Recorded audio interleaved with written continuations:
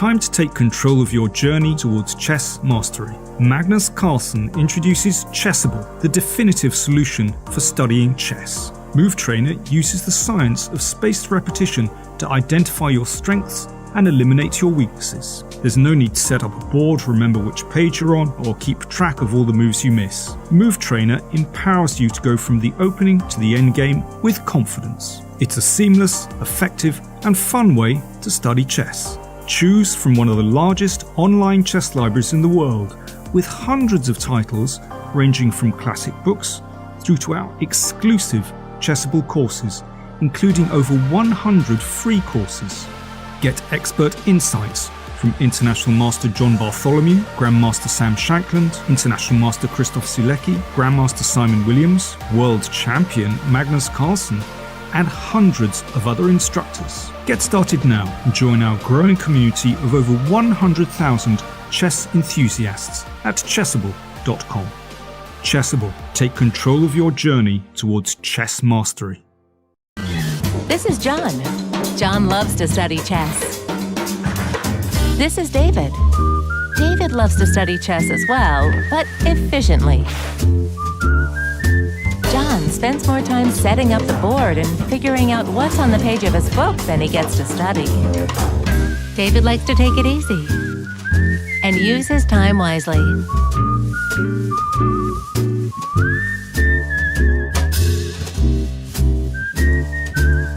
David has finished his exercise for today. John should try the same.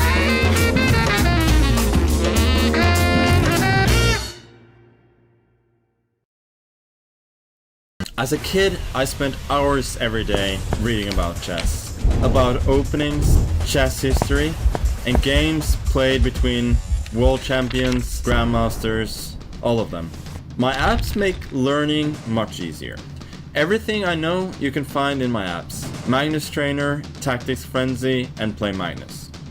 You can learn the basic rules of chess, train with our 400 lessons, and even play against my digital self. Download and try my apps for free.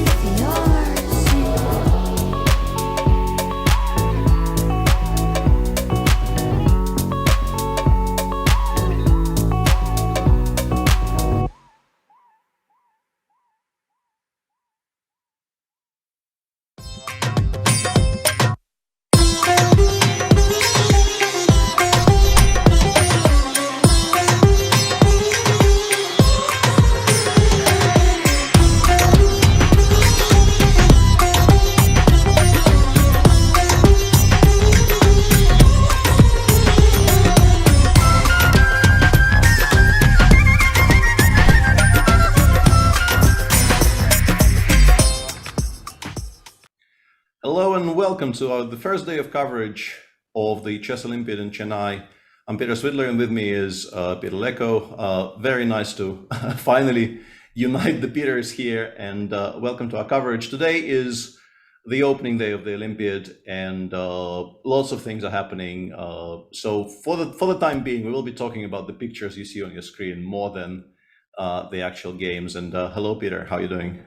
Yeah, hello, Peter. Hello, everyone. Yes, super excited to be covering this 44th Chess Olympiad in Chennai. Everything looks wonderful, but we have some technical issues with the games. Lot of PGNs to upload, and well, I'm super excited to get it go because it's a big challenge for everyone.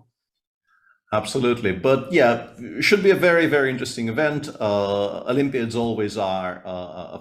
It's a unique event. It's unlike anything else in the chess calendar, obviously, because you see the top players playing. But it also is a huge event where players who normally don't get to play against and play next to the very best in the world, they get to compete against them, play against them potentially, at least in the early rounds, I guess, and socialize with them as well, which is obviously a huge aspect of the Olympiads. And considering the fact that we don't have much in the way of games just yet, the social aspect maybe gets discussed a bit more. Yeah, it's Olympiads are absolutely unique, and it's great that it's about to get going again.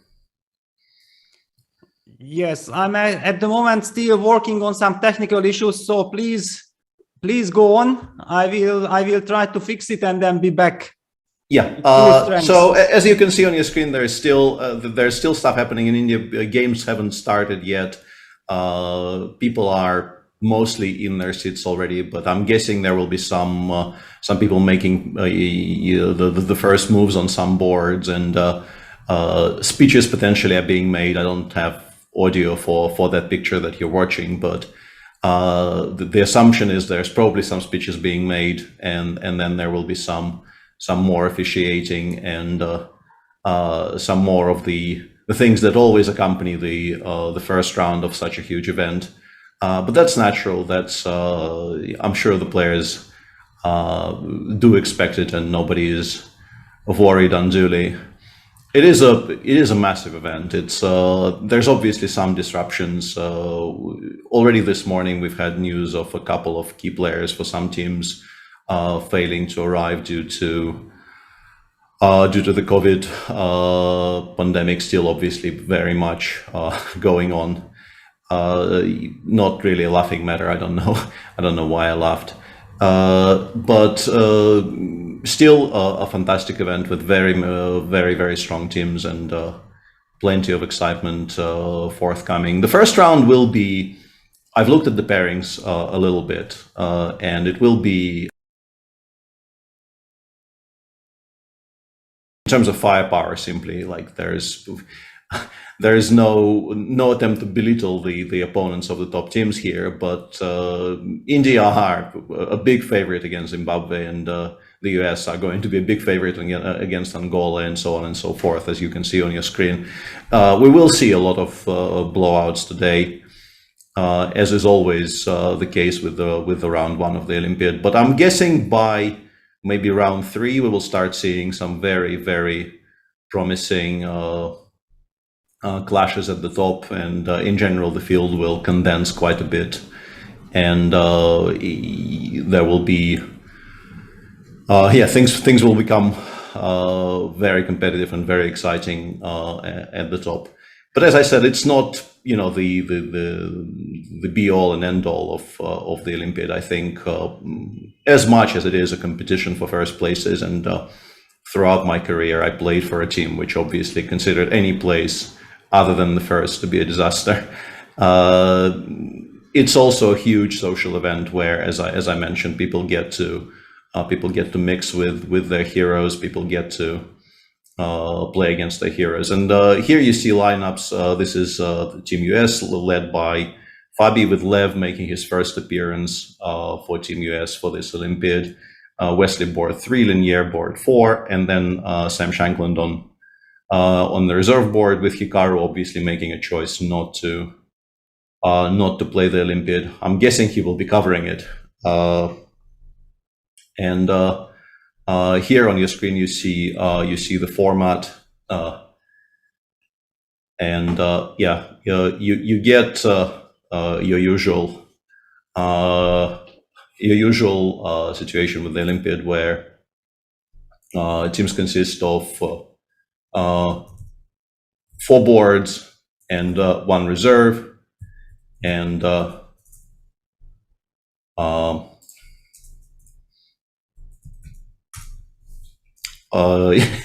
as you can see on the screen, I'm trying to do, which is probably a mistake, I'm trying to do more than one thing here, which is impacting my ability to read English sentences. I will correct this in a moment. So this is an 11-round Swiss. You get to choose 4 players out of 5 every round. The time control is the classical FIDE time control of 90 plus 30 for the first 40 moves, and then you get 30 minutes added after move 40.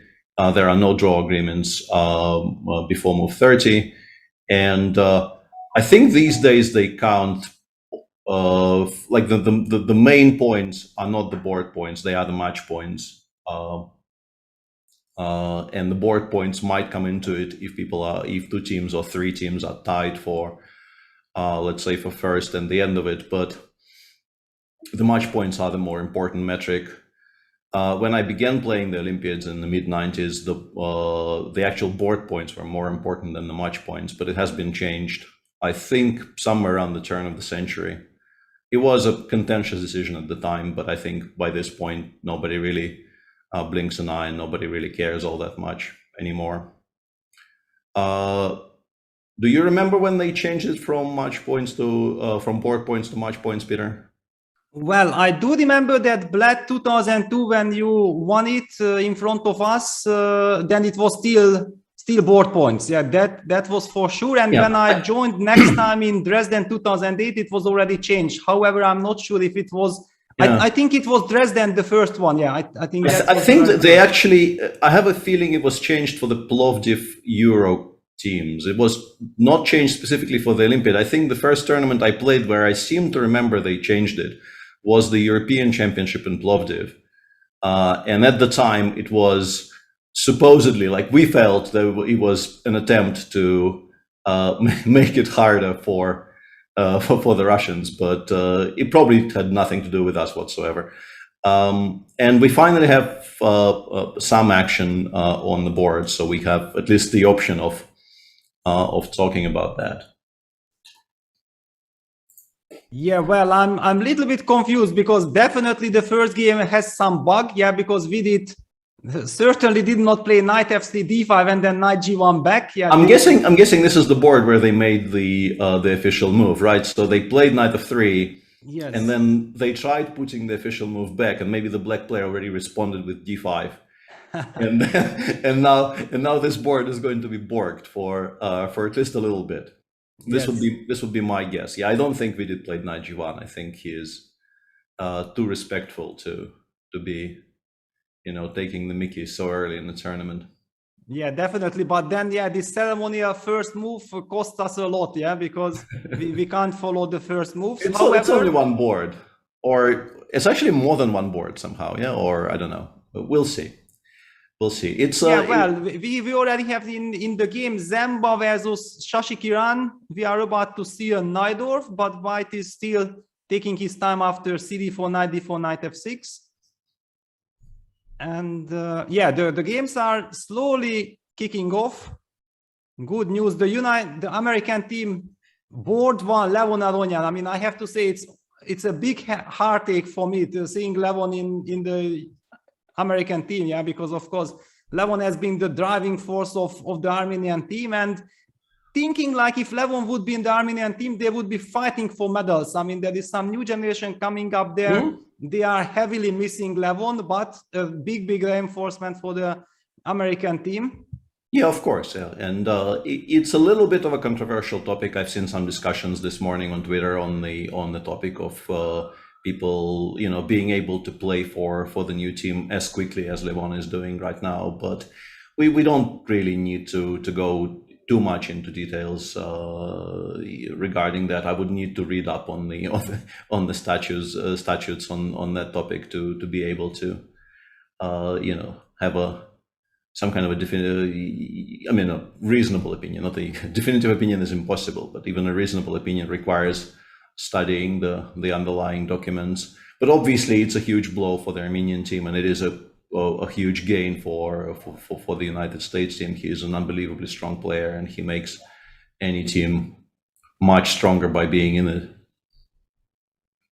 Exactly, yeah. So we are seeing some games, yeah. Well, Magnus Carlsen, not a big surprise, is not playing in the first round. Yeah, and I once again, I don't know if you've seen this, but apparently the player Ariantari is playing against is 10 years old, or so I saw on the internet. I think this is what I read, which is quite exciting. And you will see a lot of these stories. And this is once again one of the more attractive things about the Olympiad, is that it provides an opportunity for young players from all over the world to get a game against extremely strong players they probably have only seen online and have only really studied their games. And some teams are extremely young. I failed to keep up with all the stories on this topic, but I have seen some stories about some teams just be like having the average age of players in some teams like 15. So it will be quite exciting to watch. Yeah, absolutely. I mean, there are so many games, yeah, and everything is in progress now already. We are getting moves. So yeah, Magnus Carlsen clearly missing out the first round. Yeah, there will be plenty of very, very important runs coming. He has to also pay attention to his energy level. Yeah, you can't play all the games, and usually as a top player, you prefer to miss out on the very first games when your presence is not yet required for the team. Yeah, I'm guessing he might even skip round 2, and then he will play like 9 in a row from round 3 onwards. That would be my guess. Maybe even 10 in a row, but definitely like if he starts playing in round 3, I would expect him to just play all the rest. So it makes sense for him to just acclimatize and get some rest before all of this starts. Yes, and actually there is a funny moment.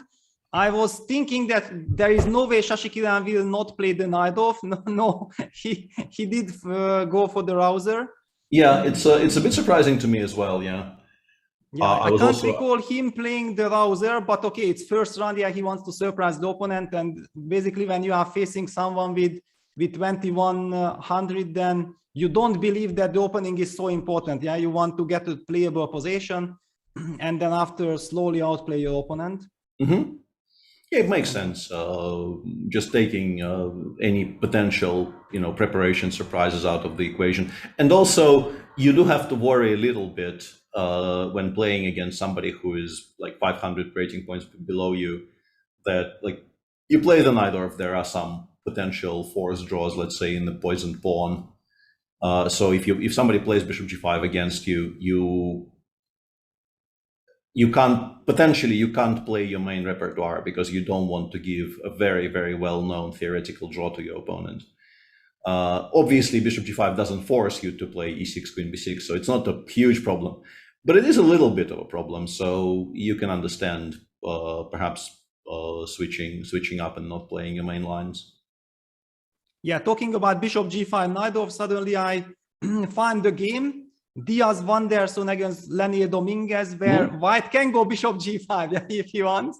Yeah. Knowing Lenier, of course, yeah, he's such a big expert, he will definitely choose the knight bd7. Probably, yeah, knight bd7 is very likely. I was also thinking that, specifically because of the problem I mentioned, you just go knight bd7 and you play these extremely complex positions, which are, I've looked at them at some point reasonably deeply because it became a topic in when we were preparing for the Yekaterinburg candidates with Kirill Alexeyenko, and they are a lot of fun to look at. I'm not sure Black is doing so great, but they are a lot of fun to look at, and they definitely don't allow White any kind of easy ways to make a quick draw.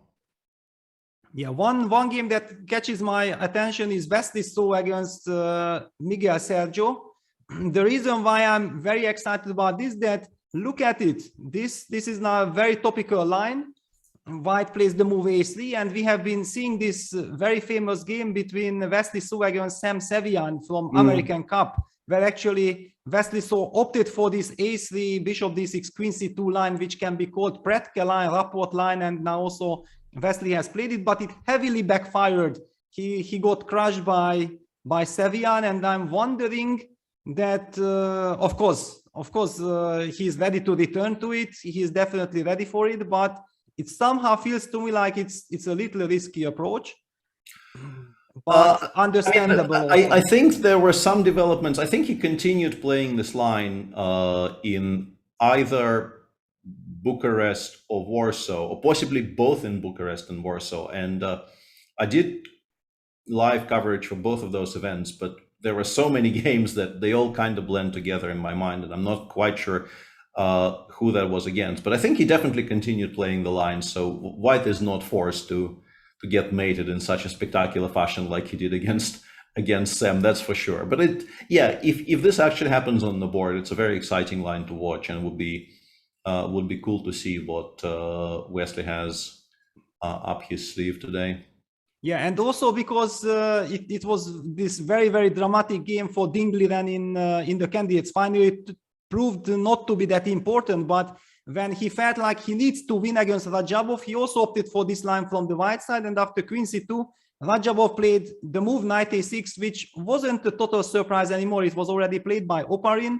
By the way, it's one of Engine's top lines, so if ever someone really seriously analyzes this position, it's one of the first, because it's a very special move, knight a6. Usually you play a move knight a6 when the pawn is still on a2. You are starting knight b4 coming with a tempo. However, and now you are playing knight a6 while the pawn is on a3. That's the reason maybe why Dingliren, for example, did not take it so seriously in his preparation.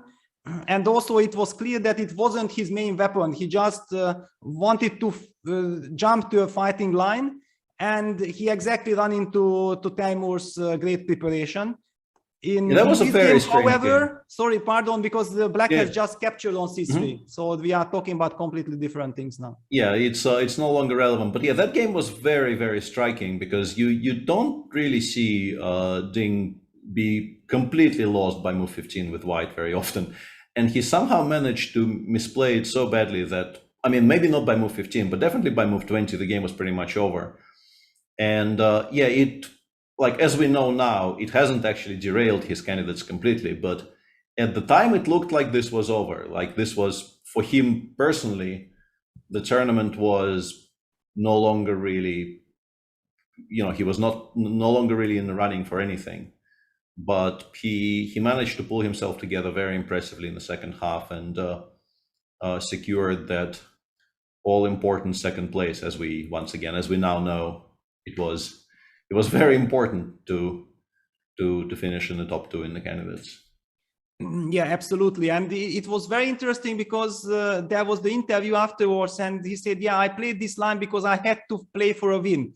And what we noticed in the candidates, that whoever tried to play for a win with White actually often lost, and often lost badly. And in the very last game, when he needed to win against Hikaru at all costs, then he suddenly played very positionally, very patiently, quietly, and he showed why he's Dingliren, the brilliant player. That was an incredibly impressive victory over Hikaru.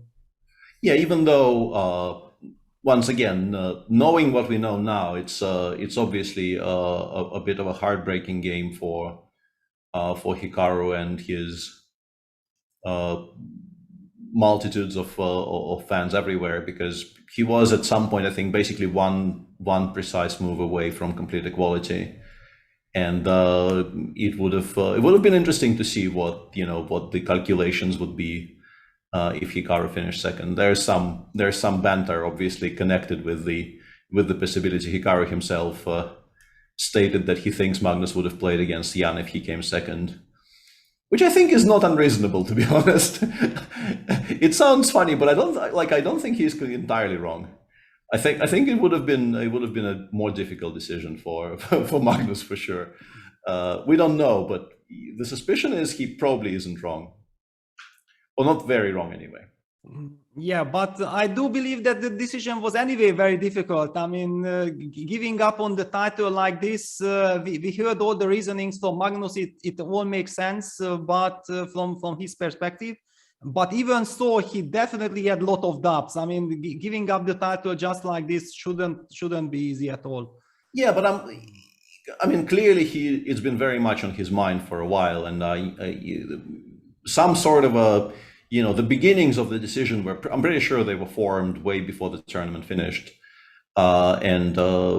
Yes, obviously he still kind of wanted to see how it finishes, and it obviously influenced the final outcome. But I'm pretty sure his mind was to a large degree made up even before the tournament started. But yeah, this is the Olympiad, not the candidates, and not the World Championship match. So we don't have to discuss it just yet.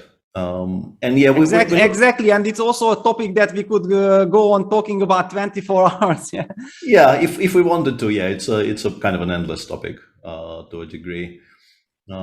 We're not really covering any of the boards necessarily just yet, because first of all, not much has progressed past the very, very opening stage, and secondly, as we mentioned, today I think is more a day to discuss the history of the Olympics and discuss the things that are going on in the chess world in general, because we will be most likely on the top boards we will see a lot of somewhat one-sided matches, because the top teams will be outranking their opponents by a lot. Let's put it like this. Yeah, and now breaking news: we have Vidit's game under control. This is fantastic. Yeah, this is back to being normal. Yeah. Yes, exactly. So let's just see what happened. The move knight f3 was correct. Black actually did not respond with d5, but with knight f6, c4, and then we transposed to King's Indian. Mm-hmm. And Vidit plays the bayonet attack. Yeah, I was going to ask you. Yeah, that Kramnik was the pioneer of it. Yeah. Yeah, I mean, he wasn't the first to play, but he was definitely the person who, convinced the world that this works. Because I think, like, when I saw this first, I thought, but this is breaking every rule, because you're allowing a5, and then your structure on the queen side will get broken up, and then you will not push c5, and then what is your play? And it looked very, very, very ridiculous. I remember my initial reaction was, what are you doing? Like, you're Vladimir Kramnik, so I know you're not mixing things up. I know you have a plan, but I don't understand what it is. But that's also because I don't really understand the King's Indian very much, so my opinions don't really carry that much weight. But yeah, his efforts were absolutely instrumental in convincing the world that this is maybe the absolute central line against the classical King's Indian. Knight d2, knight b3, or bishop a3, bishop b4, and eventually you do actually push c5 in very, very many cases. And also, I think what this does, right, is it makes black play on the queen side, so you don't get mated on the king side that often. Like, it switches the play to the queen side, which I think black isn't well positioned to do.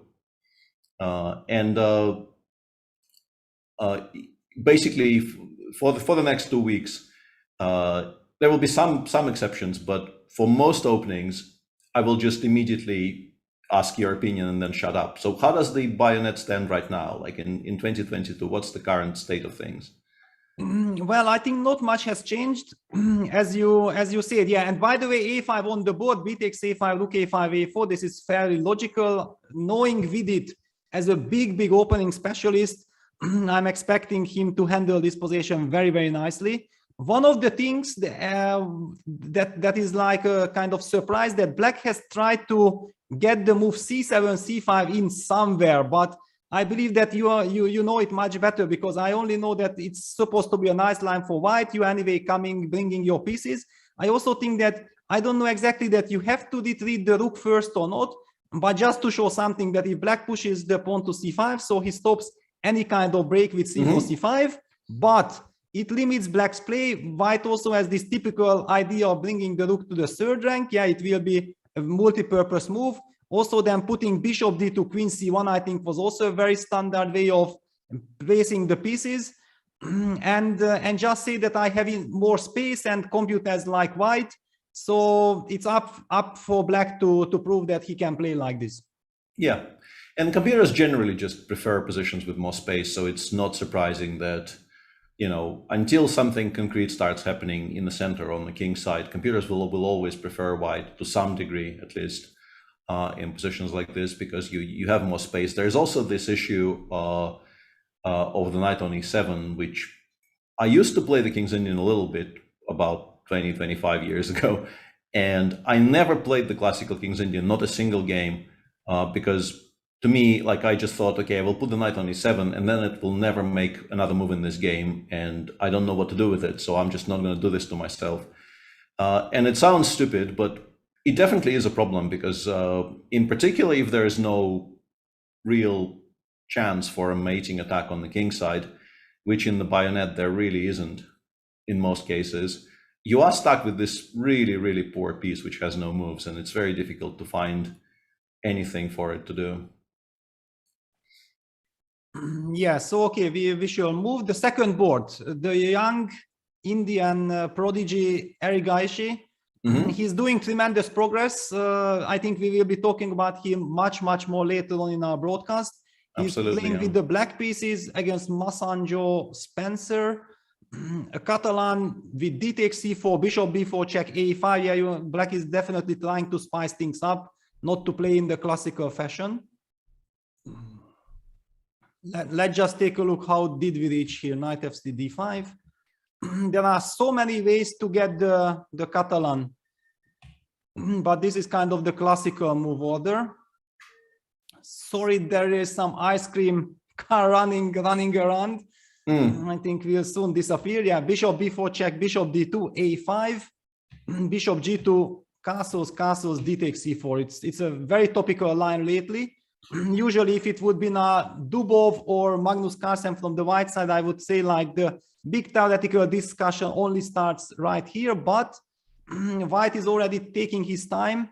This doesn't sound like a good news. If you go for such a line and you start thinking this is not the way. Yeah, it's not great, because you might not actually be able to win the pawn back very easily. So yeah, this better not be a surprise if you're playing this with white. And the reason I was slightly distracted was that I took a look at the lineup of the India 1 team. They used to be called A, B, and C, but these days apparently it's India 1, 2, and 3. And I was, yeah, this is the lineup, and I was kind of curious as to how they split the players. And for those of you who might not have encountered this before, the host country generally gets to play 2 teams. And if that creates a situation where there is an odd number of teams in the tournament, you even get to field a 3rd team. This is at least how it's, I think, supposed to work. I think in general, if India wanted to, you know, they have so much chess talent right now that they could easily field 4 teams, and all 4 would be reasonably competitive. And I suspect they would have been allowed to, but they are fielding 3. And I was wondering where some of the names I expected to see are, and they're all in India too. So India 1 is Vidit Hari. Hari is not playing today. Arigaishi, Narayanan, and Sashi on board 5. India 2 is arguably sort of the one that everybody will be watching with great. Not that India 1 is a bad team, but India 2 is the team with the youngsters. I mean, Arigaishi made it into the main team, but India 2 is Gukesh board 1, Sarin board 2, Prague board 3, the Beast himself, Adiban, on board 4, and Sadwani on board 5. So an absolutely stacked team of juniors who we've all are extremely acquainted with these days, because they've all been crushing both over the boards and online in particular, and it will be very interesting to see how that team does. And India 3 is the more experienced contingent, with Surya Ganguly on board 1, Setraman board 2, Gupta board 3, Kartikeyan Murali board 4, and Abhimanyu Puranik board 5. All three teams very easily on a good day could, I mean, 1 and 2 definitely will be fighting for medals, but even India 3, I think, is a contender. Yeah, actually, it's great news that we hear that the third team was also able to participate. Yeah, it's a very experienced team, very, very nice guys. We have been listening Surya, we have been doing broadcasts together here on Chess 24. Setu has joined us to some of the coverages as special guest, done a lot of chessable course. I mean, they are big, both Surya Ganguly and Setu Raman, big chessable authors.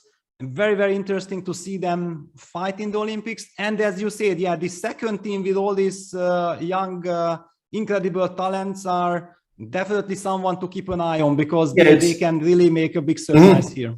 And it's kind of funny, because in that team, basically, Adiban is, the uncle. Yeah, he is the old guy in that team, and he's what, like 25 or something, maybe even not 25. But everybody else is just a kid. So it's a very, very exciting team to watch. How old is Adiban, by the way? Let me. Yeah, good question. Yeah, how old I should is he? know, but I don't.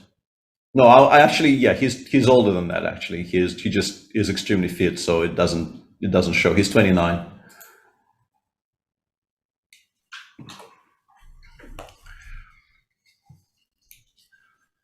The position we have on the board is Levon's game against David Silva. I'm a bit surprised by the choice to play 95 on move. If we are, if we can be excused for talking about chess for a bit there, would you play 95 here?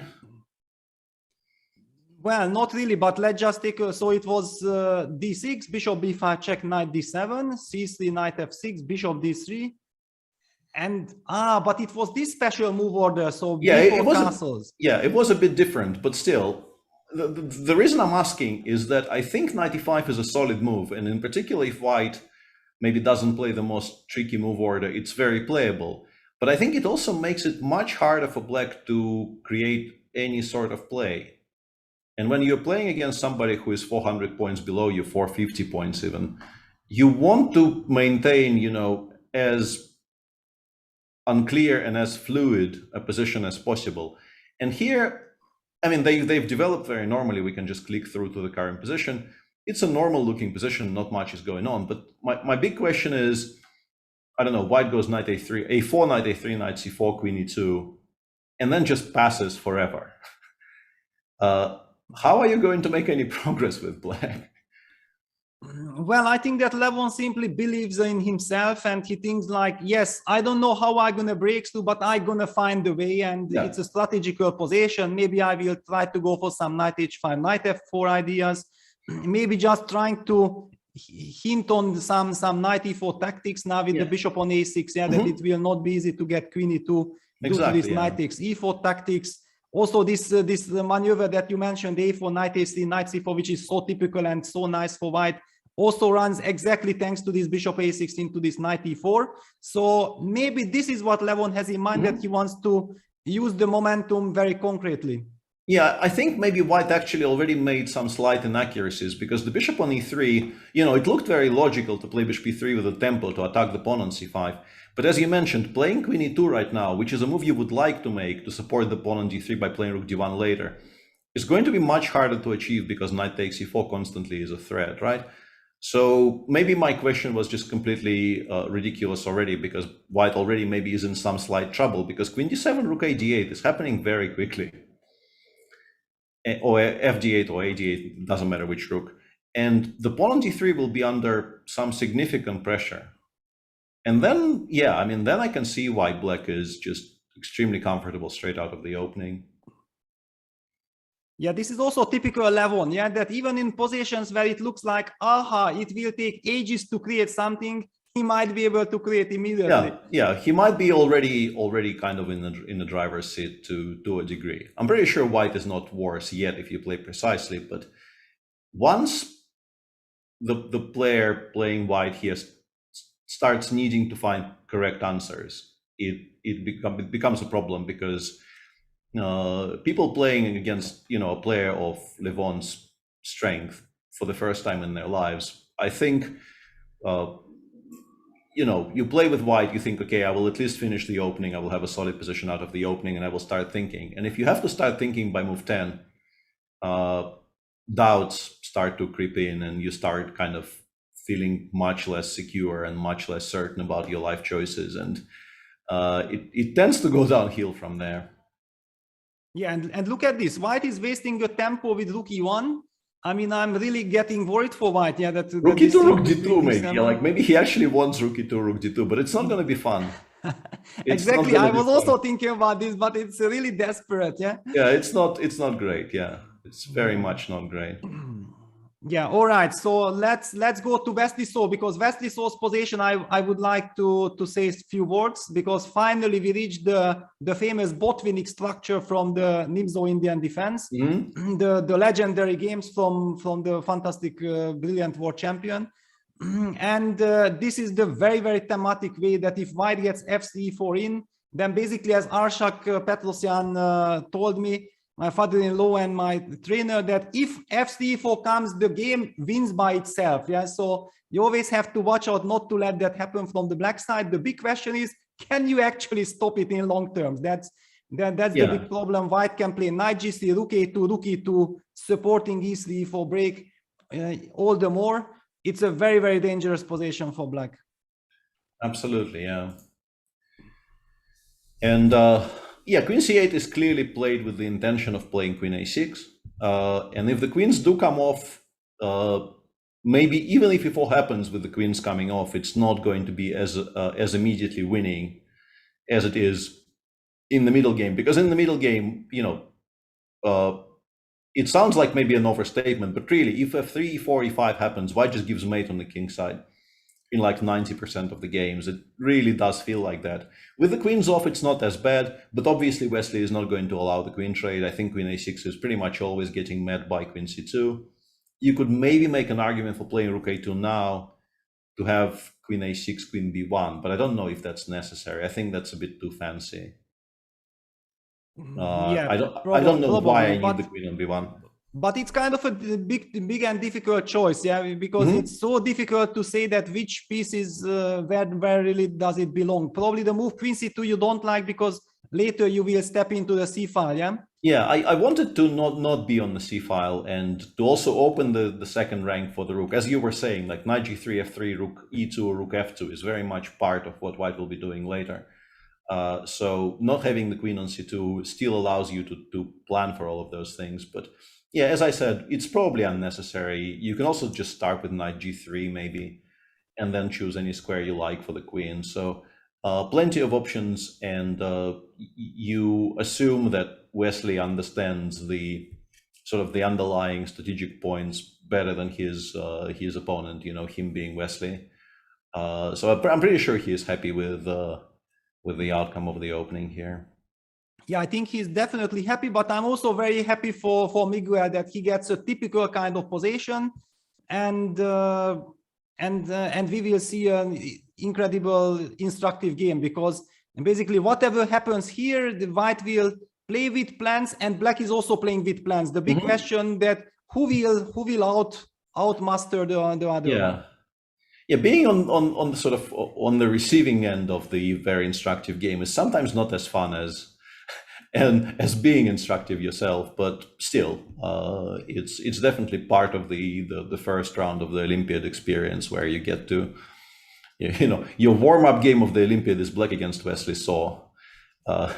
Could be better, definitely could be better, but it's obviously a very, very exciting possibility for Miguel, who normally wouldn't wouldn't get a chance to play against one of the absolute world's best. And that's what the Olympiad provides day in, day out. So what else is going on? Let me briefly take a look at what's happening.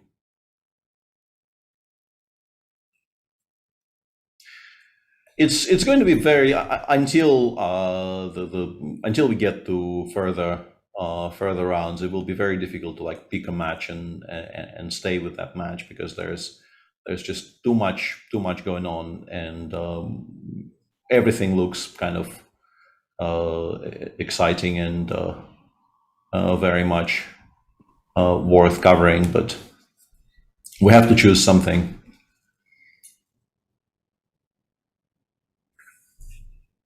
Yeah, for the moment, I'm also a little bit perplexed that suddenly the clocks disappeared. Yeah, I noticed. The technical issues. Yeah, suddenly, just for no reason, we have no more clocks. Yeah, it's very, very tricky.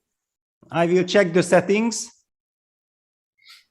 Yeah, and of course we haven't mentioned that yet. We saw that on the screen, and right now we have Alexei Shirov on our screens. Yeah, very nice. I'm not even sure. Like, it's kind of scary to think how many Olympiads he's played by this point. He must be nearing. I don't know. I think 15 is a safe bet, I would say. Well, I guess he started in '92. Yeah. In Manila, I believe. Yeah. He started in '92, but he probably hasn't missed any, I would assume, or very, very few, because he also switched federations a few times. But yeah, it must be an incredibly high number by this point, and he's had some very memorable performances in Olympiads over the years. And in general, he seems to be playing as well as he has played for quite some time. He had a very, very impressive end of 2021 and the beginning of 2022. He qualified for the Grand Prix. He played very admirably in the Grand Prix themselves, played his usual brand of chess, where like every game he plays absolutely uncompromisingly for a win. And he had some very, very sharp, very exciting games. So yeah, it's for somebody who grew up watching him, and definitely like my first ever game against him was a huge event in my life, because it was he was already by that point a hero of mine and a kind of a giant of the game. It's great to see him still perform at that level. Sort of 30 years later. I think my first game ever against him was in '92, or maybe even '91, so that was more than 30 years ago. Yeah, mine was in '91 in Lloyd's Bank. I think you were there as well, yeah? Yeah, I played Lloyd's Bank '91. I lost to Alexei in Gauzdal in '91. He just completely destroyed me in some. I think I played d4, d5, knight of 3, bishop f5 against him, and got like absolutely annihilated. And that was a very nice kind of an introduction to how things would go over the years. I did win my share of games against him, but I definitely got destroyed many times in all kinds of openings.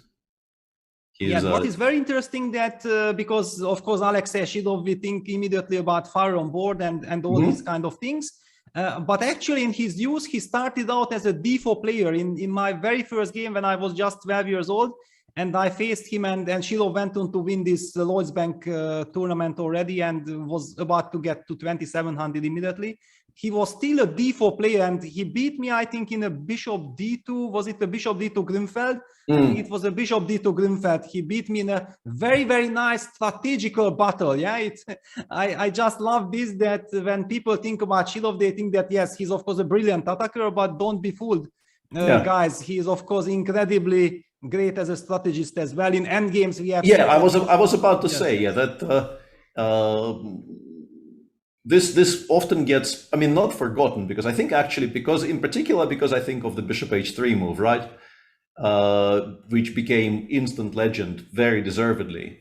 People kind of know about the legend of Alexei Shirov, the endgame magician, but yeah, he is definitely one of the best endgame players of the, I don't know, past 3 generations, and it's very much a facet of his overall gift. I'm very surprised by this knight d2 move, by the way. This is actually a very interesting position, because this is the first position I feel like we should probably stop and discuss for a bit, because it's a lot of fun and not very, like, it's not move 8. They've actually progressed to something that is very sharp and unclear. So first of all, to address the most obvious question, where did the g-pawn go? Because white, as you can see, does not have a g-pawn here. This is what is it called? This 5g4 against the Philidor. I think it has a name, right? But I don't know what the name is. Well, it should be actually Shirov attack, no? Because it should be, yeah. Yes. I mean, yeah. So that we see how it got there. It's a Philidor, classical Philidor, and yes, I never really understood why to go g4, because bishop c4 already gives you a very nice play, but it's Alexei. You don't have to, and he just loves to play like this. Chad does confirm that it should be called, and probably is called, the Shirov gambit. Yeah. Yeah, g4, knight takes g4, rook g1, knight f6, and bishop c4 development. So white sacrifices the pawn, but gets super quick development. On the other hand, black has a solid position. Black plays the move h6, covering the g5 square, because knight g5 was a big threat. Understandable, yeah. Yes, and now Alexei opens up the position immediately with d5. I'm guessing this is some kind of a theory. I don't know it at all. Do you have any idea? No, here? I've never really looked at this, because, as I said, like, for white, I can play bishop c4, so I don't feel like I need to know this, and I've never played the Philidor with black, so no, not part of my general knowledge. But yeah, Alexei clearly knows what he's doing here. He's playing very quickly. I think knight d2 was the first move where he started thinking here at all. And it's a kind of a surprising move, but I guess b5, b4 is already a threat, and he is planning to meet b5, b4 with knight c4 here. Exactly. Which is an actual piece sacrifice, but I'm pretty sure you are not accepting this piece sacrifice. It looks a bit too dangerous to accept. Before knight c4, hang on a second, I can take on c3 here, right? Without taking on c4. But that and then we get into some shit of endgame, yeah? Yeah, but then, yeah, that endgame looks suspicious for black. Yeah, c takes b2, king takes b2, bishop takes d3, or that way, yeah. Are we taking with the, yeah, probably with the pawn, yeah?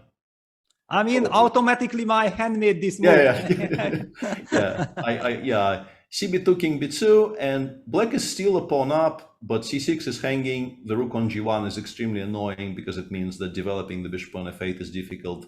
The pawn on g7 is hanging. If you play g6, you can move the bishop, but you still cannot castle kingside, because it will be hanging again because of the pin on the pawn on f7. F4 is coming, rook c1 is coming, just as Peter is indicating. White is probably better. I wanted to say definitely not worse, but I'm actually, yeah, I'm not going to hedge here. I'm just picking white here very happily. With the two bishops, the better development, the more active pieces and everything else. But of course, playing b5, b4 is by no means forced right now. I'm more kind of curious if black just goes, let's say, queen c7 back. Yeah, it's also the move that I'm kind of expecting. But let's just quickly also mention the piece sacrifice. Yeah, the piece sacrifice should also be bishop c4, queen c4, of course. You take the piece, I take on f7, king d8. Queen c6 exists, but I like this better. King d8. I don't see the win yet, but I have a feeling something, maybe bishop e6 first. If black bishop e6. Yeah, I want to play bishop e6. Of course, if black takes on b2, we're never taking. We're always playing king b1, just to make sure our audience knows about this motif where the pawn on b2 works as protection for the king on b1, so we're not getting mated. And if you play queen c7 here, which looks kind of forced, now I'm probably playing rook g7, right? Yeah, it looks very rook g7, bishop g7, queen g7, and the f6 knight is hanging, the rook is hanging. Looks like everything is just collapsing. So there is just a very concrete reason why this should not work for. Yeah, and also then already let's just show that rook f8 runs into. Yeah, that would be very unfortunate. Yeah, that would be extremely unfortunate. And we have this game on our screens right now, and I have to say that somebody should be playing in an away kit, right? They're all playing in the home kit, and somebody should be playing in an away kit. Like if they're all playing in red, it's very confusing. You're going to be passing to an opposing player a lot if you're playing in the same kit. Yeah, this is tricky. Yeah, this is tricky. Well, actually, I also feel like we should talk about the Spanish team because we already mentioned Alexei, definitely a very, very big reinforcement for the Spanish team, which is anyway already very strong with Vallejo, with David Anton, Guijarro, and Santos Latasa. I mean, a very, very strong team. I believe they will be fighting for medals. Always, I feel like in a team event, very important to have a good spirit. And when I look at these names, I look at these guys. I know them very well. I feel that they are burning, they are very motivated, and they are really looking forward to creating something big here. Yeah, it looks like a very interesting, like a mixture of obviously experience, because both Paco on board one and Alexei are, by this point, and I don't think they will be upset if we call them, sort of the veterans of the chess world, even though Paco is, not that old at all. And then we have some exciting young blood, and also on board 5 there, Iturizaga Bonelli, who is now representing Spain, who is a very strong player in his own right, with our old friend Jorge Mahim captaining the side. Yeah, they should be contenders. They if the top boards fire in particular, like if Alexei and Paco do well on boards 1 and 2. There's absolutely no reason for them not to be contenders for the medal. Yeah, exactly, because this Santos Latasa Jaime is an incredibly powerful player, very, very energetic. So I can imagine him scoring a lot of points on board 4. Yeah, he can be a really driving force. And as you said, yeah, it's probably up to Alexei and Paco to show brilliant play on the first 2 boards, then everything. They're very capable of it as well. Yeah. A question in chat which was addressed to me, but I think both of us have some experience with this, and I wonder what you meant, Homeless. Wouldn't you find it annoying having a team captain sitting there 6 feet away? I'm interested if you mean for the opposing team or for your team. Like, do you mean you're being annoyed by your own captain or by the captain of the opposition? 6 feet away is not that close. Like, I've had some issues. I've played under captains who had, a habit of often just standing immediately behind you and kind of sort of breathing down your neck, and you could also very easily tell when they were not very happy with what you were doing on the board. This particular experience I didn't enjoy all that much, but somebody sitting, I don't know, 2-3 meters away, I don't mind at all. What about you? Yeah, well, I actually always like my freedom. Yeah, if the captain should be there because basically sometimes you need a new bottle of water or something. Yeah, it's very important. And usually I noticed that whenever a captain was sitting almost throughout the game for like 5-6 hours there on the chair, at the exact moment when you needed him to bring a water, those few minutes he was not there. Yeah, it's very frustrating. So I think it's kind of nice. The only problem is that this poor captain is also challenged to the maximum, yeah, because just sitting there for forever is a big challenge by itself. And how should he sit there? Should he, for example, show an interested face to what you are doing, and then you will take it personal that what is he looking? Is he not satisfied with what I'm doing? Or is it better if he just sits there with the bored face, like, okay, I don't care, yeah, just take care of yourself, and I think just bring a book and read a book. For me as a player, and I think if I were a captain, I would also bring a book, to be honest. So, like, from both sides of the equation there, I think it's much better if the captain isn't I mean, obviously you will care, but the players might actually respond if you show emotion, if you like obviously become very emotionally invested in like move by move happenings on every board, it might kind of get passed on to your players, and that's not always the best thing. So yeah, I feel like being there, because sometimes you actually, like the players actually do have requests that it's nice to be able to actually have a person there, as Peter said, to ask for, I don't know, a cup of coffee or a water, or it's not done so much these days, in particular because of the 30 move rule, but you are sort of supposed to ask your captain before offering or accepting draw offers. And this is also a decision where, like, let's say you get offered a draw in a very unclear situation, and the match situation is also very unclear. And exactly at this moment, you just can't find your captain for love or money. It's very, very, very distracting and kind of annoying for a player to be in that spot, because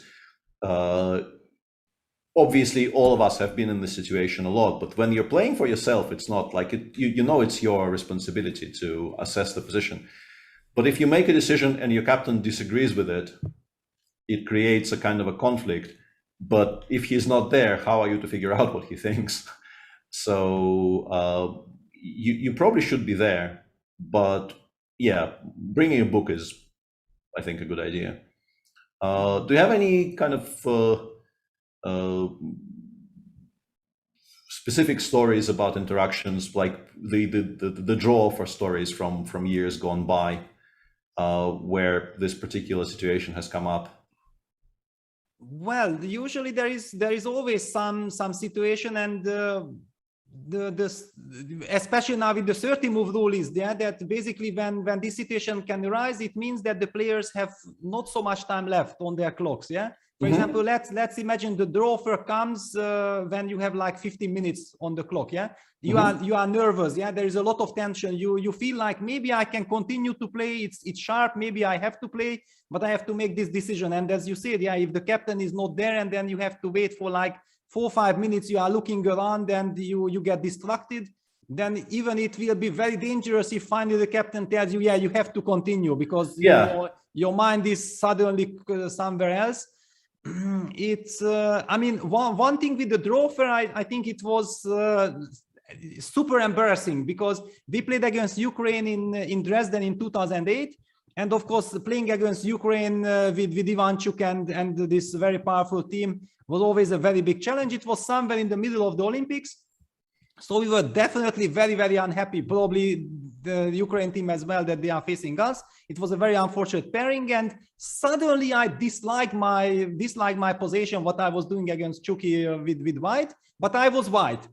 And on move something like 19, I suddenly offered him a draw, and I completely forgot that they just, you know, implemented the rules that you are not allowed to offer this draw. Yeah. So basically by offering a draw, I was breaking the rules without noticing. I was just worried for my team that, okay, I'm not liking in the direction I'm playing. And Chucky was completely shocked, like, now what should he do? Does he have the right to answer me at all? You know, not that he's breaking the rules. He's happy with the position. He was consulting with his captain, and finally he took the unfortunate decision for me that he wants to continue. And he went on to beat me in a 7 hours time. I mean, it was this fast to time control already, but the game was something like 150 moves game. And he tortured me to death, and I lost, and we lost the match. So I felt very guilty, and I also felt embarrassed that actually I broke the rules with this draw offer. Yeah, and we're being updated. I wonder if that's the actual. I mean, Bassem in chat there. He says this year the captain's actually forbidden to interfere with the draw offers at all. So what I was talking about is no longer a thing. Like, it's actually directly forbidden for the captains to get themselves involved in offering or accepting draws, which is I actually quite like it. I think the players should be. It takes away, like, it really, if this is the case, the captains really are there to basically sign the final protocol and bring players drinks. pretty much. Everything else has been more or less taken away from them during the round. Like they will be involved in team selection, and obviously away from the games, there is a lot the captain needs to do. But during the games, the captain is there basically just to, make sure that whatever requests their players might have are being met.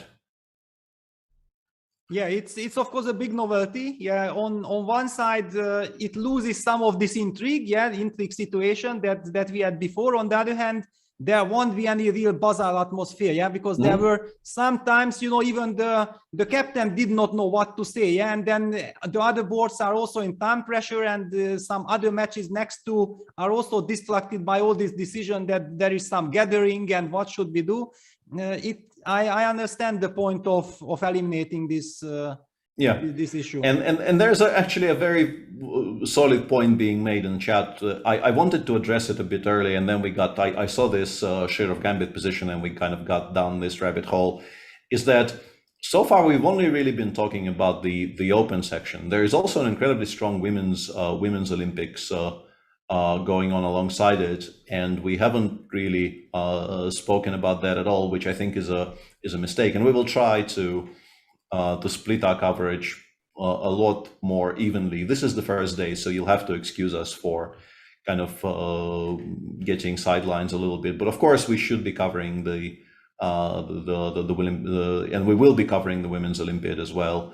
And the suggestion in chat that there might actually be demand for a separate broadcast dedicated specifically to the Women's Olympiad, because there's so many games that it's difficult to cover everything. And yeah, I don't think it's a bad idea. We currently don't have that broadcast, but I kind of filed it away for future notice, because I think that's considering the size of this tournament, it's not a bad idea at all. Yeah, it definitely makes sense. Yeah, because with so many games, also we have some technical issues first day, and when we will have a break, I will update something, and then we will get also more games in the open section and also in the women's section, because right now we had trouble uploading the number of games, and then we made some limits. But yeah, we will fix that. Well, in the women's section, I feel like we might have a very, very special Olympics, because with Russia and with China, two of the absolute favorites are missing, which basically creates a completely open fight for first place. I mean, for example, in your mind, if you think, do you have a clear favorite, or do you think like there are like 3, 4, 5 teams who could eventually fight for the first? Yeah, it should be extremely open, as you say, and it should be very, very, very interesting to watch. Let me briefly take a look at. So the favorites should be like the obvious favorites, which are always fighting for medals, are India, Ukraine, Georgia, Poland, I guess. But no disrespect to the rest of the field. Like there are some very strong teams down the list there as well. Like the French team is always very very competitive. The Azerbaijani women are very strong. The American team is very decent as well. So there are some teams which are sort of always in the fight for the medals, as I mentioned, like the Indian team, they just as with the open section, the Indian women are also fielding 3 teams in the Olympiad. So yeah, the depth of talent right now in Indian chess is absolutely staggering.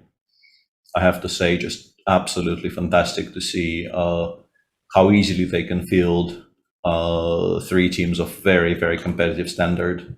But yeah, everything to play for, as you said. The Chinese and the Russian team would be very, very much in the mix there, but they aren't there.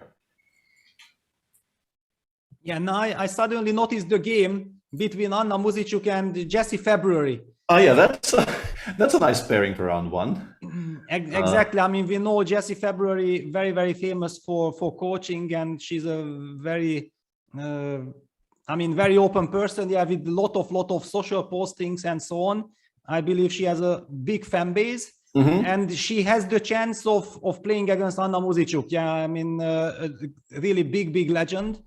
And let's take a look. How did this game progress? So it's e4, e6, French defense, and we're gonna see the d takes e4, Rubinstein French, takes, knight d7. Very solid play by black.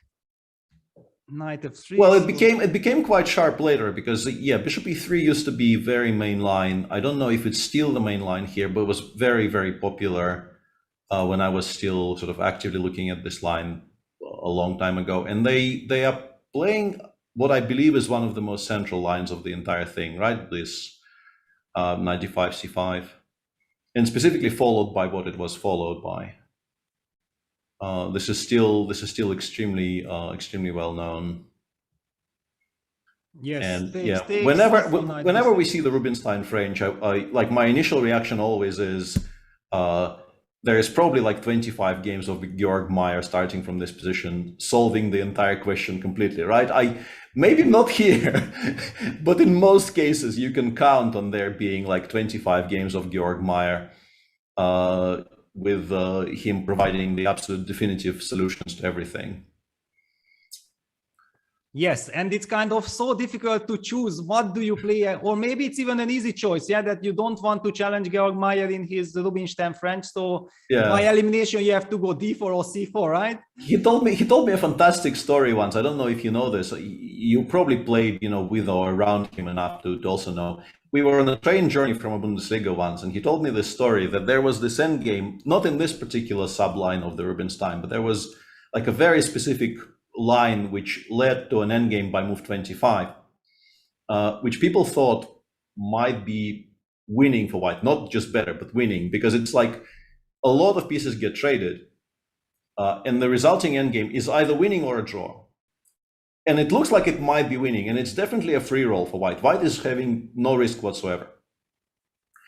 And Georg kept on defending it with black, and people kept on playing it against him because they thought, okay, might be winning. And then he took a very unusual step.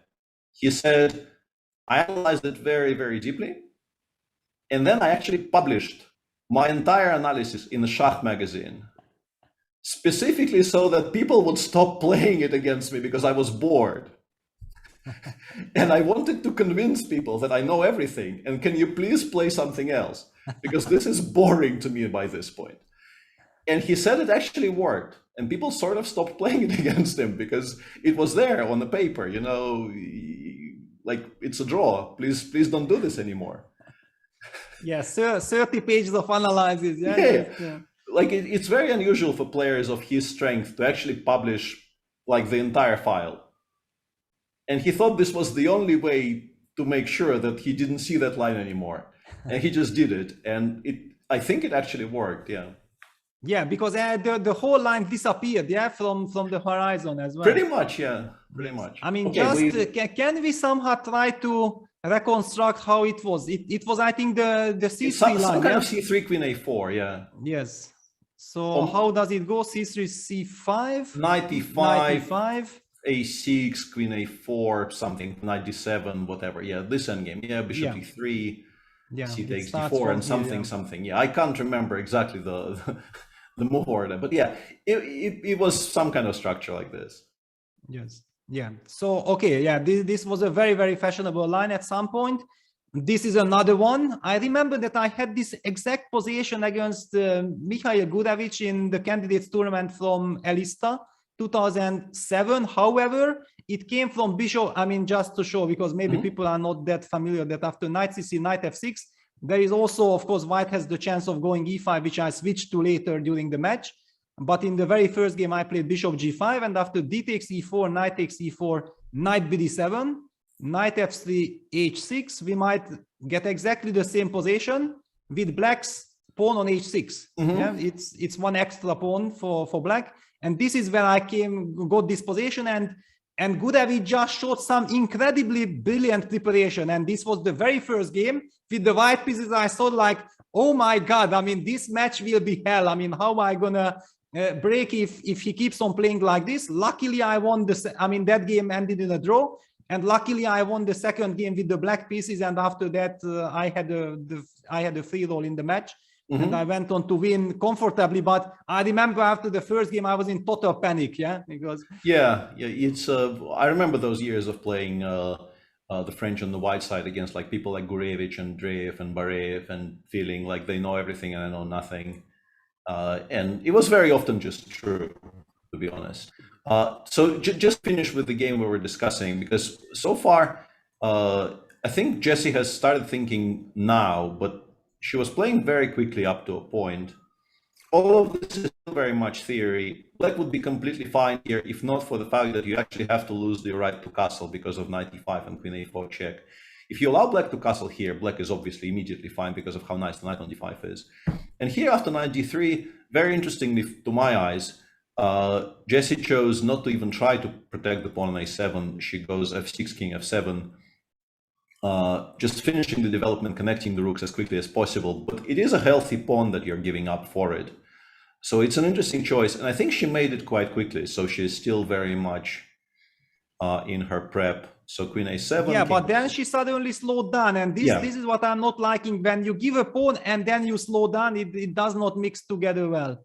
Yeah, it doesn't seem to be a good combo. Yeah, I agree with you completely. Yeah, king f7, queen a3, rook h d8, castles, and by this point it is Anna Muzachuk who has the advantage on the clock as well. She only spent, like, with the increment, I would guess something like 22 minutes, right?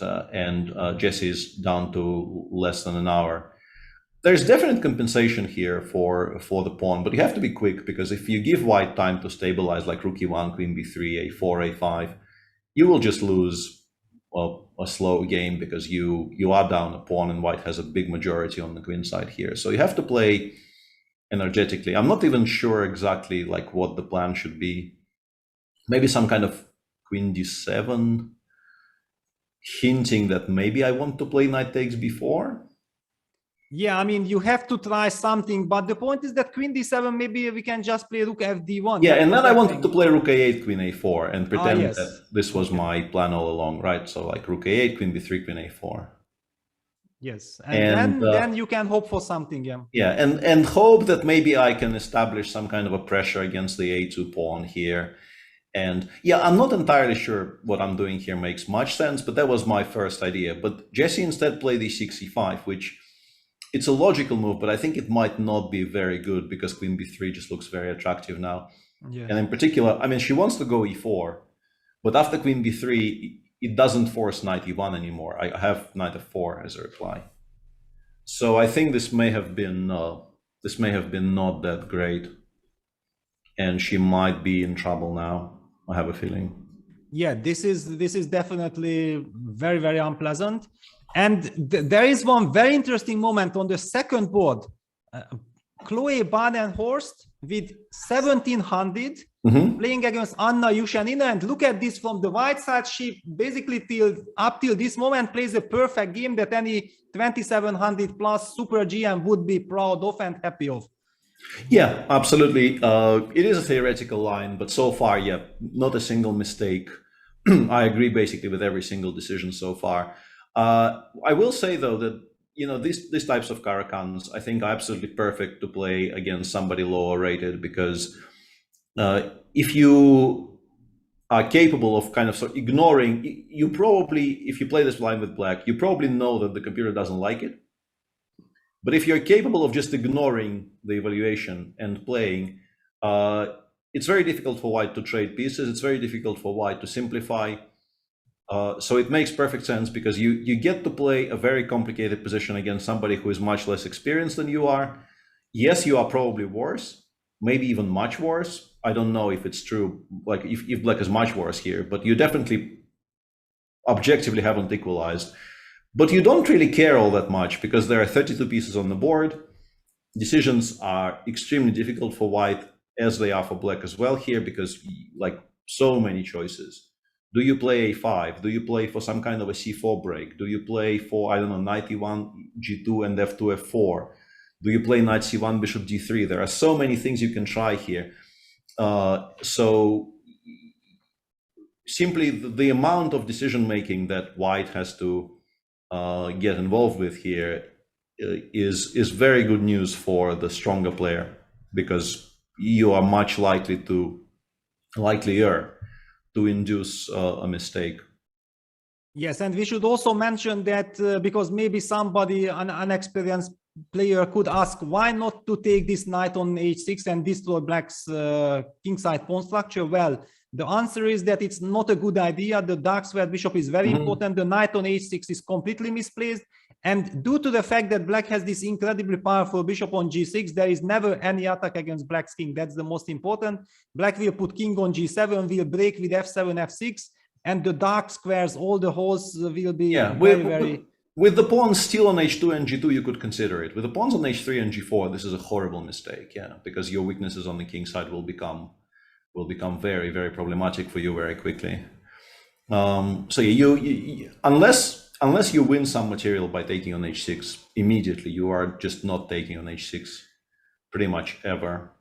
Yeah, and black also has here the problem that black would love to break with f6, but after he takes f6, there is no way of recapturing it, because the pawn actually, I was about to say that maybe now with the pawns on h3 and g4, let's say we play some kind of a waiting move like c2, c3 here, or a5, I don't know, c3. I want to float an idea to play f6 here, ef rook takes. And you got a second f3. Yeah, I want to play rook f3, I think I'm actually quite happy about this with black, right? Bishop f3, bishop g, even knight f5 here, but bishop g5 also exists. I think I'm reasonably happy about this. Yes, definitely. With the f5 square and everything. And I'm not even sacrificing that much material. I immediately have a pawn for my exchange, and the white king side is broken up. So this is, I think, one idea that immediately needs to be paid attention to. Yes, definitely. I mean, okay, black has castle, so it's white to make a move. It's as you said, it's a tough call because white has so many different plans, and it's so easy to misplay it. Exactly because of this reason that we have so many options. It's just so difficult to choose. I've played this, like I've been playing e5 against the Caro for the past, I feel like 25 years, almost without any breaks. Like I used to play the open Caro, but then I switched to 3e5, and I've been playing 3e5, and then specifically these lines for the past 2 decades. And every time I have it on the board, I get incredibly confused by the number of options I have. It's just so difficult to play. It's an incredibly exciting position to play, but also so very difficult. And chat has been mentioning it a lot, but I think they're not as excited about it anymore. But apparently Gwen Jones is completely winning by move 7, which is something that you don't see every day. I don't know, we probably should have it somewhere. It's like much. No, but unfortunately we don't have it yet, because we will have to have a break when I will upload our system. So I will just acknowledge that chat has been telling us this for a bit, and I did look the game up on the official website, and it does look like he is completely winning by move 7, which is a bit unfortunate for his opponent, but in round 1 of the Olympiad, you will see some games like this for sure. It's not unheard of. Yeah, of course it can happen. And actually, let me use the chance that we are talking about the women section, that I see that Tanya, I mean, my partner in crime, how much we have been commenting together the Magnus Tour, the Meltwater Champions Chess Tour together, and I'm super excited seeing her in the team. And Indian team, definitely one of the main favorites of fighting for the gold, with the Ukraine team in my mind. And Tanya on board 3 now, playing against Rukshona Saidova. So a classical Spanish. Okay, it's a slow game. Yeah, the kind of a Spanish setup you don't really see very often, but I played plenty of positions like this myself when I was a kid, because people played sort of the Chigorin Spanish quite a lot more in those years, and you got positions like this quite a lot. These days, I think people play G3 against everything, so you don't see it as much. Yeah, you know, one of the things that I noticed, and I was like, first, wow, what is going on? After knight a5, bishop c2, c5, a4, knight c6, takes everything, and the move knight h5. Isn't this the move that comes to us immediately? I'm wondering why this hasn't been chosen. Yeah, it's not winning, but I think I would have played it regardless. Yeah, just takes, we take on d7, and it's a very useful trade for white. In general, I don't think it's decisive or anything, but I think you always want to have this trade happen. Yes, I wanted to highlight. Yeah, I definitely wanted to highlight, because this is a very, very important motif. Yeah, that we learned. Basically, there was some very, very famous game where white took and played knight h5, and ever since it's kind of in my mind. I was like 10 or 11 years old when I saw it. Mm-hmm. Yeah, you get the definitely knife. Black plays knight f6, we simply retreat, and then we hope that slowly the light squared bishop, we will play queen e2. I mean, black will definitely try to play c5, c4, but then we break with b3. I mean, white should be slightly better. So I was thinking like maybe the justification for black is to try to force white's queen back to the to a slightly awkward position. But is it really awkward, or maybe it's a dangerous attacking position? Yeah, I was wondering about that as well. Yeah, knight f6, and we have a choice between queen f5 and queen g3, or queen h4 even. You know, all of those moves are playable. Queen f5, I think, might kind of force queen c8. We can take on e5 there. Wow. We can take on e5 there. It just wins a pawn. So yeah, it looked very natural to play knight h5, I think, to both of us. But I'm guessing from the rating there, this is like the only bit of information I have there about this player. But I'm guessing it's a very young player from Tajikistan. Chess is also very popular in those Central Asian republics. Countries, and I'm sure she's a very promising player, but maybe not that experienced in these types of not exactly fashionable classical Spanish structures. So she either missed knight h5 or decided not to play, decided to keep more pieces on. But if black weathers the storm immediately here, you start kind of liking it for black, to be honest. Like if black plays bishop e6, let's say c4, and then starts aiming her knights towards the d3 square, like they did in the classics, yeah, and you don't get mated on the king side somehow, it starts looking quite promising for black to my eyes. Yes, exactly. I mean, okay, basically now white has to justify her play with some queen f3. Yeah, queen f3 is very topical here, because you cannot play bishop. Well, you can, but you don't want to play bishop g7 because it allows bishop takes h6, a very typical little tactic that you have to pay attention to. So you probably play queen d8, just as Peter is indicating, transferring it over to e7. I guess rook d1, queen e7 is a kind of a logical follow-up. Exactly. And you can start looking at some kind of speculative sacrifices with knight f5, but I feel like they pretty much never work, because black just has too many defenders exactly where those defenders are supposed to be, and white does not really have nearly enough attackers to justify just throwing away pieces here. So yeah, looks fairly comfortable for Tanya. Yeah, exactly. I mean, once she passed this critical moment of knight h5, and I'm feeling that she has everything under control. So yeah, that's an update. Well, lot of things happening. The Georgian team, of course, with all their incredible experience, they will be also fighting. And if I got the information right, I heard from someone that Pavel Elyanov is their captain or coach, or this would mean a big reinforcement for their team. Pasha, by the way, just won the Dortmund tournament, and I felt like he definitely is missing from the Ukrainian men's team. Yeah, I mean, Pavel is such an incredible, powerful player.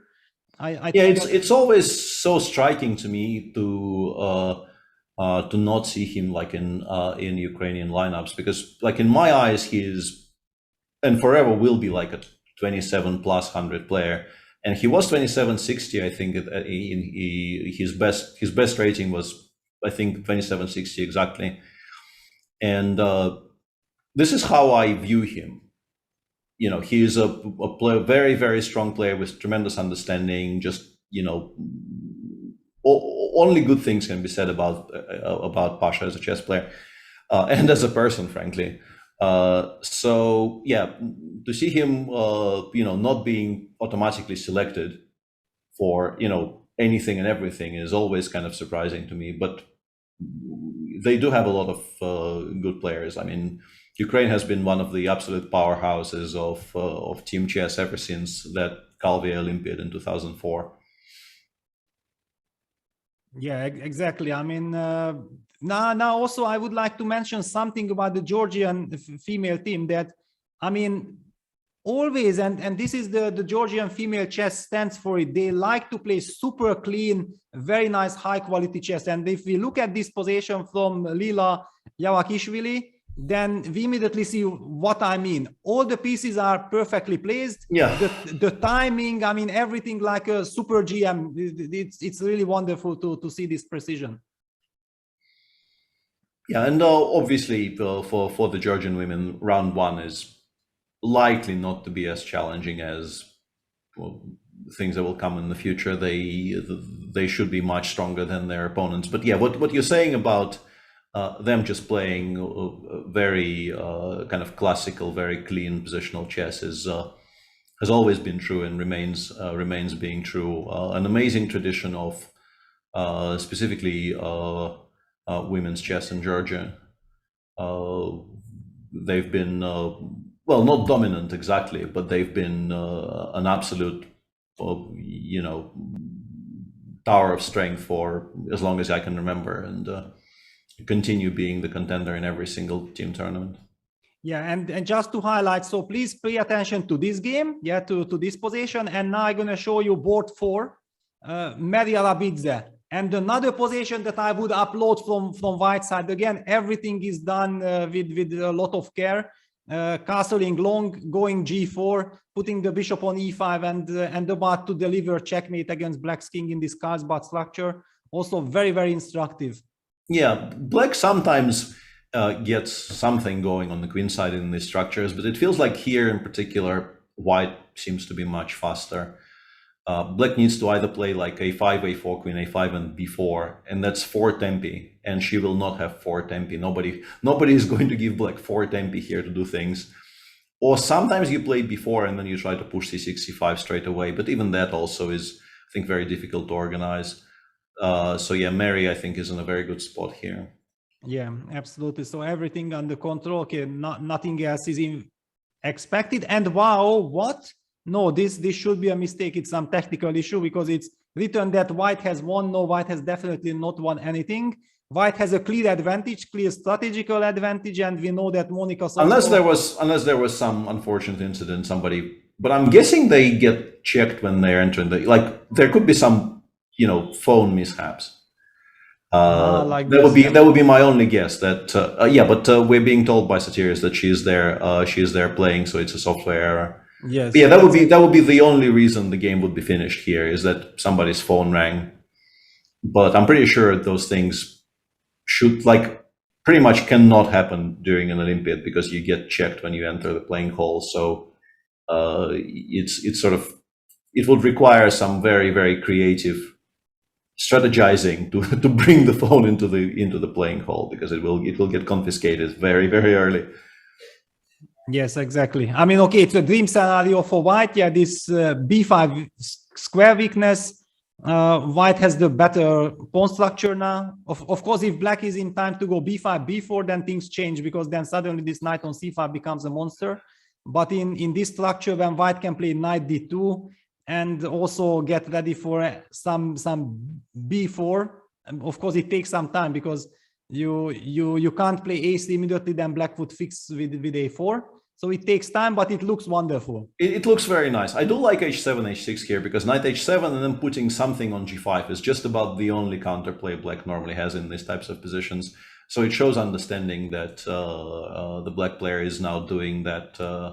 I assume h6 is played with the intention of knight h7. It should be played with the intention of knight h7. And yeah, there's some very nice niche referencing going on in chat regarding bringing the phone to the game.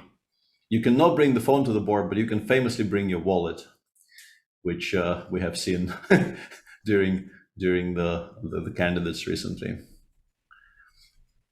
Yes, actually now, what are the rules? That are you allowed to bring your own pen or not? Well, I'm not sure. I'm not sure because for the Olympiad, if the organizers insist on providing pens for everybody, that's a lot of pens. That's like thousands of pens every day for 11 rounds. Not impossible, but it actually starts becoming like a valid source of expense. You know, it's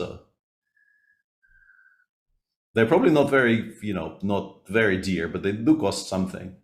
Yeah, and I anyway prefer to have I mean, I understand it's a big problem because if they are providing the pens, then I had this arguing that I'm ready to give my pen in the evening so that they can check it, but please put this on my table because I need it. Yeah, I just need it. I can't play with other pens. Yeah, I just need this. I don't know exactly why, but I'm used to it. Yeah.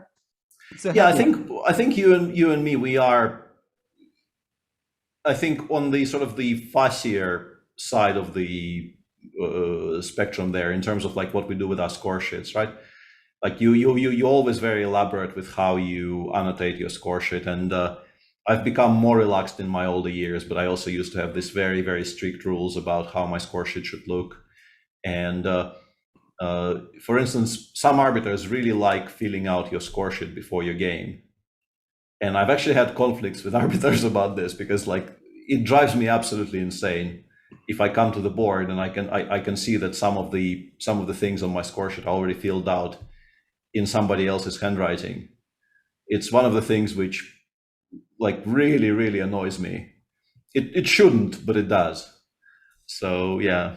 I perfectly understand you because this is like saint stuff. Yeah, that it's.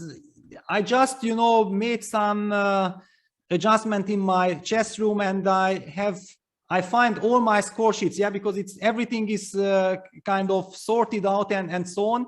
I have like 4 big boxes full of score sheets, and when I hear some people who tell me that, well, actually they throw away their score sheet after their game or they don't care about it, I'm like completely stunned, like it's a different planet. Yeah. Yeah. I keep on planning to actually, so it like currently they occupy one drawer in my desk. It's completely stuffed. You can't open it anymore. Yeah. Like when I need to put more score sheets in, it's like a whole problem to just open the drawer. But I keep on making this plan that I will actually sort them properly and file them away somewhere. But so far, no. So far, it's only a plan.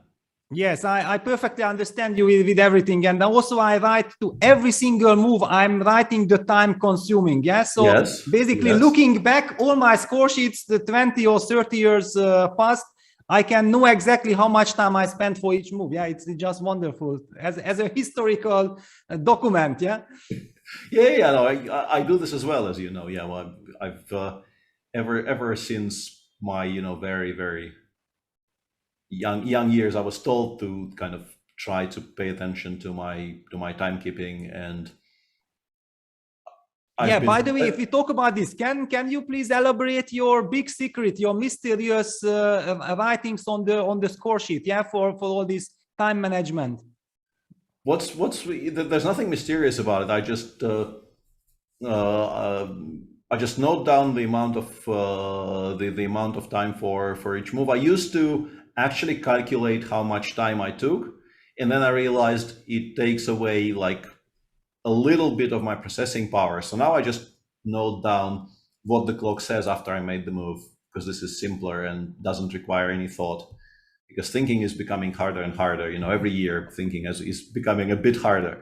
So even addition and division and simple things like that are no longer as easy as they used to be. So I just note that down.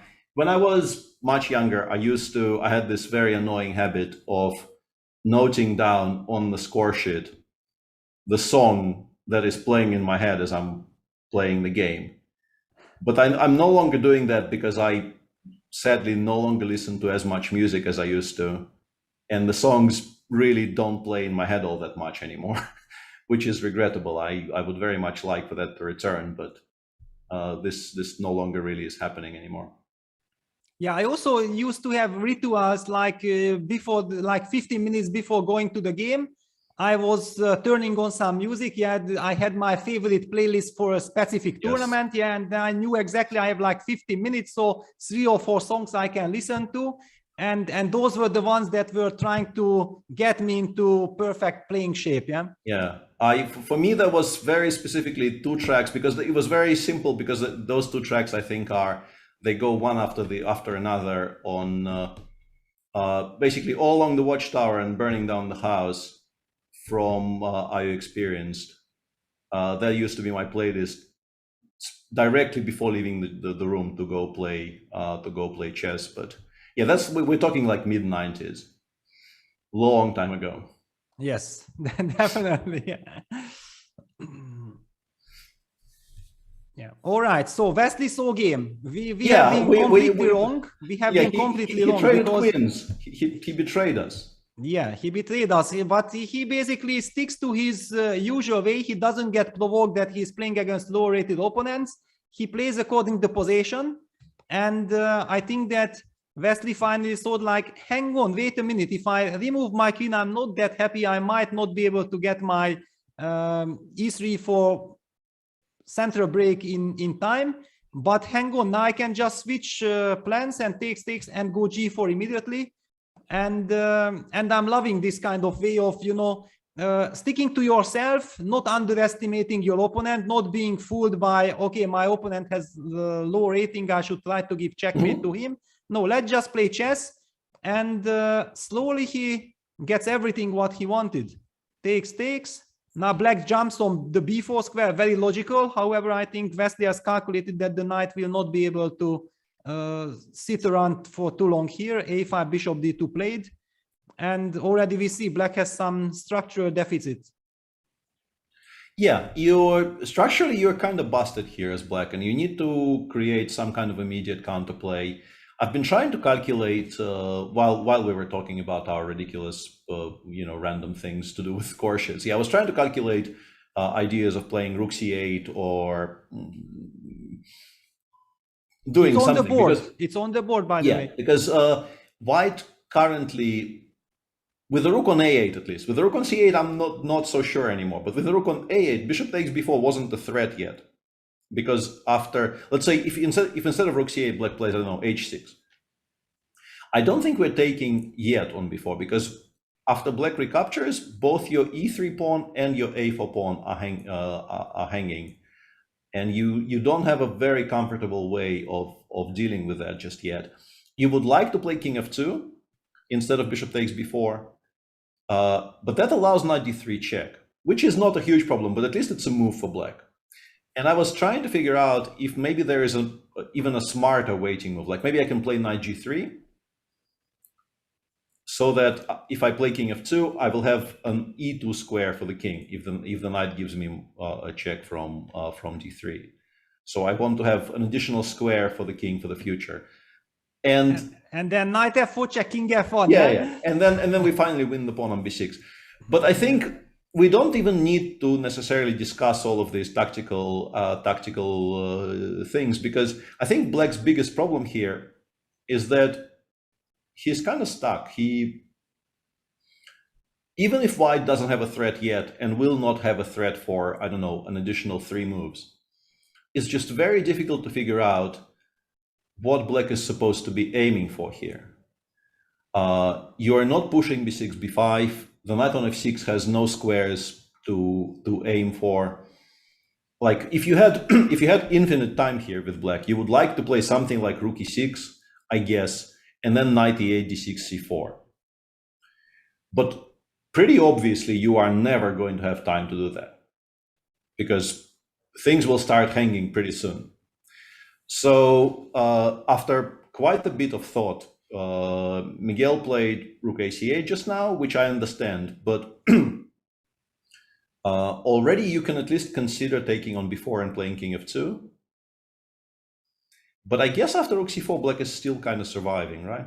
Yes, probably he wants to, that just showed is that takes, king f2, rook c4, and okay, if we are not winning on the spot some material, then maybe we don't want to take it. Yeah, because rook a8 now is coming, and then we haven't really won anything yet, and black will have some counterplay, so this seems like a mistake. So actually, I don't mind rook ac8 at all, just trying to put the rook on c4 and go from there. So how do we treat this with white? Yeah, good question. I mean, it feels like there should be something. Also, the evaluation bar gives very huge advantage for white. So apparently the computer probably sees a way of taking good use of the moment. But I mean, it's not that obvious. Not immediately obvious, no, not at all. Because also I would love to bring the knight to f4 somehow to threaten with g5, but it's also not that clear. Because I think it kind of provokes g7, g5, and g7, g5 might not be a stupid move at all. Exactly. Just kind of securing the knight on f6 from g4, g5 ideas, and also moving, sort of driving the knight away from the f4 square. I guess we can trust Wesley to just think about this and figure it out, because some very interesting things have happened on Levon's board, as you can see.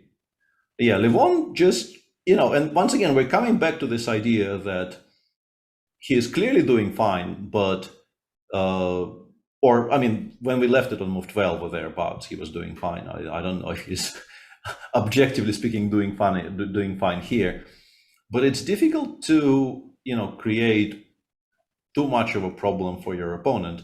And I think Levon's play is very indicative of this, because if we go back to like move 17 there,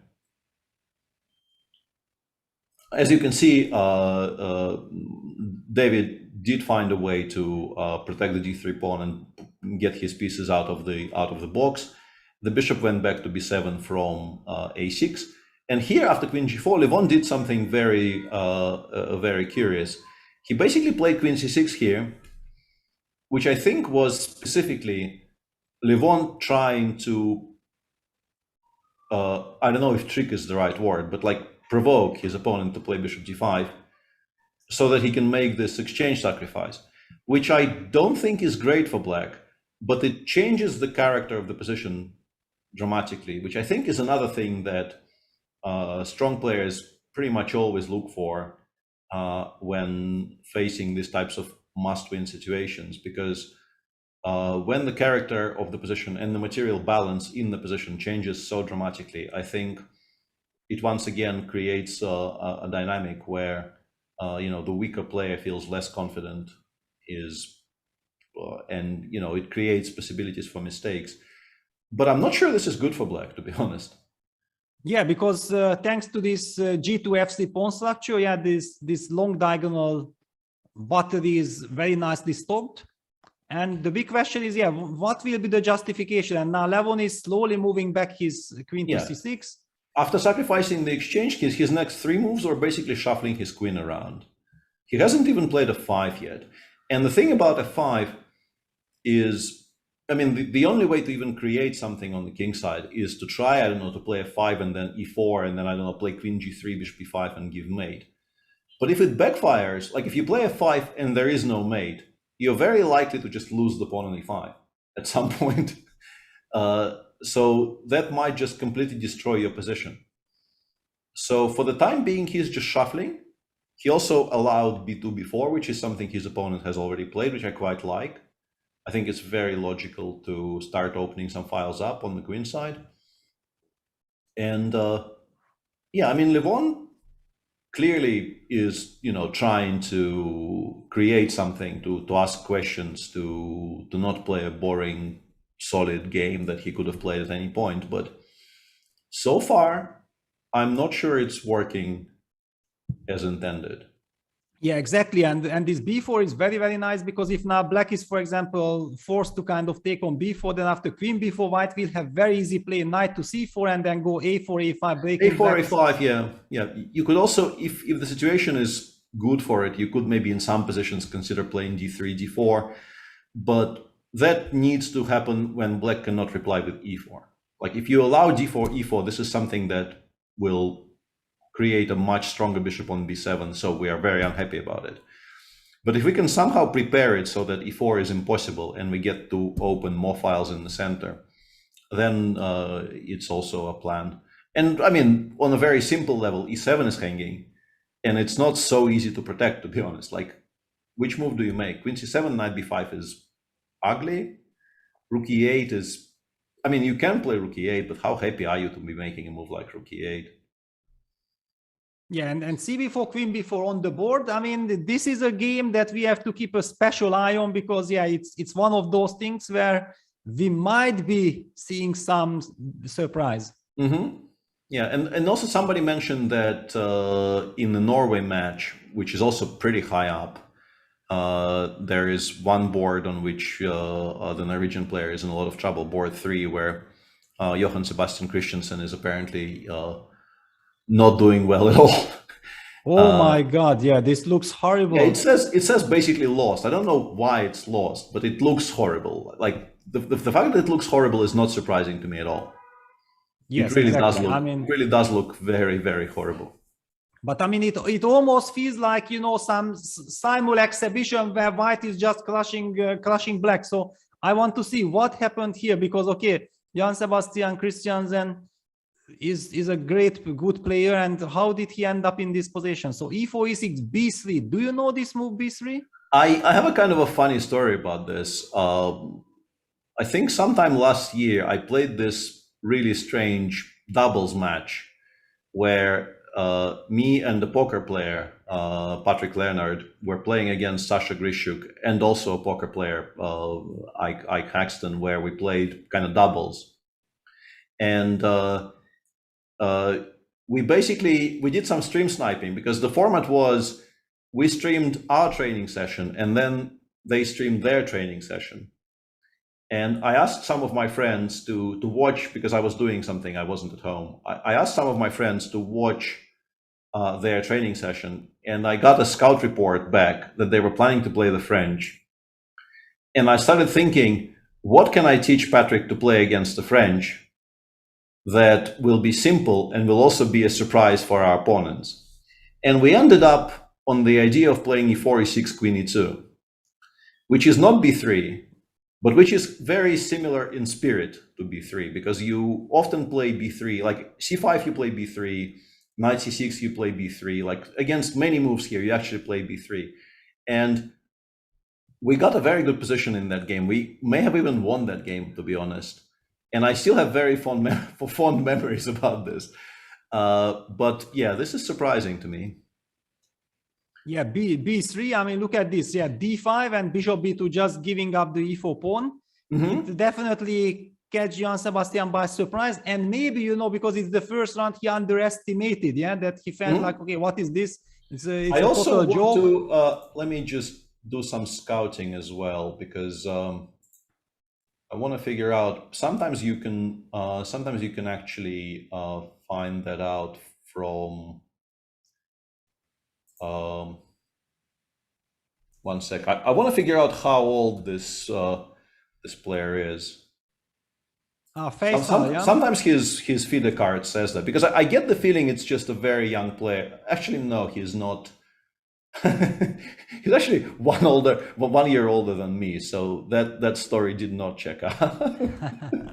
So he's very experienced, yeah. And look at this, the queen. I was wondering, how did this queen get this wonderful spot on e1? That's how he got here.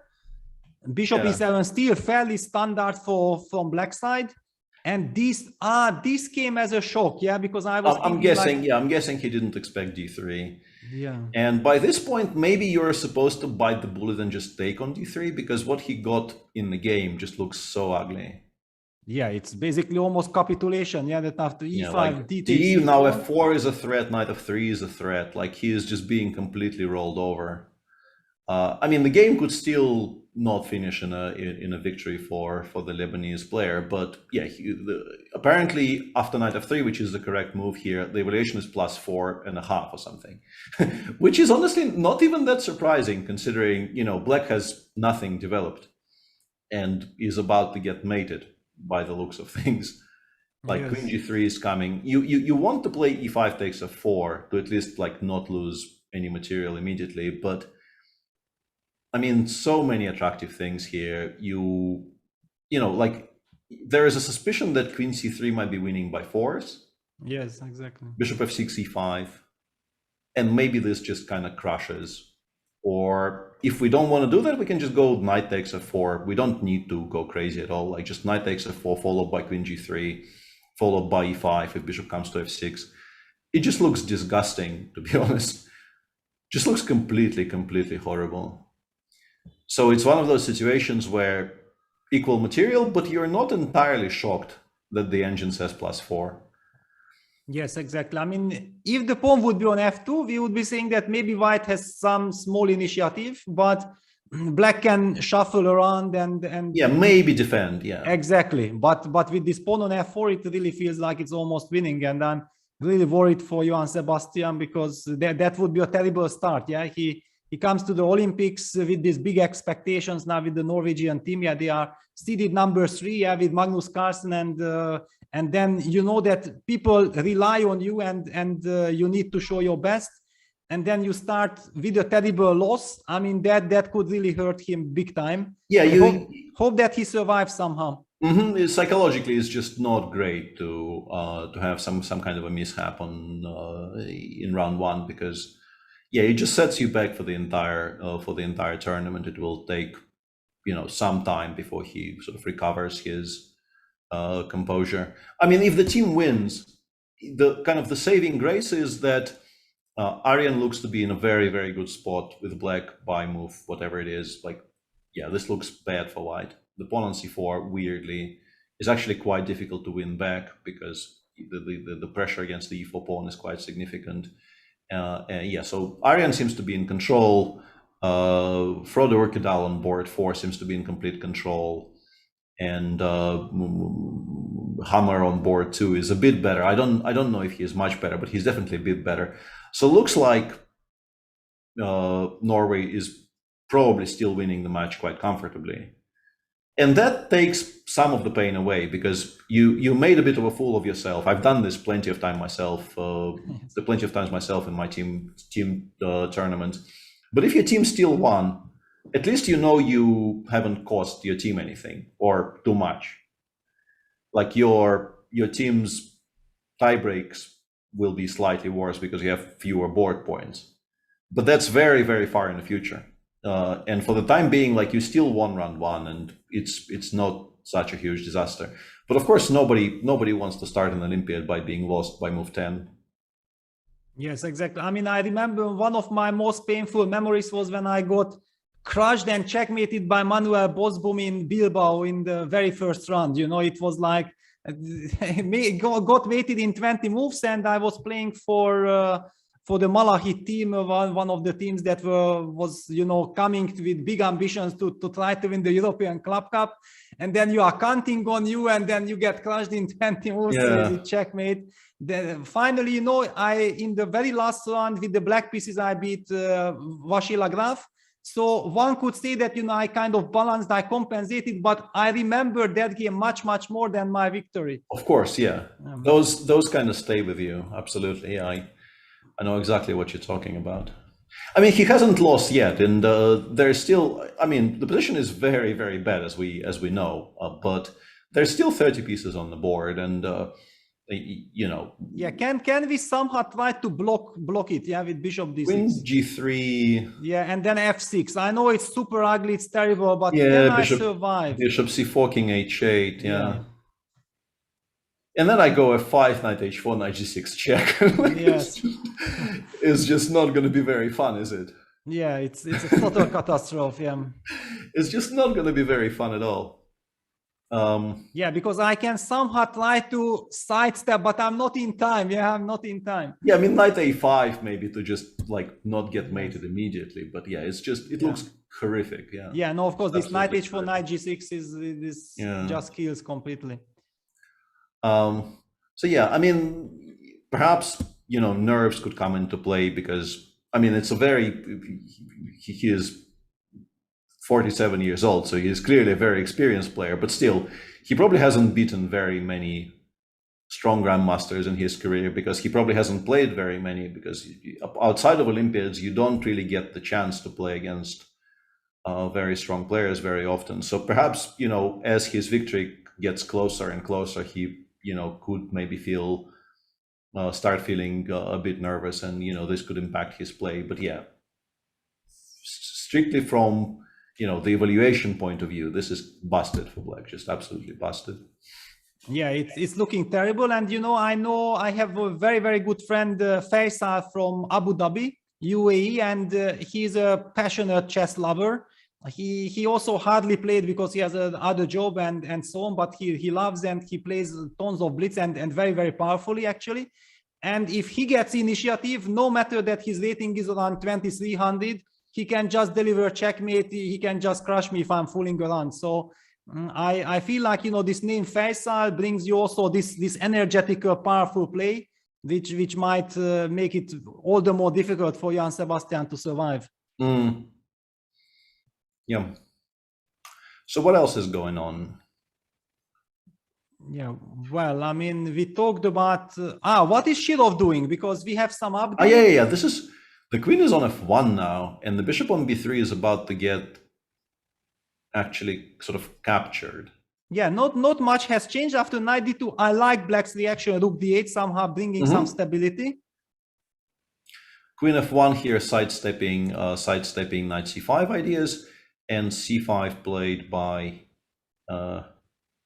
Gregor. And now Alexei opted for knight d5. Yeah, knight d5, Machine disagrees with, right? Machine wanted something else, but I'm not quite sure what. I was looking at a4, but maybe that was a bit too much. Wow, yeah, it's you really need good nerves, not to do this. Yeah, but like I saw that the machine was liking this position for white, and the only reason it would have been liking this position for white is there is some tactical way to immediately meet the threat of c5, c4. And I thought, if we play a4, c4, a takes b5, and we don't get mated immediately, we might be doing quite well. And, with both of our knights getting to the b1 square very easily, I don't really see how we're getting mated here. Just go like knight db1 here. Exactly, yeah. Seems fine. And like, if we're not losing here, we're probably winning. But hang on, what is it? So, okay, but let's just show this picture as position. Yeah. Takes, bishop ac, I wanted to highlight. Yeah. Then you just take. Yeah, we're very need to check, and I have never seen a trap queen like this. This is very, very cute. Yeah, this is such a weird, stupid setup. Yeah. Yeah. I just couldn't resist. Yeah, sorry everyone, but yeah, this absolutely. Yeah, I understand. Yeah. So yeah, maybe this was the solution, because knight d5, the engine seems to be back to sort of liking Black. Yeah. Yeah, well, I would like to add something to your thought process, that I absolutely agree that if you play a chess game at the board, yeah, you might not even be thinking about a4, or you might be thinking that, oh no, I cannot play like this because maybe I get checkmated. But if suddenly we are commentators, or we are the audience, and we see the computer evaluation say that in a position where it's not exactly clear why the computer says that white might be better, then immediately we start to think about moves like this, yeah? Exactly. But, it's only because the bar, I didn't know what the first line was, but I had access to the bar on my screen, and the bar immediately makes me look for forced continuations, because we are a pawn down and c5, c4 is coming. So if we're doing well here, it must be because of something that is extremely concrete. Otherwise, it makes no sense to me, sort of from a common sense point of view. I'm overusing the word sense there a little bit.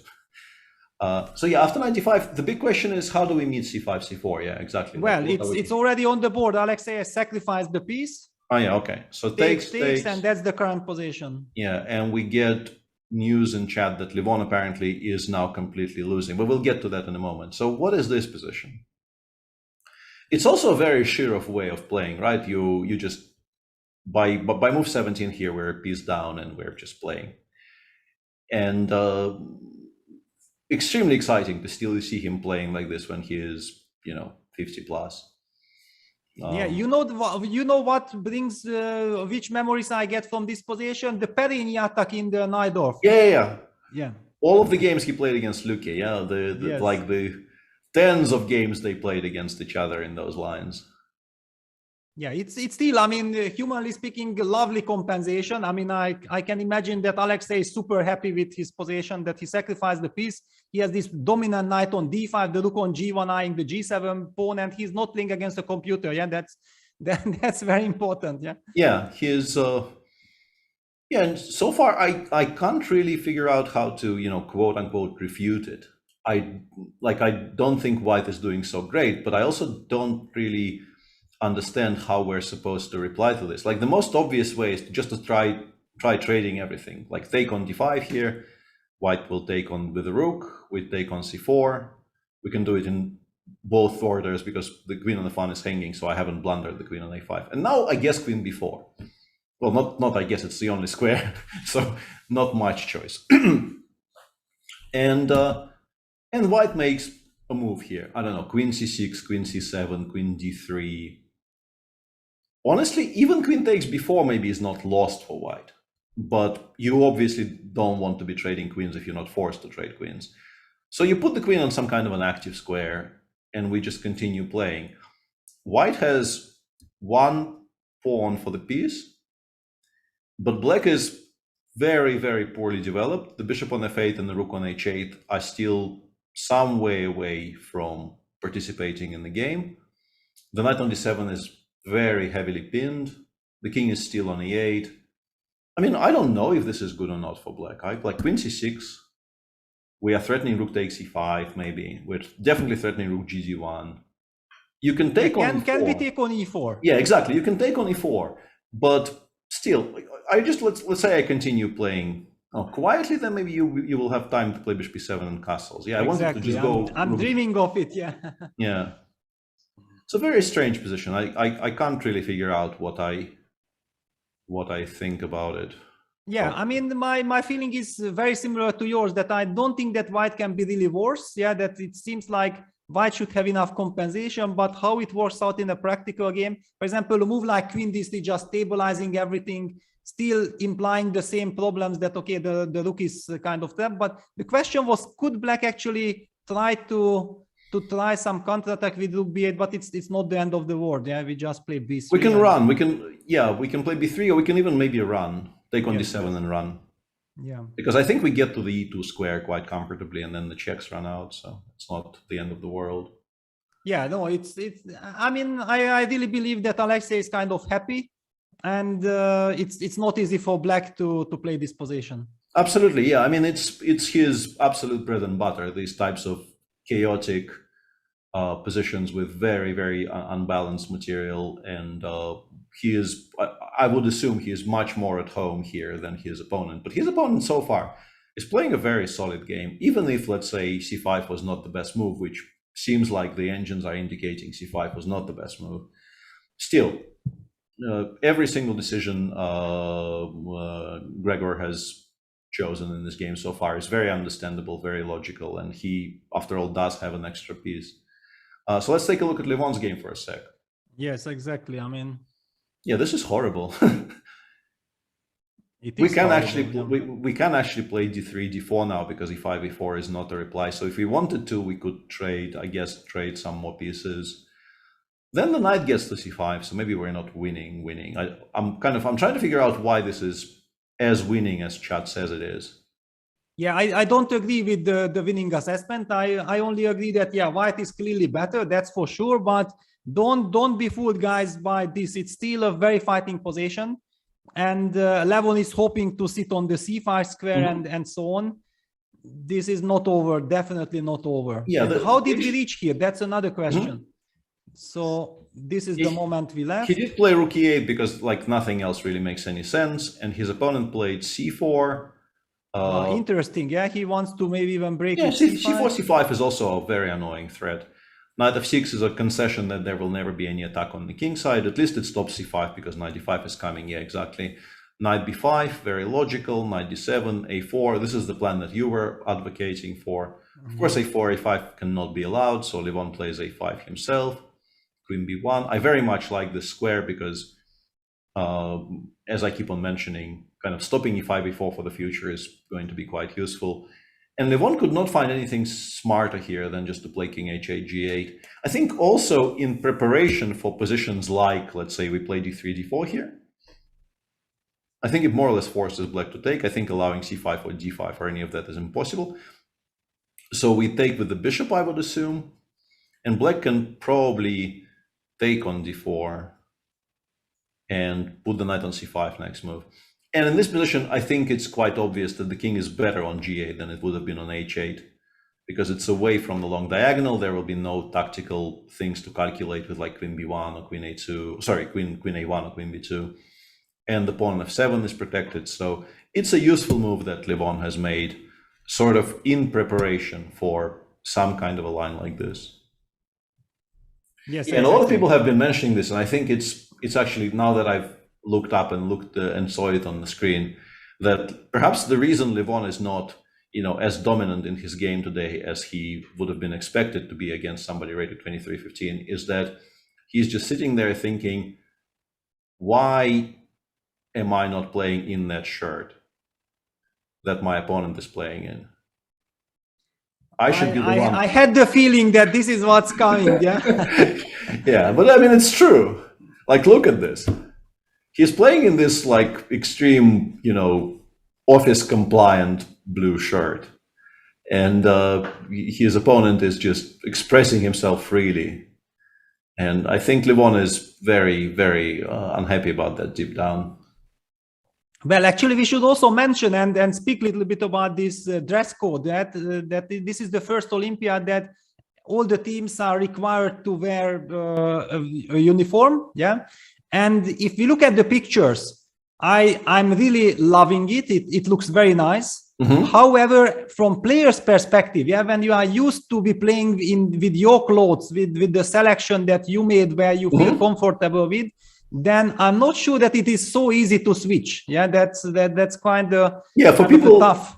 Yeah, for people who actually, at least sort of some small part of your identity as a chess player is your dress sense, and like for Lev, clearly he has been, he made a name for himself for being, one of the more cheerfully dressed people on the circuit. For him to have to, comply with the uniform requirements, maybe we might not even be entirely joking about this here, because the way you feel about yourself does add like 2-3%, 5% to how you play on the day.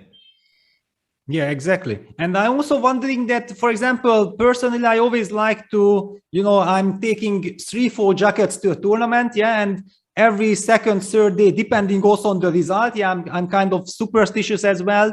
I'm checking out how my play is going, in which jacket did I perform better or not. Yeah, it's all these kind of things mean a lot. Which shirt, now the white shirt, no, that was not that good, it's time to switch to blue one. Yeah, you can't everything is fixed. Yeah, if everything is fixed, this could be a psychological torture. Yeah, I wanted to say that chat can't see us right now, but I'm nodding to every word. Yeah, I know exactly what you're talking about.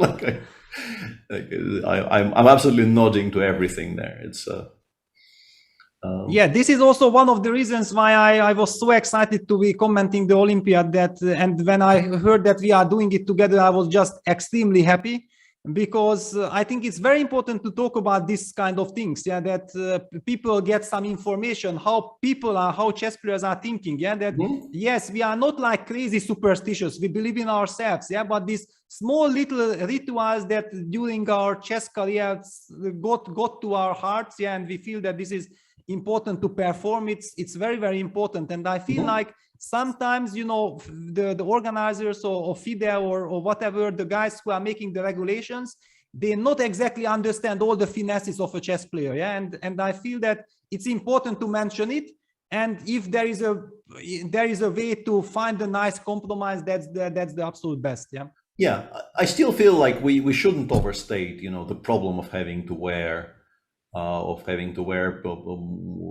kind of uniform clothing, because obviously ideally at least, the team would have been consulted on what they're comfortable with, and like the eventual result of this very nice light blue jacket and whatever it is that they're wearing under it, I would assume was okayed with the players before the event. So it's, yeah, we're not trying sorry, we're not trying to oversell this too much. It's not the end of the world, but it definitely does form a little bit of the conversation there. It's not nothing. It's not as important as it might be, as we might be making it sound right now, but it definitely isn't nothing. Yes, exactly. And also one thing I would like to mention, again, from a chess player's perspective, if you suddenly start playing well with the new uniform, you automatically identify yourself with it, and you feel like, wow, this is great. Yeah, I'm loving it. And if suddenly you have a bad start, then you start, this is chess player mentality, yeah, that you start comparing things and you try to mention, I mean, maybe talk into it something which isn't there, but if you really believe, or you talk about it for too long or think about it for too long, then it becomes really reality for yourself. And that's why then a good start with the new uniform definitely helps. It is very important. Yeah. I wanted to attract your attention to something, by the way. Can we take a look at Sashi's position? Exactly. Yeah. Yeah, because seems like Black is doing fine, but I can't figure out why. Yeah, first of all, let's just understand what happened here. We are currently a full rook down with Black. Obviously, the rook on d2 is doomed, so we can win some material back, but we're a full rook down. And yeah, let's take a look at how they got. Yes, yeah, because actually it started out with the rouser. Yeah, so knight c6, bishop g5. White was also playing very principled. Long castle, bishop e7, but the move knight b3, this is premature. This is a mistake. Yeah, it's a bit too early for that. Yeah. Yeah, this is not a good move. I mean, usually White plays the move f4. It's the typical way of going here. After knight b3, now suddenly Black gets very easy b7, b5, and all makes sense from Black's perspective. Yeah, b4. Now the knight was forced back to b1. It's a horrible square usually. Castles f3. Yeah, so far so good. Yeah. Yeah, White basically made some decisions which I understand and recognize, and some decisions which were clearly not great. But then there came this very interesting tactical moment. The rook went back to d2, and then he played c2, c4, which I think is a very good recognition here by the they're playing in Zimbabwe, right? Zimbabwean player, that he needs to stop the kind of the avalanche on the queen side, at least try to stop it. And if Black takes on c3 en passant, the knight on b1 will be back in the game. And if Black doesn't take, we have solved, at least for the time being, we have solved the problem of potential d6, d5 breaks. We want to probably play something like rook c2, knight d2, start to come out of the corner like this. It's not going to be fun, but at least we're kind of defending. And Sashi's choice here is very striking. He went knight takes e4, which is a very interesting tactic. Like the surface level here is bishop e7. We of course take on d2, and if bishop takes f8, I'm guessing both knight takes b1 and probably knight takes c4 work quite comfortably, right? Both moves should be quite good. I think knight c4 might even be stronger. Yes, I also think. Because the bishop on f8 is basically gone, and Black has picked up some material on the queen side. The king on c1 is now very exposed. Looks kind of winning for Black, to be honest. Yes. But the big question, of course, is what is going on in the game. Exactly. Queen takes e4, bishop takes g5, and White takes on a8. And currently, as I mentioned, it's a full rook. If you take on d2, you're a full piece down and you have no counterplay. So I was looking at, basically, there are two continuations here that I could see. One is bishop b7 and try to somehow catch that queen. But I think it runs away quite comfortably via a7, and then it has the f2 square to run to. And the other one is bishop b5, which is what Sashi has chosen, with the idea of playing bishop takes b1 and then bishop takes d2. But my question is, if I play queen d5 here, what is happening? Yeah, we see that the computer agrees that Black is doing fantastically. Yeah, but is it like, I found a really, no, but that can't be the solution. I mean, can you maybe move the queen to a7 and then try to invade? Is that an idea, or it's too slow? But bishop d3 is coming, right? You have to do something about bishop d3 is coming, yeah.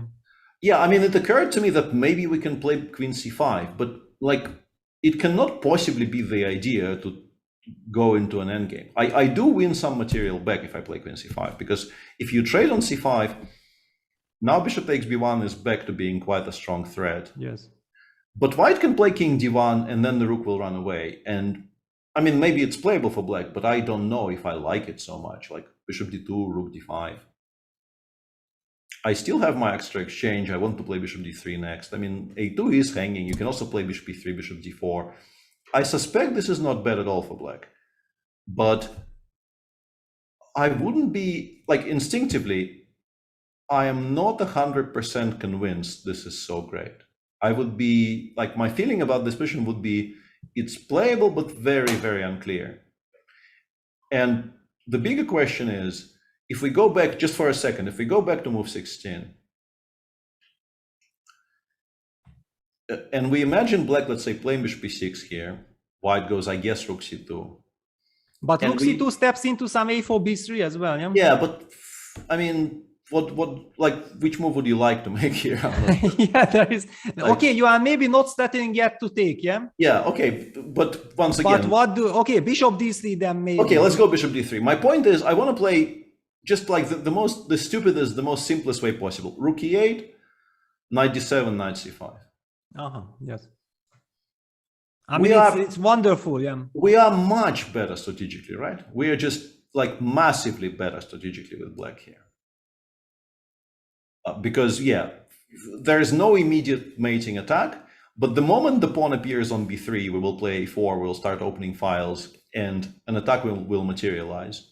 And without b3, the pawn on c4 continues hanging. In every single position, you have to worry about the pawn on c4 potentially hanging. So my big question is, like, what's the solution that made Sasi choose his sacrificial variation over the very simple continuation like this, where he would be miles ahead? Yeah, well, I basically feel that he maybe has spotted some incredible move here, or he got carried away by the beauty of this sacrifice. Yeah, he's playing also at home, yeah, at Chennai in India. Maybe he just felt like now he's given a chance to, you know, show all his brilliancy. He wants to use it, but I know that this is very, very tricky, because suddenly also here the white player is kind of forced to find only moves, otherwise he resigns, right? So basically for a lower rated opponent, it's a dream scenario, because he's strong enough to find those only moves. And while as you mentioned, after rook f8, knight d7 strategical battle, I would not be even able to imagine other result than black winning, yeah? Yeah, that's exactly my point, that you know, your opponent, you're ahead of him, obviously, like you assume you're just a better player and everything. But if you make people play forcing only moves, they most likely than not will play them, because, like, so far queen takes e4 was the only move and everything else was losing very simply, so it was played. Queen takes e8 was not difficult, and queen d5 also, I think, is very clearly the only move you can make. And now Sasi finds himself in a spot where, you know, something good clearly exists here, but like, as some kind of a, you know, benchmark, I've been thinking about this position for the last, I don't know, 3-4 minutes. I've also been talking and watching other boards and keeping an eye on chat, so I haven't really been thinking properly too much. But I still don't know what the solution is. Wow, bishop e6 back. Yeah, I thought this might be the idea, but it just looks so you know, I don't know what the right word is. It's very beautiful, but if this doesn't work, it just doesn't work completely, right? And the point is, he wants to push d6, d5 next move against, I would assume, any queen move. Yeah, definitely. I mean, I feel like if Sasi will win this game, then we'll be talking about some incredible brilliancy and fantastic game. we are just worried for him that, yeah, practically speaking, he puts a little bit too much pressure on himself, but maybe he exactly knows what he's doing. Yeah, for example, queen b5, d5, and yeah, and we go c5 here, and once again, it's if you end up winning this game, you feel fantastic because it's a kind of a game every Sicilian player kind of dreams of playing. Sacrifice material and then not give some kind of a bam direct calculation made on the queen side, but you just sacrifice material for to give your pieces some space to breathe, and you assume control in the center, and there's this rook on d2, and you're not taking the rook on d2 for like 6 moves in a row because you want to keep the white pieces as restricted as possible, and it's a wonderful feeling. But also you're a rook down and it really, now it has to work. It has to work very precisely, or white will eventually finish development, and you will be kind of bitterly regretting some of your previous play. Yeah, exactly. I mean, okay, but now also for white, yeah, bishop e6, I like, that it shows that Shashi at least has a very clear, sound strategical idea behind. He's not trying to go for some forced lines. He believes that he simply has very great compensation. By the way, white opted back with queen to d3. Yeah, queen d5, chat was informing us that rook b8 was very strong there, because if you go to a6, the queen actually gets captured by bishop c8, so the queen would have been forced to some... Yeah, I wanted to queen a4, to be honest. Yeah. And then I didn't see why I'm losing, but yeah, of course, it's very suspicious. Yeah. And now I guess we go d5, right? And d5 with the threat of d takes c4, and I guess followed by c4, c3. So you cannot allow it at all. You need to do something about the idea of d takes and c3. Yeah, the reason why we kind of put queen on b5 was to have after d5 the move c5. Yeah, that's. But I'm guessing we're making it anyway. Yeah, also after rook b8, queen a4, you can push d5 already. Also, exactly. Yeah, it doesn't mean too much. And by the way, to my eyes, I don't see exactly, but is Levon improving his position? What has happened? It's better than it used to be, yeah, because white basically made 2 waiting moves in a row. Nothing really is happening for white necessarily. I think the problem for Levon here is, let's say if white just takes on c5 here and goes rook b1, knight c3, we're back to, I mean, white is probably much better, but also how are you planning to win this game with black? But I guess you play queen d8 and then maybe bishop h6, bishop f4, and yeah, I mean, with the dark squares, yeah, I don't know. Also, some e5, e4 was kind of tempting to maybe then. But I had problems, with queen takes b5. So yeah, just sidestepping. I think that maybe white wants to play queen a3, but then Levon will jump knight a6, knight b4. Yeah, this is actually, I think Levon is back in, practically speaking, he created play for himself. Yeah, I think that's true. I think white's advantage wasn't as big to be able to do nothing for 2 moves and not waste any of it. I'm still picking white here if I have to choose, but it's not as much as it used to be. Yeah, and practically speaking, because I think we see the evaluation bar still insisting that white is clearly better, but we are talking about the human perspective, and I'm pretty sure that Levon is kind of relieved that he managed to stabilize his position. Yeah, that's the most important thing. Yeah. And by the way, what is Wesley doing? Because Wesley has played the move that Sotiris informed me that the computer after rook a8 says that the move rook dc1 is very strong. Rook dc1 is a nice touch. Yeah, is a nice touch, trying to stop the rook from coming to c4 altogether. And yeah, the current position just looks completely winning for Wesley, to be honest. And now, yeah, after some preparation, the rook returned to the b file, and yeah, just everything comes with the tempo. He goes rook c1, rook c1 now. After knight b4, the choice will be you can take on b4 and play rook b1 and play seemingly a technically winning position with an extra pawn, or you could also go rook c8 check and go for something more concrete. Knight a3, of course, is a lot more logical, trying to put it on c4, but I'm guessing some kind of a combination of rook c8 check and g5 just creates, potentially, shocking as it may sound, like maybe actually even a mating attack, because once the dark squares come into play, they come into play probably with decisive effect, like king g7, I guess. We just go g5. Yeah, so I have Takes, to take, and can I play knight h7? Yeah, knight h7 worries me a little bit. Yeah, because then you get sort of more counterplay than I wanted to give you if I play e4. My hope was just to play e4 and then put the bishop on c3 and to claim that I'm giving mate. But I'm probably not giving mate as much as I thought. Like, it's still playable, but it's not nearly as convincing as I thought. Yeah, d takes e4. And now bishop c3 exists, but I'm not convinced. Yeah, at least there is something to calculate. Yeah. Okay, so how do we do it after king g7? Well, I guess that Wesley actually knows, because maybe there is simply no reason to hurry with g5. Maybe first just start with bishop c3 get it ready. Yeah, that's a very good point. You just start with this move. Black is, I mean, you can play g6, g5 yourself. Maybe. But then knight e2, knight g3. But then, yeah, it will come back and it will land on f5 with probably, that will be the end of the game. Yeah, Wesley is still very much in control here. Yeah, absolutely. I wanted to find some way to win by force, but even if he doesn't win by force just yet, he is just doing very well generally.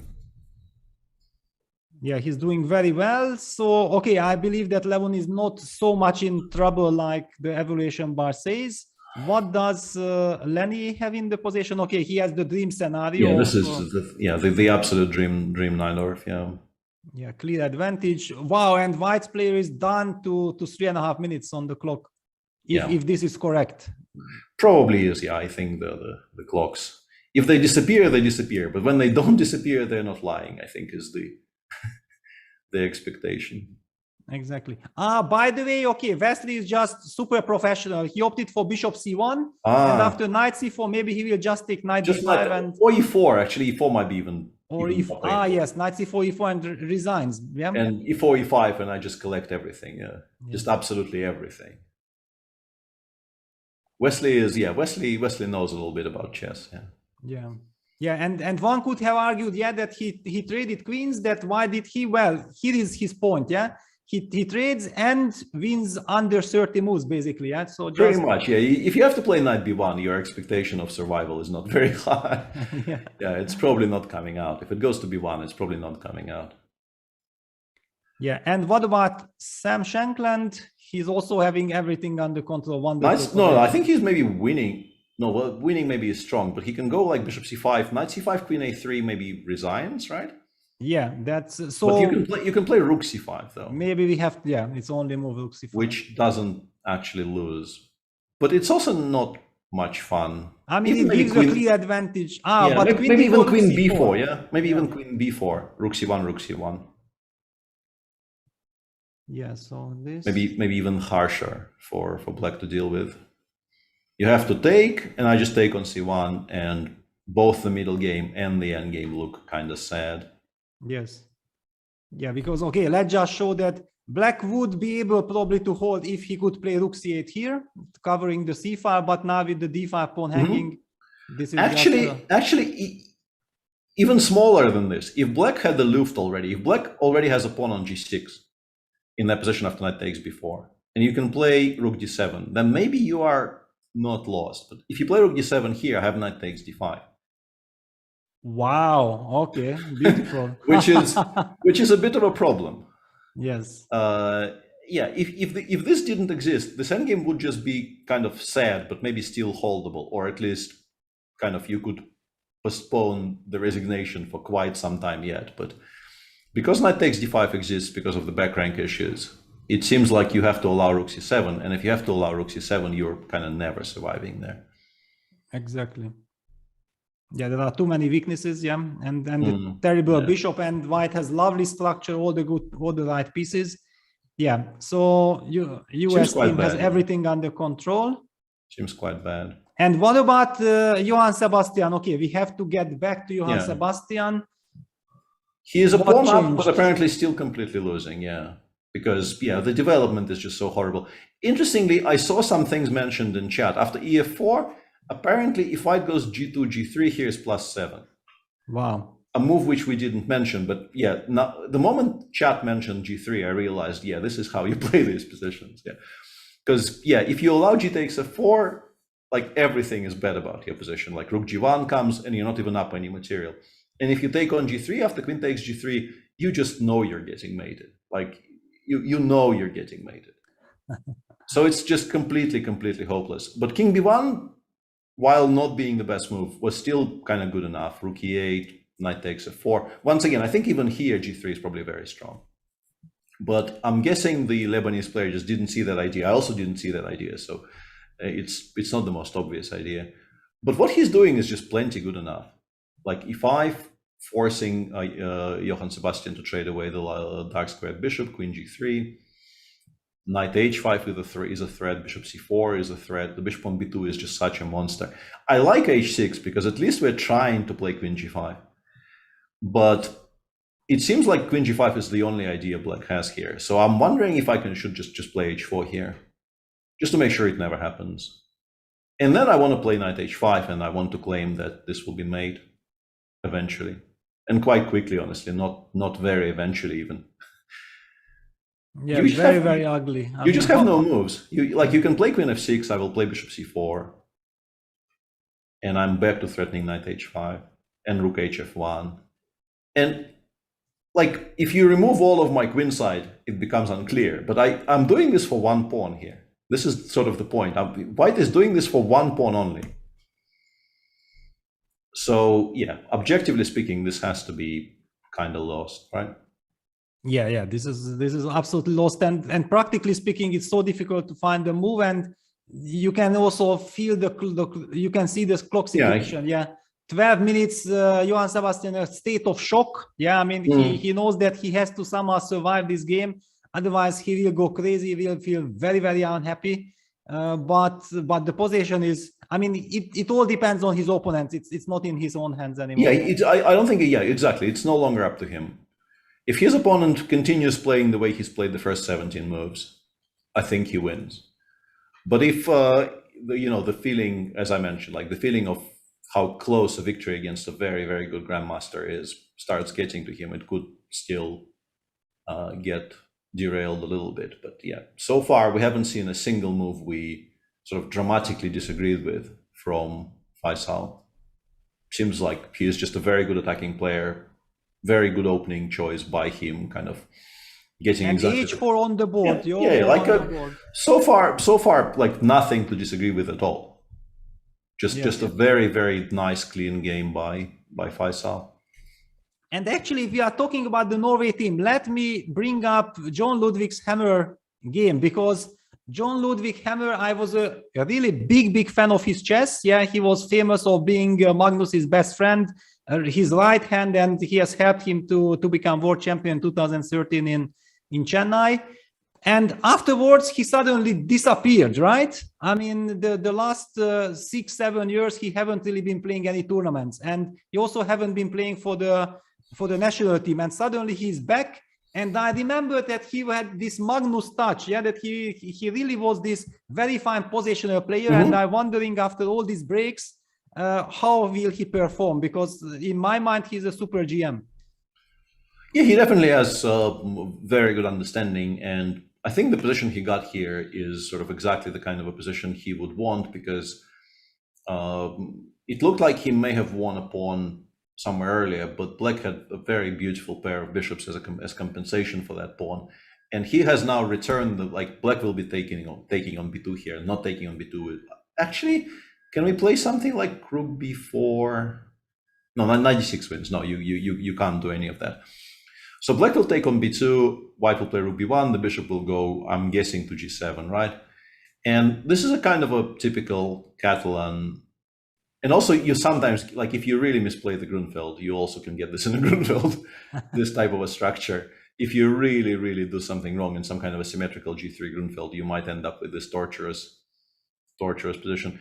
And the problem here is not that you lose immediately, but that you very often just inevitably lose long term because of how strong the knight on c4 is and how kind of pointless your bishop on g7 is. It has nothing to play against no targets, no good squares to aim for.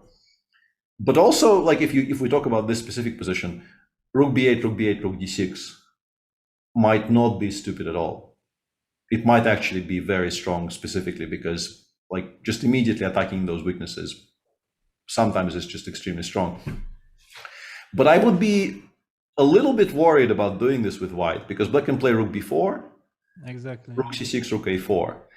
And if we lose the a pawn and we don't win something for it immediately, then we clearly have misplayed it quite badly. But we can go like a3, bishop f8, rook c8, king g7, rook c7.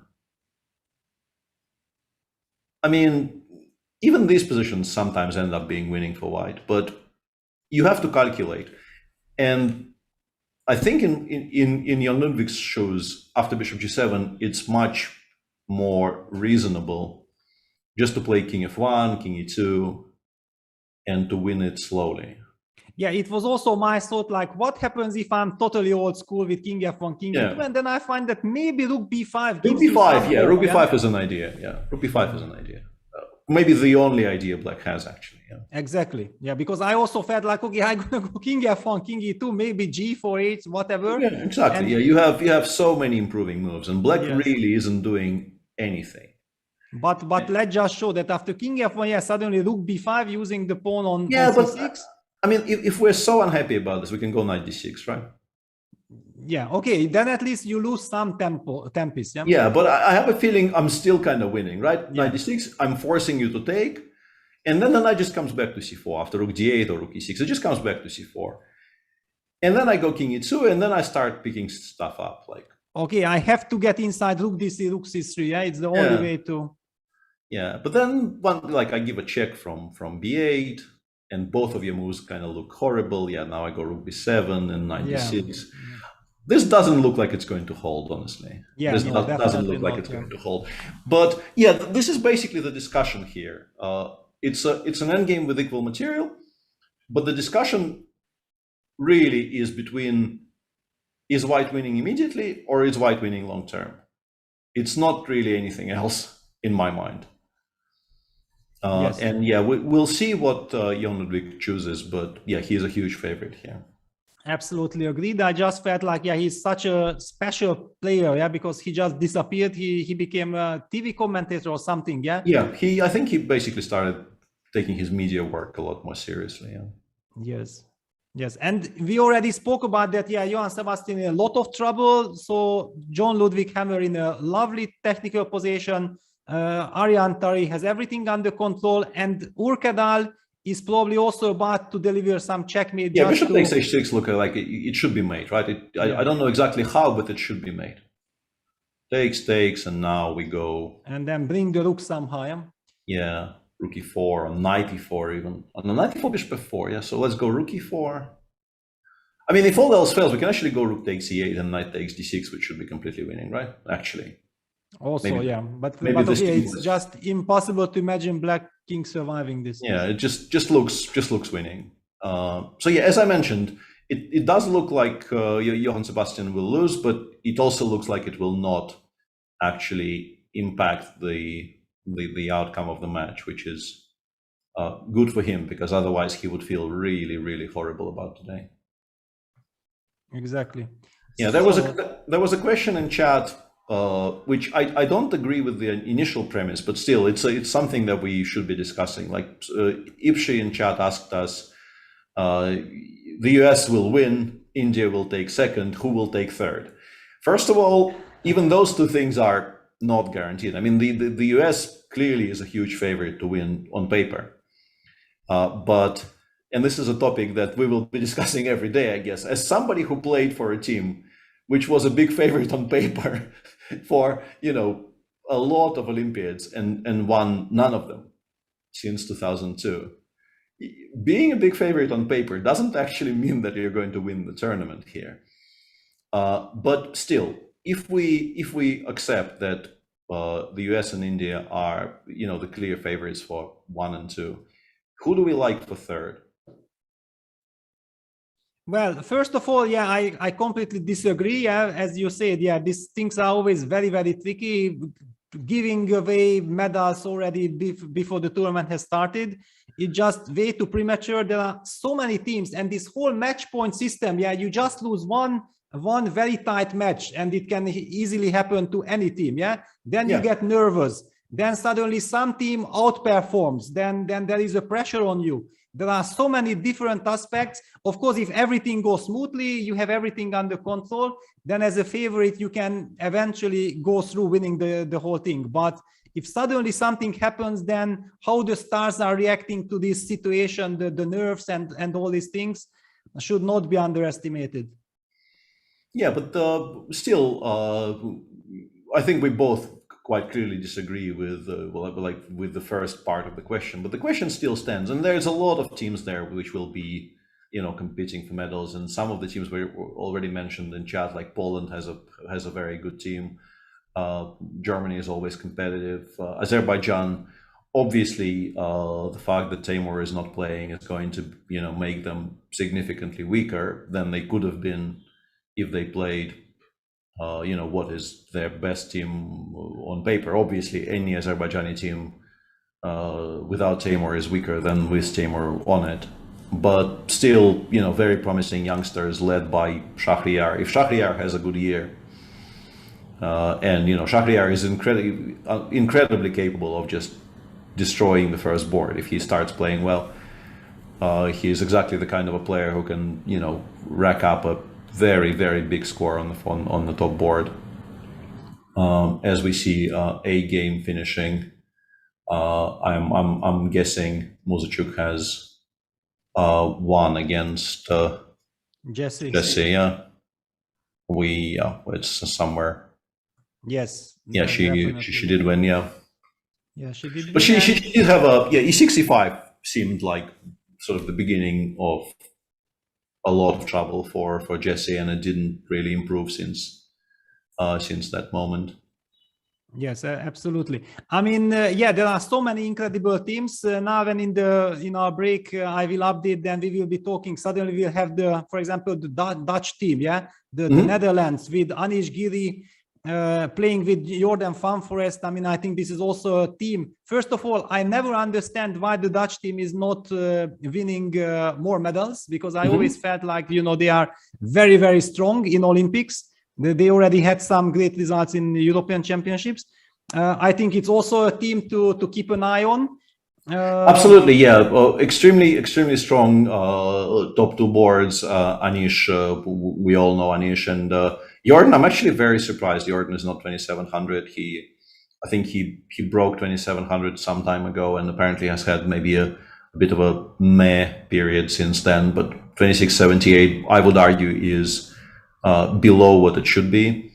And then some very, very solid players below them. Irvin on board 3, very solid player, doesn't lose very many, does win games, very, very nice positional player. And then Benjamin Bock on 4 and Max Farmadam on 5. So yeah, if the top boards do well, which they are very capable of doing, this is definitely a contender. Yeah, actually also Max Warmerdam, he has just won, I think, the Dortmund Open.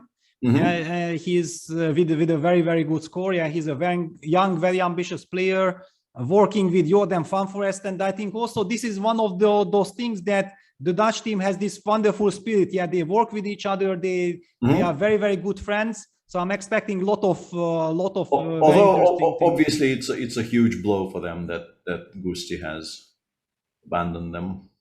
Yeah, but Smith is there as a captain. Yeah, I mean, one Jan was replaced by another. I think it's absolutely fair play, and also they understand very well that now suddenly the German team is also very, very ambitious, very serious, and of course, if they had a chance to get Gustafsson, then they had to have him.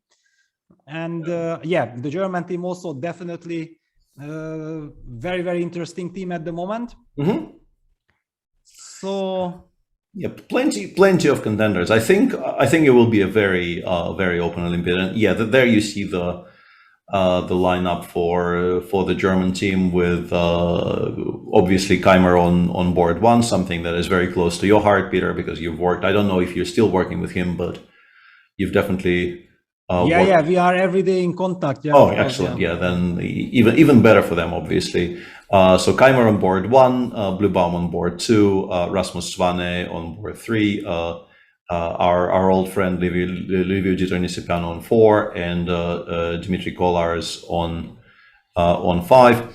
One thing to say about this, and this is not a topic, like on that topic you should listen to the people who actually know. I think it was discussed in detail in one of the Chicken Chess Club podcasts, that Donchenko is not on the team, who's had a very, very hot period. If the team was being picked right now, he definitely would be very much part of the conversation. But you can't really pick teams this close to the event, and he will definitely get his chance to play for Germany in the future. But yeah, it seems like a very solid team full of promising youngsters. Yeah, absolutely. For example, Dimitri Kolars, he's my teammate in Dejza for many years already. I mean, he is not anymore underestimated, because last year he had the chance to play in the Dortmund Super Tournament. He took 2nd place.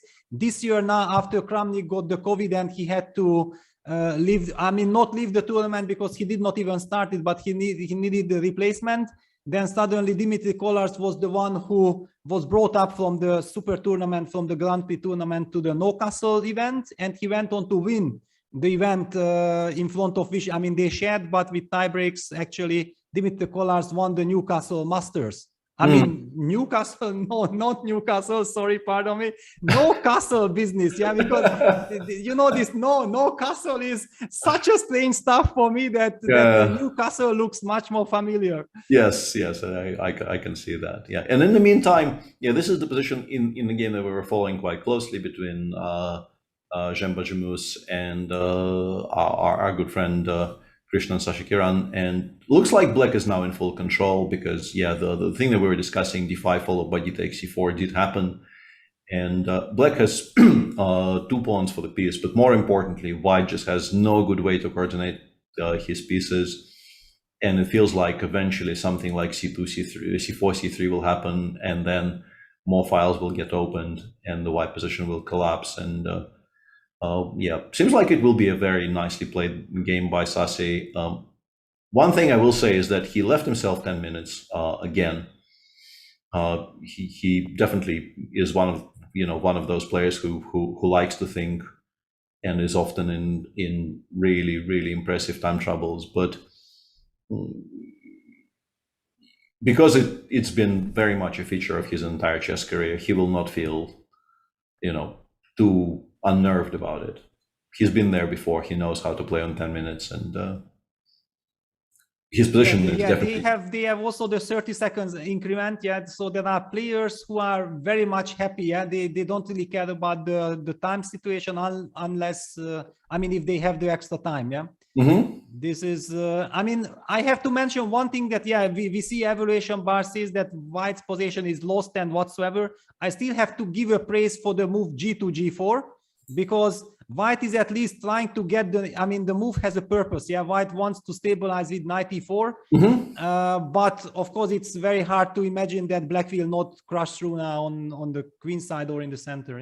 Yeah, but g4, yeah, exactly. It looks like such a strange move, because there is no attack on the king side, and why are you wasting a tempo on something like this when you're in kind of desperate danger in the center? But as Peter has mentioned, you want to be able to reply to c3 with knight e4, and you want to not have to worry about f7, f5. So you're playing g4 specifically to stop that, to have a square for your g2 knight when it gets chased away. Yeah, for example, after c3, just to illustrate, takes, and then we go knight e4, and unless Black wins on the spot or in the next couple of moves, White would hope for something. Yeah, bishop d3, king e2, and maybe White is better already. Yes, exactly. So there is some pressure on Black that how to break through.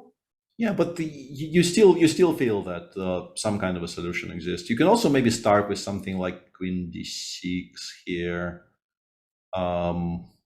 or some square on the d file to maybe make the threat of c4, c3 slightly stronger.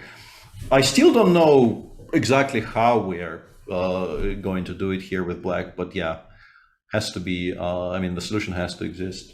Yeah, also some ideas like a5, a4 is hanging there, yeah, just to start pushing those pawns. It's also very, very unpleasant for white. Of course, yeah, black is basically in total control. And there is the game between Vidit and Makoto that I don't know exactly how easy it is. Okay, now after fe4, bishop e4, I like white. I was a little bit wondering here after e4, knight takes d4, e4, that maybe black is more or less fine.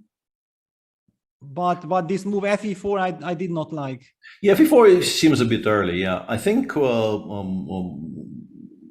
the black player is pinning too many hopes on the pressure against the a. I think you can just maybe simply play bishop c2 back, or maybe as you're saying, just bishop b2, queen a4, queen d3 or something, and then we will start having tremendous threats in the center and against the bishop b2 is what we did chooses. Yeah, very sensible. And of course, white is not planning to trade queens there. If queen takes a4 comes, we are of course playing queen d3. Yeah, and if one check comes to black's king, then okay, black will have to play bishop e6, which means that he's already giving up some pawns there and so on, just to limit the damage. Yeah, I was thinking about queen e8 to try and put it on e5 if white just takes on d4 twice, but we can also wait. Like I can go rook fe1 first or bishop d5 first and see, because I don't think we're forced to show our hand here, so to speak. Yeah, India is in a very good spot. Arjun is also much better on board 2, just seemingly like a healthy extra pawn, and e6, e5 looks very logical, but also knight f6, knight f8, any move. And Narayanan on board 3 is much better in that slow Indian structure, where now it's probably not very easy to win because the position is solid, but you are kind of winning long term here because of how poor the bishop on f8 is and the protected passer on d5. Yeah, it's wonderful.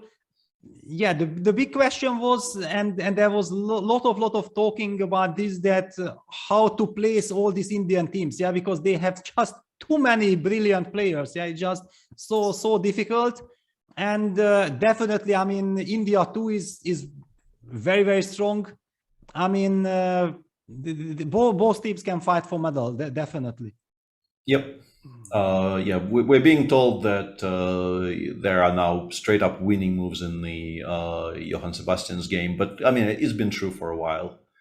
I don't think it was very much in doubt. Yeah, and if there are sort of decisive solutions already, I think there have been decisive solutions earlier. Yeah, bishop c4, c6 on the. I mean, even the rook is already on e1. Well, first of all, if we are always talking about poor Johann Sebastian, which I already feel really awkward because I know him, he's such a nice guy, and now this terrible torture we are witnessing, that already Urkadal has won his game. Yeah, so yeah, that's very good. Yeah, you start feeling a lot better when you know that the match probably is completely safe. And on board 1 looks like Ariantari is just straight up winning as well. Yeah, so. Because queen takes a2, c5, c4 just wins a piece for black, leaving Aryan with a pure extra exchange. Yeah, quite. I guess we go bishop c6 instead, right? Instead of queen takes a2, you have to play bishop c6. And but okay, this is not that clear then, because maybe there is no good way of. Hang on, what were the last couple of moves? So it was some 4 sequence with knight b4, bishop b7. So very deep calculation. White player down to 4 minutes. Yeah, because this was very critical to calculate everything. Bishop back to e4 from b7, rook d7, and yeah. Okay. Also, h7 is hanging with check, which is, I guess, what he's trying to calculate. But I don't think it's relevant. I don't think white will ever have enough of an attack on the king's side to consider bishop takes h7 seriously. Bishop c6 kind of bugs me, but yeah, this I think is just lost. Exactly, because usually this, if white would be able to get here, but black's bishop is controlling, so okay, you can just. Those squares are unavailable, and c5, c4 just continues winning material here. Yeah, and bishop c6 on the board, yeah, so the white player with 1942 is playing quite an impressive game. I mean, regardless if black is better or not, I mean, it's a good game. Yeah. Can we briefly check if we have access to the Czech Republic's match? High Venus. No, because we only have the top 6 at the moment. Oh, we still have only the top 6. Okay, sorry. Then no, because I want to fix it in the break. Yeah, because yeah. Okay, yeah, we could do that. Yeah. How do we feel about the break, by the way? Yeah, let's have a 5 minutes break. Then we will set up everything and we will be fully ready for everything. That sounds good. Okay. See you on the other side.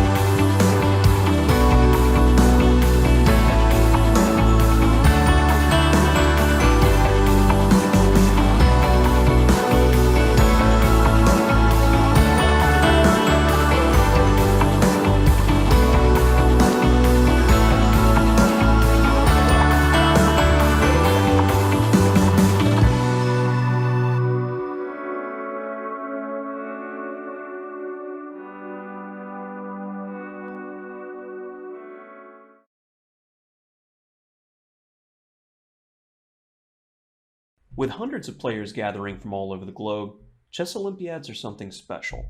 They're a celebration of diversity and friendship, and it really puts FIDE's motto into the spotlight. We are one family. With 187 teams in the open section and 162 in the women's section, the 44th Olympiad in Chennai, India is the largest Olympiad to ever take place. In this course, I'm going to provide for you daily highlights, key moments, biggest upsets. 11 rounds. There's a lot of chess. I am extremely excited about this tournament. What I like most about it is we've got our top tier guys. We got the 2,700 plus crowd, including the boss, Magnus Carlsen. But you also have a lot of players that are north of 2,500 FIDE that these guys are going to have to play against. And in the super elite tournaments, you see a lot of very solid openings. They have to take some risk. And as an openings guy, I'm super excited to see how the top guys handle those players a couple of tiers below them.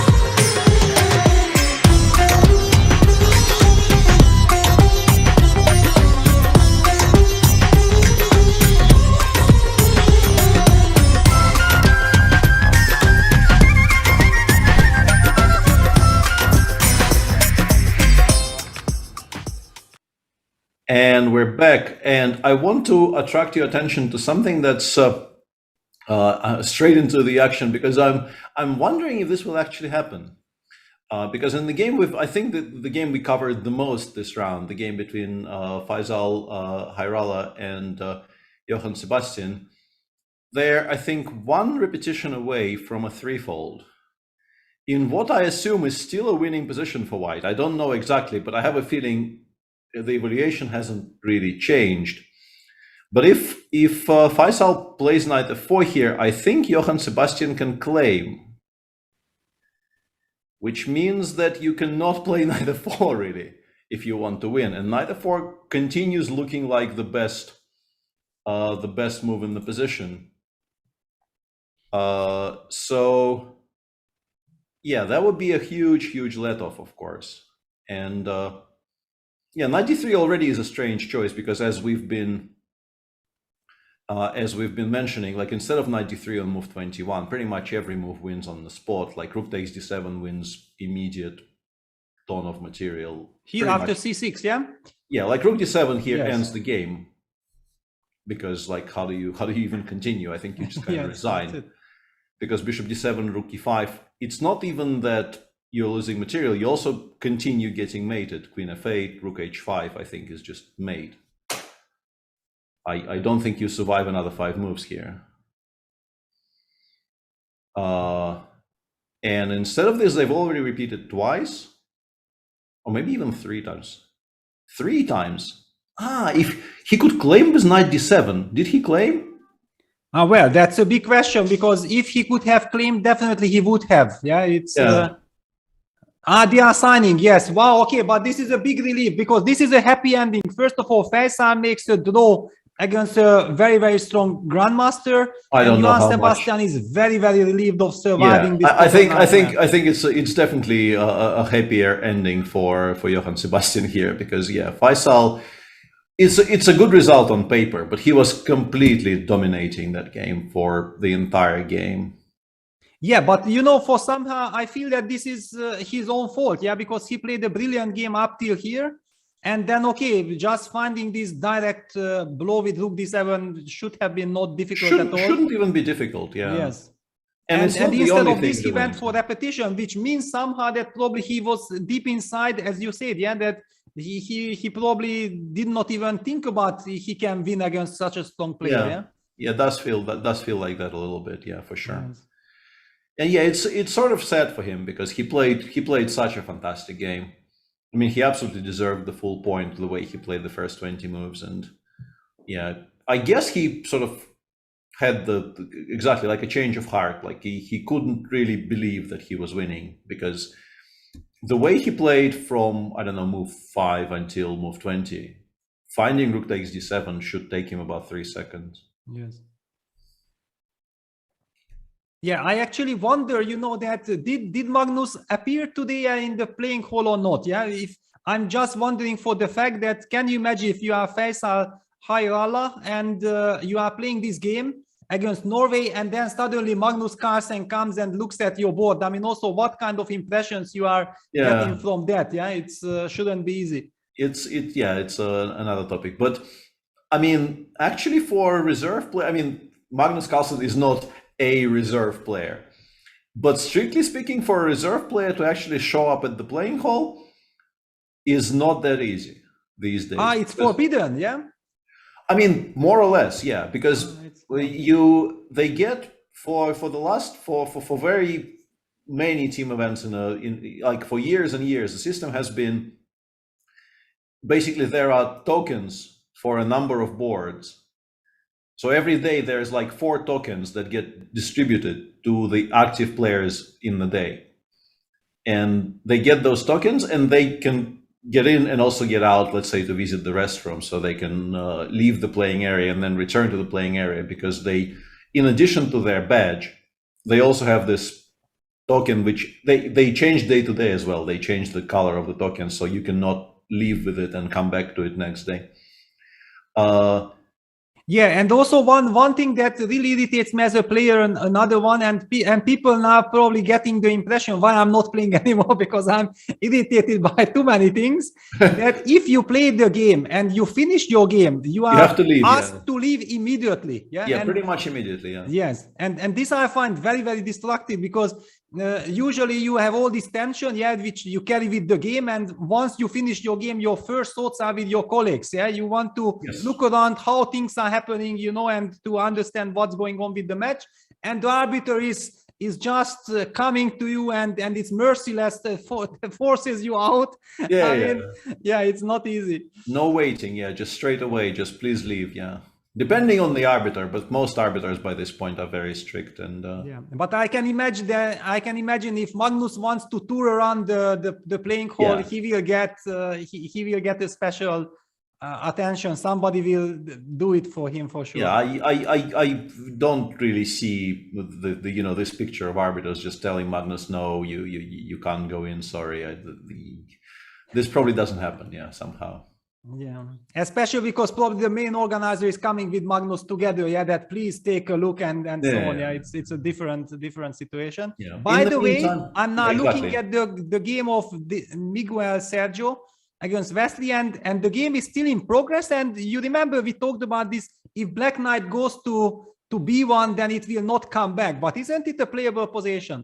No, I mean, you're a pawn down, and I mean, King D3, I think, is completely winning. I was trying to find some hope for Black, but I think King D3 just ends it. Just get it over to C2, and then something will happen.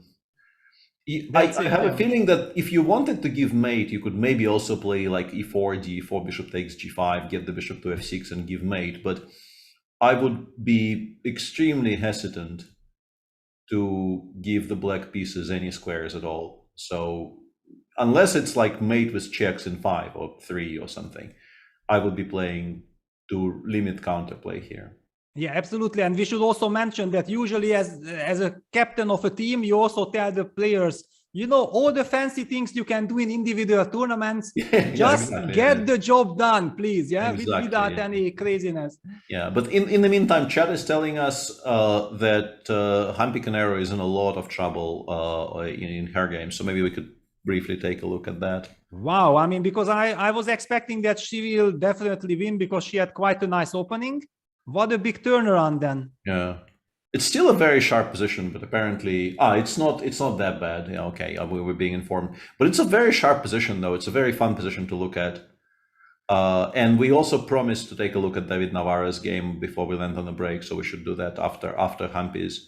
So this is suddenly a huge mess. Yeah, it used to be a kind of a quiet gioco piano position, and it suddenly exploded into this. Yeah, but I mean, to my eyes, it's a very messy position. I mean, Black can also just win this game. It's absolutely yeah.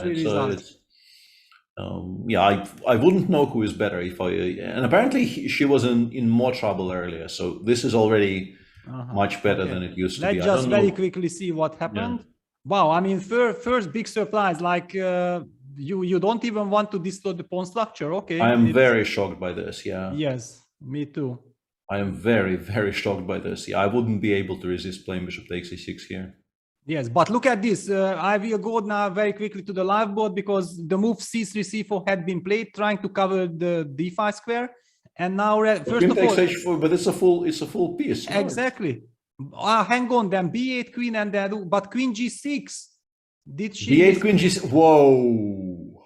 That's the move. Yeah, whoa. She missed.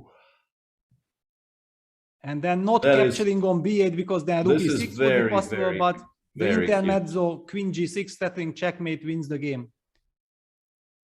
Queen takes f3, rook takes b8, and we are piece up and we are winning. So we came at the right moment to this game. Yeah, plenty of plenty of events to cover here.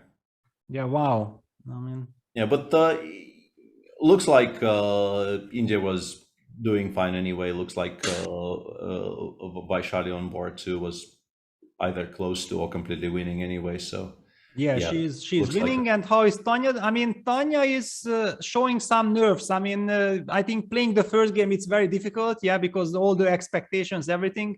once you survive the first game and you settle and you get the tone for the tournament, it might be completely different. Yeah. Yeah, H5, Yeah, this is not very clear anymore. Yeah, it feels like white is maybe slightly ahead, maybe even more than slightly.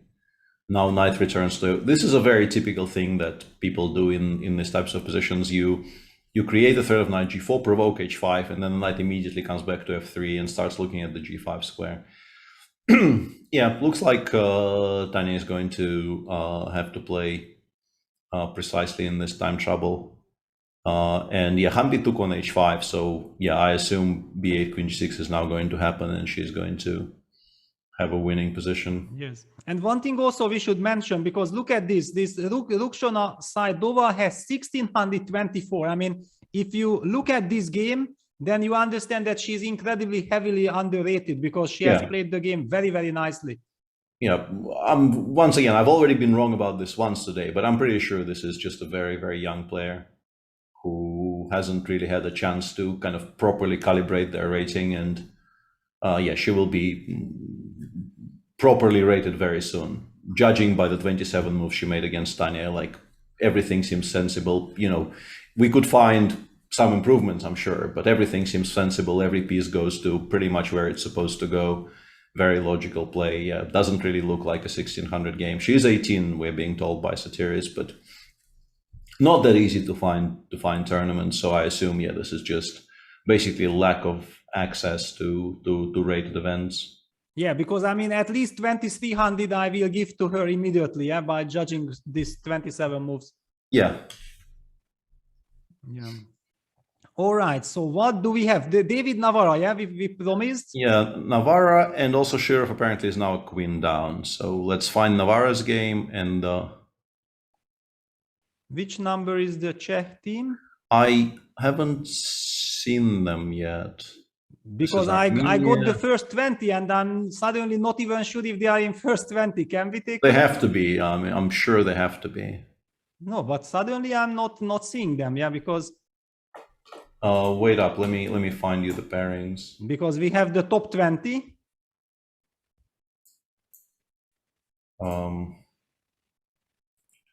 Czech Republic is 18. Ah, okay. So then There it is, yeah. yes. Okay. So he's completely winning now, but I assume there was something crazy going on earlier, because this is not a very interesting position anymore. Yeah, this is what you want to have as a team captain. Yeah. Yeah, this is a very nice, safe position, which is pretty much impossible to spoil. Yes. I mean, even if you want, you cannot lose it. Yeah, those are the important positions. But so I don't know. It doesn't look too clear to me where was this dramatic moment. Yeah. Maybe just an interesting game, but yeah, it looks like it kind of settled. That David just found a way to progress. Yeah. I thought it was a Sicilian, but it actually was a French with knight d2 c5, knight f3. Yeah.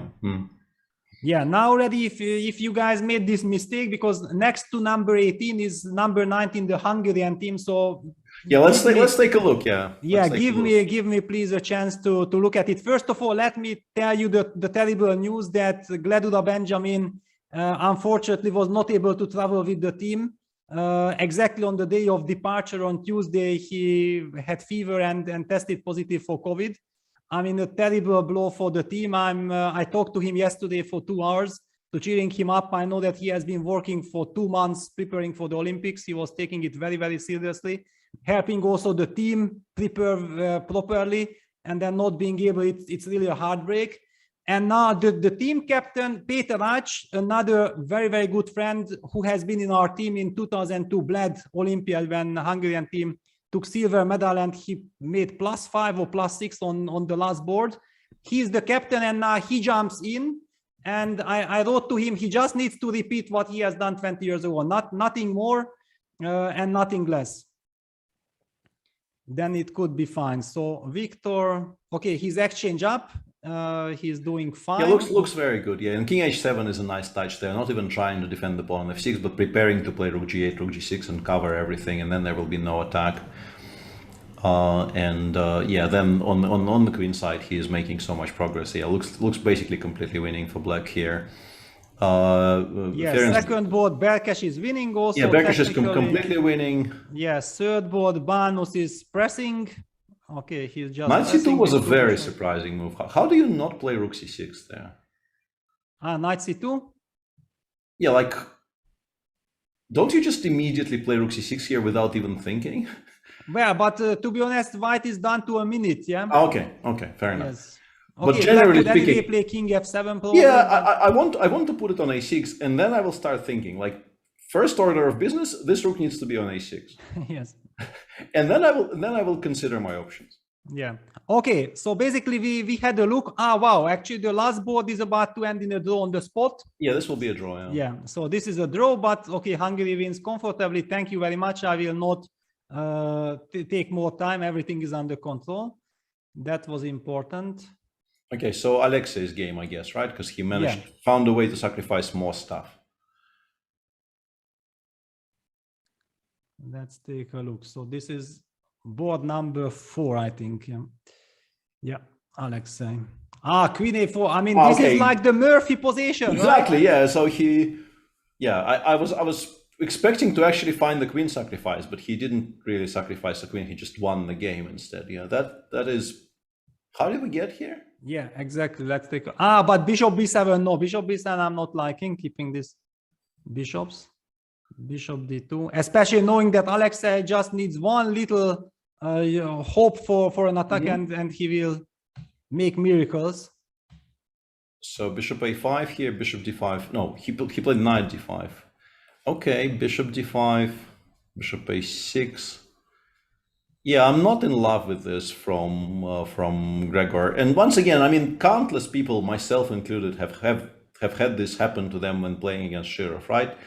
Because the pressure is kind of relentless, and even if your position is okay, you are constantly being asked more and more questions, and the moment you make a mistake somewhere, it just completely collapses. I'm still not sure if this is so winning for white, but I'm guessing he went wrong somewhere. Yeah, but if we can't, I mean, I believe that the only way to justify is to take on d5, but if we can't do it with the rook, maybe. Yeah, with the rook. Yeah, I mean, with something you have to eliminate. You have to get rid of that bishop. Yeah, rook d5, and if you go e takes d5, I don't know, knight c4, and hope that this somehow survives, right? I mean, at least you get some breathing space. Yeah. Yeah, maybe I get time to play, I don't know, g6 followed by bishop d6 or something, and to stabilize at least a little bit. Well, g6 will be met by rook g6. Oh yeah, knowing it's a Shirov game, yeah, it's always met by rook takes g6. Yeah. Exactly. Every single time, yeah, that's sure. But yeah, he played rook d7 instead. I guess he calculated up to rook e7 and then knight takes d5, and he thought like queen d4, he took on d5 here. And even e takes d5 looks dangerous, but yeah, queen a4 check is such a nasty surprise. But still, obviously, queen d7 is just a blunder. I guess he thought, I mean, it's a kind of a strange blunder because you are playing against Shirov, right? So it's not very likely that your opponent is just going to trade queens with you in this position. And if you consider other moves for a second, instead of queen takes d7 here, you will come to the conclusion that you're about to lose. But on the other hand, you know, maybe he understood that he's losing, getting crushed anyway, yeah? And then he wanted to lose beautifully. Yeah, maybe. I mean, bishop b7. But nobody wants to lose beautifully, you know? Well, I've been known to want to lose beautifully, but yeah, I don't know.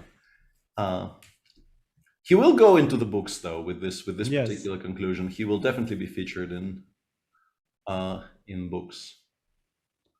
Yeah, perhaps so Alexei starts with a great win. Definitely okay. Not really surprising, because when we saw the opening, it was clear that there will be some terrible tactical idea and some massacre. Yep. To be honest, he went on to win. Well, Vallejo, this position, okay, black is doing fine, but it's still kind of a battle. Yeah, the G6 square is lovely, yeah, the queen on G6. It's still a mess, but it feels like it's a kind of a mess where Paco's experience and calculating power will eventually prevail somehow. Knight c7, and then, I don't know, eventually we play a 4 bishop f5 or something, or I don't know, somehow. Yeah, Doesn't look very clear, to be honest. Doesn't look like I would be sure everything will go my way here with black. Like knight c7, I go queen b3, and I continue just sort of holding things together and not falling apart. And yeah, the questions still very much remain. It's actually very. Look at this. I mean, the clock situation tells it how tense this battle is. Yeah. Yeah, and I think this is what we're watching on the screen, right? This is Paco there on the black side, having taken off his bright red uniform. And he goes knight g4. Knight g4, yeah, also logical. I think it's very logical. I was kind of reluctant to allow bishop takes and maybe fg4, knight g4, but the bishop will have such a beautiful square on f5 if that happens.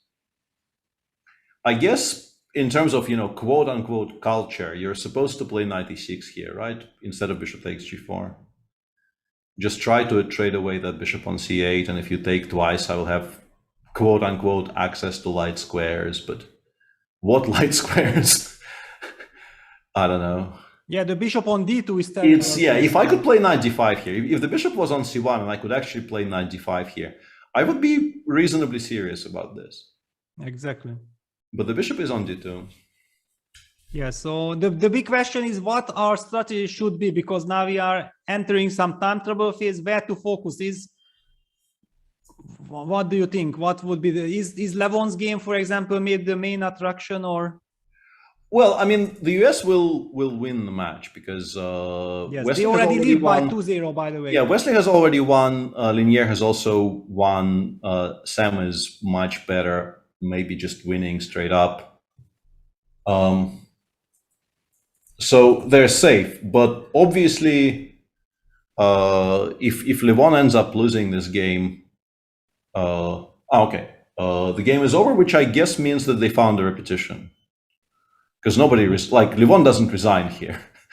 Yeah, definitely. But how on earth? There's no way he resigns. So they must have either found a repetition, or maybe he just offered a draw with bishop. Maybe he offered a draw. Very professional. Very professional.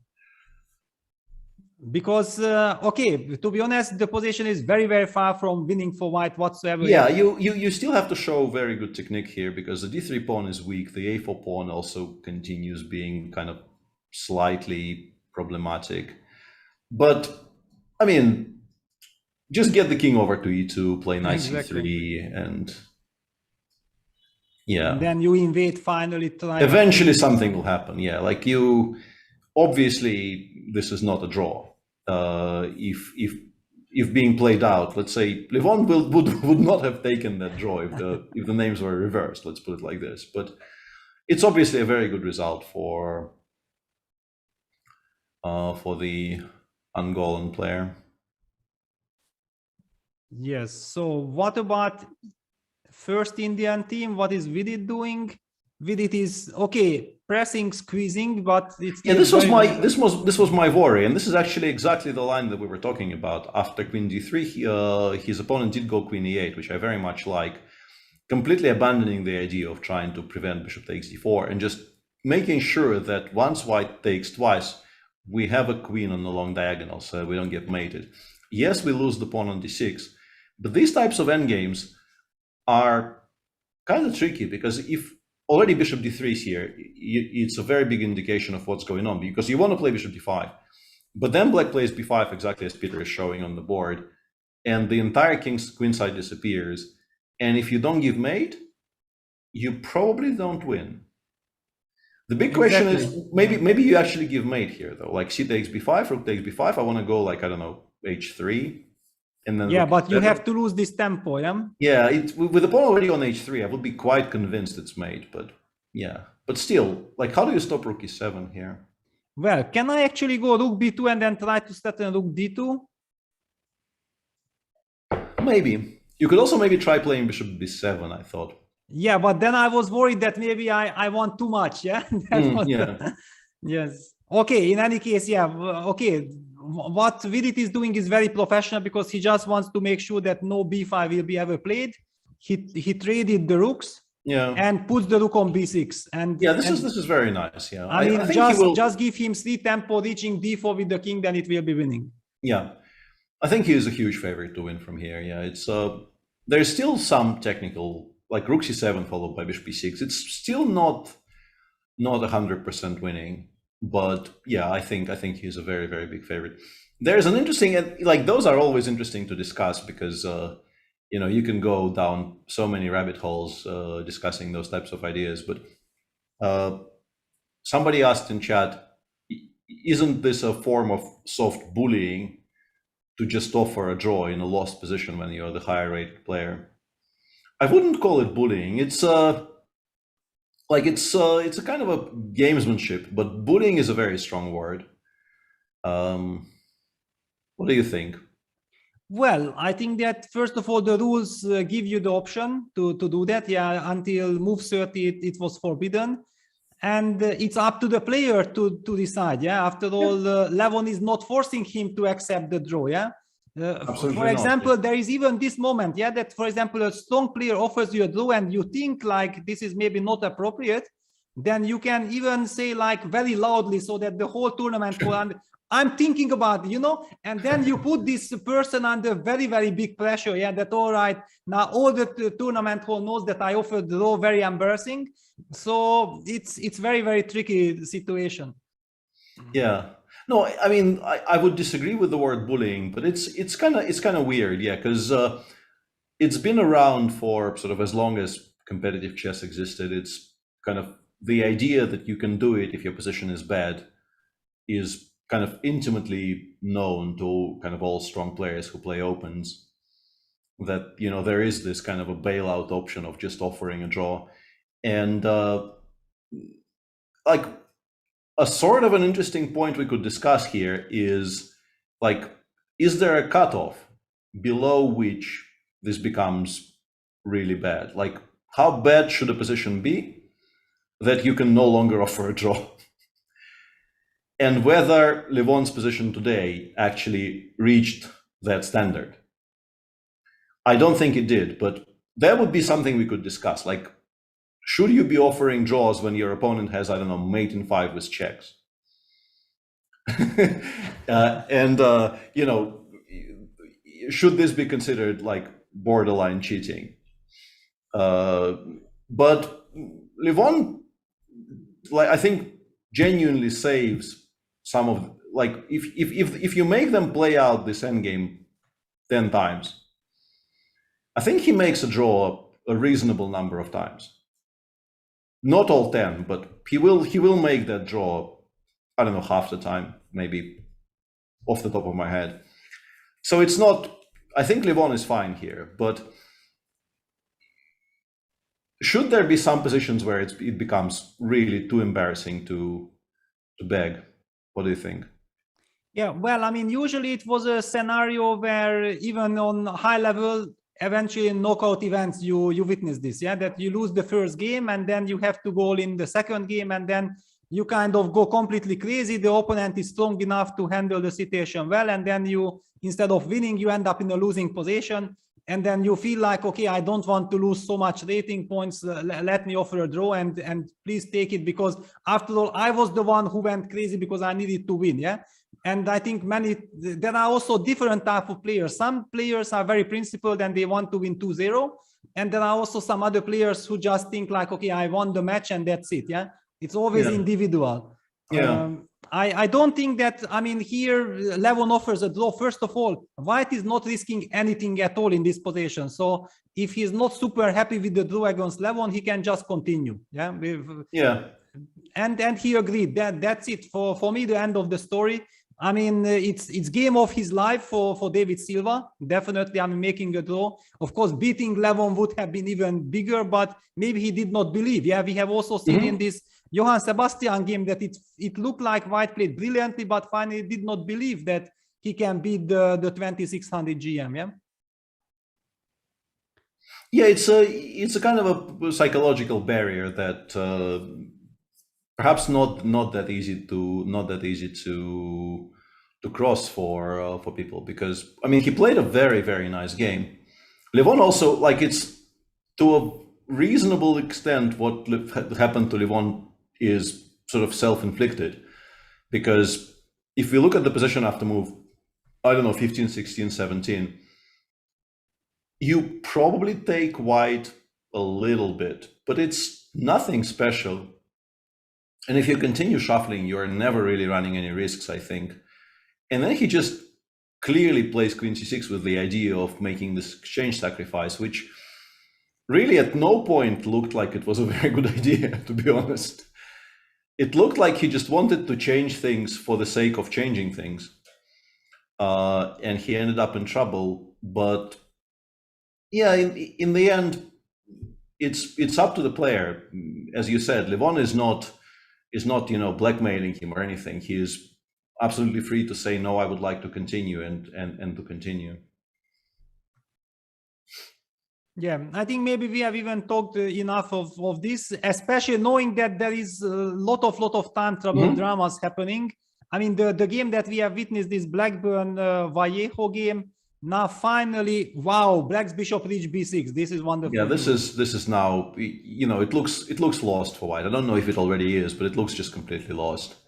Black improved everything, and white seems to, you can't even call this white not doing much. White actually kind of actively ruined his position by, I guess, being forced to push f4, which is a horrible move to have to make. The king on f1 is stuck, and Black isn't even down material for all this. So yeah, looks like Paco will win. Yes. Wow. So actually, if the chat helps us, then we can jump somewhere, because it's very difficult for us to have a complete overview. I'm also very happy to move a little bit out of the top 6 boards, because we were missing those games. That what is happening. Yeah, Dutch number 4 was apparently.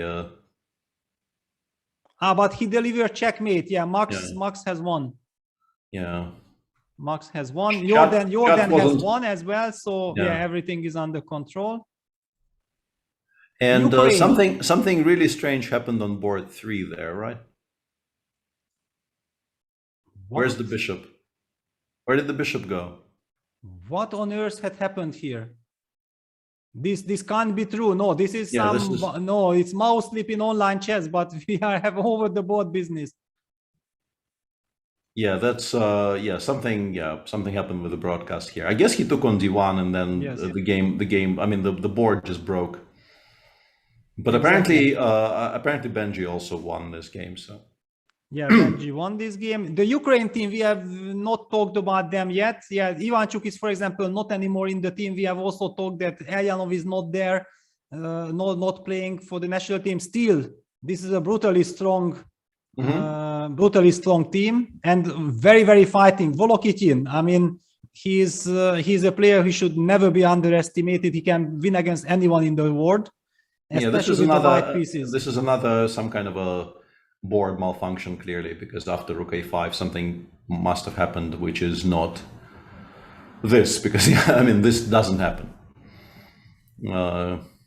Rook a5, and I don't know if Black took here or something, but I mean, clearly, or maybe I mean, rook a5 looks kind of weird, because I guess he took on a8 here and Black took with the queen.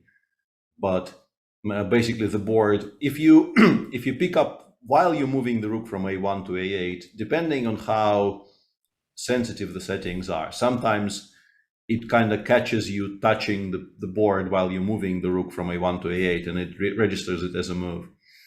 So I'm guessing it went rook takes a8, queen takes a8, but the board kind of broke down. Yuri Kuzubov has already won his game. Shevchenko has won as well. Shevchenko has also won. Vladimir Onishchuk has a kind of a messy position in what probably was a Dutch. Actually, it wasn't a Dutch. There was a bishop g5. What's it called? I actually learned what it's called when I was recording the course and forgot again. I think this is called the Torre, right? The bishop g5 against. Yes, usually it's the Torre, yeah. And he played f5 here, so this is why he was postponing knight f6 for so long. So he basically kind of teased the Torre and then played f5 and switched it to the Dutch, and is currently probably doing quite well. So yeah, the Ukrainians will win. The question is how big.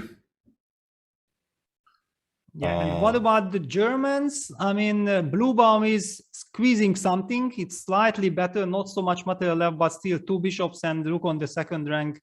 I don't like knight b5 because I think, although maybe it works out tactically, because if you play knight b5, let's say after bishop b6 here, you will not be able to play king f1 anymore, maybe because of rook takes e2, right? The bishops survive, right? Because I will always have checks.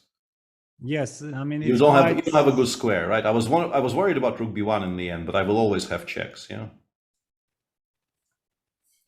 And this is a whole other topic, obviously. Like 3 against 3, 2 bishops against a rook is a separate topic. But you don't want to suffer this, even if it's maybe sometimes a draw. Famously, in the New York World Championship match, Magnus failed to win this against Karekin, but. You don't want to subject yourself to this. And in the meantime, Svane has won his game. Nisipianu has also won, and then Dimitri Kolarz also won. So the match is over. Yeah, Germany is doing very well. Luke McShane won. Gawain, who was winning since move 7, also won. And on the blackboards, I'm actually very pleased that England have selected Hari Ravi, who I only really became aware of, I think, last year, but he's a very promising youngster. So happy to see him playing, and he's has a much better position with black on board 4, and David is a pawn up on board 2. So they also might win 4-0, or they might. Well, when you said you are happy about, then I immediately thought like David. I mean, because people know him as an incredible commentator. Yeah, now he became very, very famous doing this incredible studio commentary from Oslo.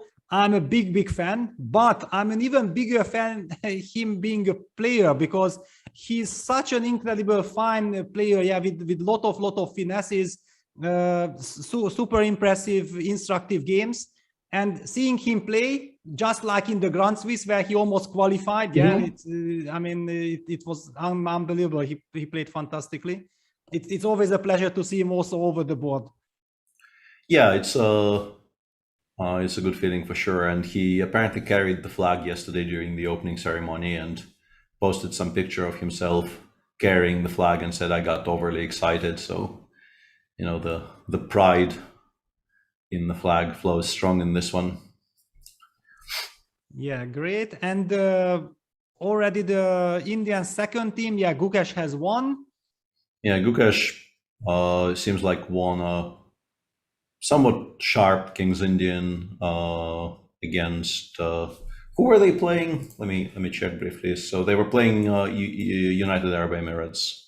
Yes, but look at this, because Omran played board 1. Actually, I know Omran from Abu Dhabi. He's a young boy. I know him since he's 11 years old or something. I played with him a couple of games.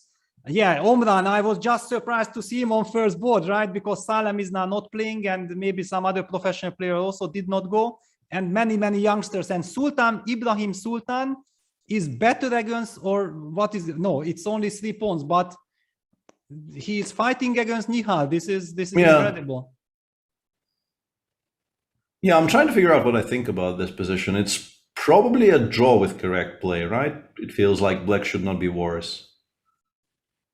94, it feels like, with this, but of course, if these pawns get blocked, then white has hope. Otherwise... maybe knight b3, knight c5 comes very quickly. Yeah, knight d4 is a clever move. I was trying to calculate starting with bishop d6, but I think knight d4 is much cleaner. But maybe we can sacrifice but how do we sacrifice this pawn? Yeah, I wanted to push immediately. Yeah, but then bishop d6 is very awkward. Yeah? Exactly. Yeah, no, I wanted to go king e8, but then I guess we go knight b3, or maybe even knight e6. Not because I want to take on g7. G7 is maybe kind of irrelevant, but because I want it on c5. Yeah, exactly. But okay, then I push a5. And now we go e5, yeah. And now we go e5. So let's try knight b3 instead. Yes. Trying to just not allow any of that stuff. So, okay, I would love to activate this knight somehow. Yeah, knight. Do we want to include f5, g5 or no? Very good point. Because basically for white, of course, every pawn trade makes your winning chances much smaller. So f5, I think pretty much always, at least white wants to meet it with g5. So for black, it's an option. Like you can play f5, you can provoke g5, and then maybe go king f7, king g6, and start some counterplay from that side. But the pawn on g5 will be quite comfortably protected by f2, f4. I don't know if it's good or not. One of those very interesting endgames, yeah, that's very hard to say. And it's the last game of the match because everything else India 2 has already won, like Gukesh won, Adiban won on board 3, and Sadhwani also gave mate pretty much on board 4. Yes, of course. The match is completely under control. I'm actually very much looking forward to Sadhwani's performance because I feel like, I played with him in Isle of Man 2019 when he was just 13 or 14, and he made a quite confident draw against me with the black pieces. And ever since I have him on radar, and I feel like if he would not be coming from India with all the other incredible big prodigies, then he would be very famous. Yeah.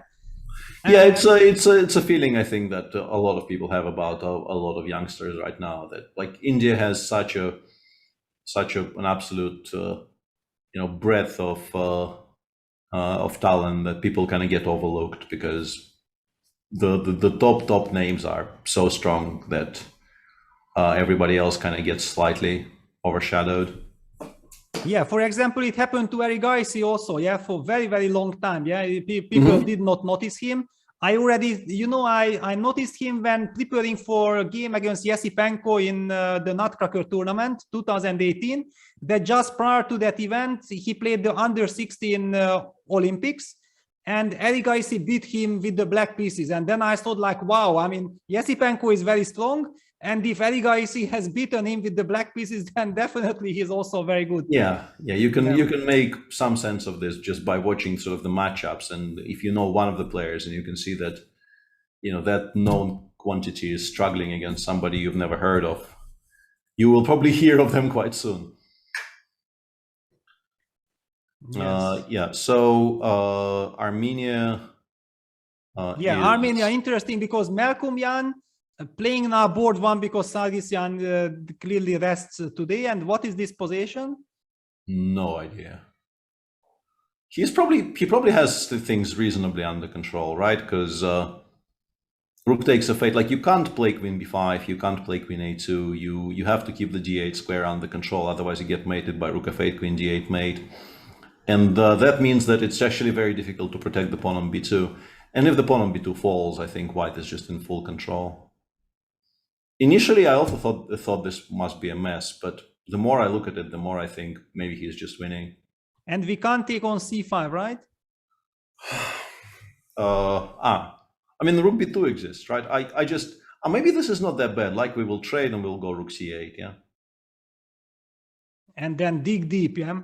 Yeah, and hope that this holds, and it might. The fact that the pawn is on h5 makes it like. If black had the pawn on g6 and the pawn on h5, it probably would just be a draw. But because there's the white pawn on h5, there is slightly more hope. But maybe it's not that much. Yeah, but in the meantime, Tersakian has already won. Manuel Petrosian is completely winning, and Ovanesyan on board 4 is better, I guess. But it should be a draw, right? Just bc5, bc5, a4. Create a passer on the a file. You're just not beating a passer on the a4. But okay, with good knight versus slightly dubious bishop, there is always some practical. There's always it's tricky. Even if you have to play knight a5 and then you start like playing king f4, king g3, f5, f4. Sometimes white loses those types of positions. But in general, I think with the outside passer, it should not be very difficult to draw this. But we'll see. I mean, Armenia will win, but how big is the question? It could be 4-0. It could be 3-1. Yeah, absolutely. And also Iranian team, a team that one really needs to keep an eye on. Yeah, absolutely. I mean, I can't think about this, that if all this Max Todlu and the Tabatabai team would be still joined by Firuza, then what a powerhouse it would be, automatically. That would have been quite something, yeah. And they are going to win 4-0 Or maybe you have already won 4-0, right? Well, maybe this one game. No, it's every game is over. Yeah, they've already won 4-0 against. Let me check the pairings. Who were they playing? They were playing against Nicaragua. Next one is Uzbekistan versus Nepal, which I assume is also going to be a reasonably easy game. And the Uzbeki team is another one which you should really be paying attention to, because I think, yeah, I have a feeling that this is the team with the average age of like the top 4 being like 18 or something. Abdusatorov on board 1, Nojabek Yakuboyev on board 2, Sindarov on 3, and Shamsuddin Wahidov on 4. I don't know who the reserve is. The reserve might be slightly older, but these are all kids basically. None of them is 20, I'm pretty sure. So yeah, very, very exciting to watch the new generation of Uzbeki players. And the big question for me is that what kind of role Kasim Janov is playing, because maybe he's the coach, maybe he's helping them, yeah, and it can make them even more. I know that he's usually working with them and he's helping them prepare, and it would make logical that he's there with the team. I mean, this team is incredible. I mean, we remember that Sindarov was the player who knocked out Alireza Firuza from the World Cup, right? Yeah, and the player who then in the rapid tiebreak and in the blitz, I think it went all the way to blitz or something, knocked out Alireza. So super confident guy, very, very dangerous. His rating is now 2630. Maybe he's already even stronger. Yeah, no, it's going to be very interesting to watch them, and they are definitely a kind of a sleeper candidate for very, very high placement in the Olympiad if they play well, because yeah, very dangerous, very confident youngsters, like already very good at chess, but also still growing, still improving with every year, and you know, I'm sure massively excited about, you know, as a team, as a group, representing their country in the Olympics. Yes, and now we are coming to the French team, which is anyway quite solid and strong, but we have to say that, of course, it's a big loss that Vache Lagrave and Alireza Firuza are not participating. Yeah, that's I mean, it's a different team if those two play, of course. Absolutely no disrespect to the team that is currently there representing their country, but if you remove 227, like 90 players from a team, the team is going to be slightly weaker, you know. Yeah, and also they would be actually also not only fighting for medal. With a good tournament, they could also be fighting for gold. Absolutely, yeah. And Etienne is also not playing, so yeah. Also, arguably 3 of the strongest players the country have chosen not to play. So yeah, Jules Moussard is pressing in this rook ending against Christy Joshua. This is France playing against Jamaica. Cornet already won. Marc-Andrea Maurizio also already won. And on board 3, can we briefly check how they got there? Because it's a draw by perpetual, but Black is 2 rooks down. So I wonder if who was better during the game? Like maybe nobody, but okay. Like White so was basically better. White was pawn up, but Black had some initiative, and then yeah, he found this very cute rook g4, rook g3 way to save the game. Yeah, because now rook h5 checkmate is a threat. Rook h4 is impossible due to queen takes h4. So lot of tactics. With the move rook e5, White is stopping all these ideas, but it allows the beautiful. Yeah, just in time, Maxime found this rook d4, rook g3 idea, and it's a perpetual, which also clinches the victory for Team France. With the two white boards have already been won by Cornet and Maurizio. But also look at this. I mean, this Lorne Ras Malaku with 21-61, making a draw against Maxime Lagarde. Yeah, this is the reason why we love these first runs also. That yeah, we see many times that yeah, the underdogs have 0 chance against the superstars and the stronger players, but suddenly we see all these surprising results as well. Yeah, Wow. absolutely. Absolutely. Then we have India 3 playing against South Sudan with, I think, 3 games already being over. I'm guessing, Murali Kartikeyan won, Gupta won, and maybe that game is still ongoing, but not for much longer. The game on board 4, where Abhimanyu Puranik is still playing, and board 1 is still very much in progress. But I assume Seturaman will eventually win. It's a kind of a funny position where White has a full extra exchange somehow in a completely closed structure. But eventually you will secure your king and push b4, a4, b5 and win, I guess, right? Yes, of course, yeah. I mean, if the queens would be traded off, then we would be, of course, talking about the king's maneuver. Yeah, absolutely. It's difficult on the board, it's difficult to take the queens off, but black has absolutely no counterplay. So eventually you just open the queen side, and you have no serious threats against your king anyway. Wow, actually, if we talk about India team, the third team of India, they are ranked number 16. I mean, it just shows this incredible strength. Okay, we know the players, we know that they are dangerous, but if you even look at the numbers and they are still in number 16, it shows what an incredible. And you have to at some point mention that all of this is with Vishy not playing, right? So exactly, it could have been like you could move every lineup one board up as well. Like if Vishy plays India 1, drops 1 player to India 2, then India 2 drops 1 player to India 3. All 3 teams are stronger. So tremendous wealth of talent in India right now. Yeah, really absolutely stunning. And also it's so nice to see that chess is so important, that it's one of the main sports. It's always wonderful to witness this. Absolutely. 17 is Ethiopia versus Croatia, and Croatia seems to have been in full control. 4-0 there. We probably don't need to look at much there. Seems like just a normal match there. Then we have Czech Republic against Puerto Rico, which is also seemingly a dry score. There was one draw on the. A player on board 4 made a draw against Petr Michalik. For example, this final position still a bit intriguing for me. That isn't Black able to try something here with this initiative? But he probably thought like, okay, it's already 3-0. Okay, let's finish. You play f4, White goes g takes f4 and puts the knight on g3 and starts playing for a win. Yes, exactly that. That's a reason to make a draw. Like it's maybe not the best idea.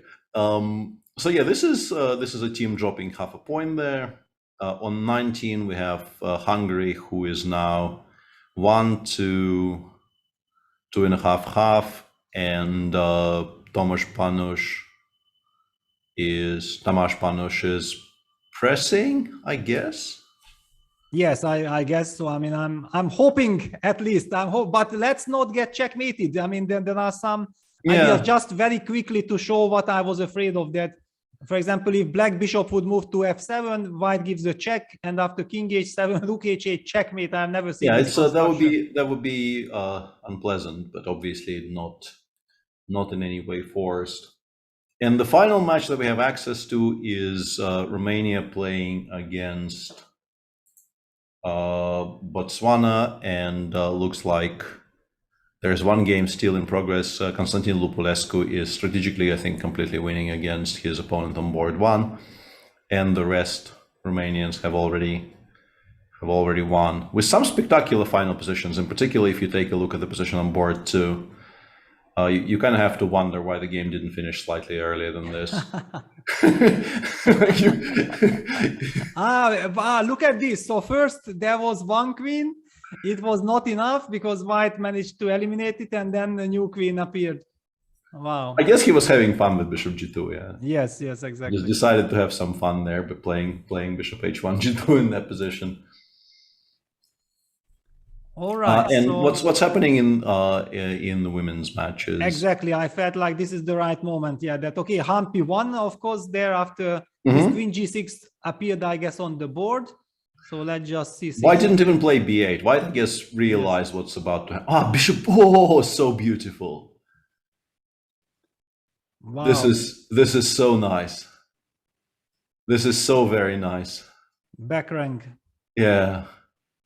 And now we just take and on White one. had to retreat. Yeah. Oh my God. Yeah. Yeah. This hurts. Yeah. The rest is. And yeah, this is just absolutely healthy extra piece for not very much. Yeah, Vaisali has won in the second board. Yeah, it was kind of expected, and Tanya is still kind of suffering, but okay, probably she'll be fine. Yeah, she'll be fine. I think White doesn't really have any kind of a way to. I mean, knight c7.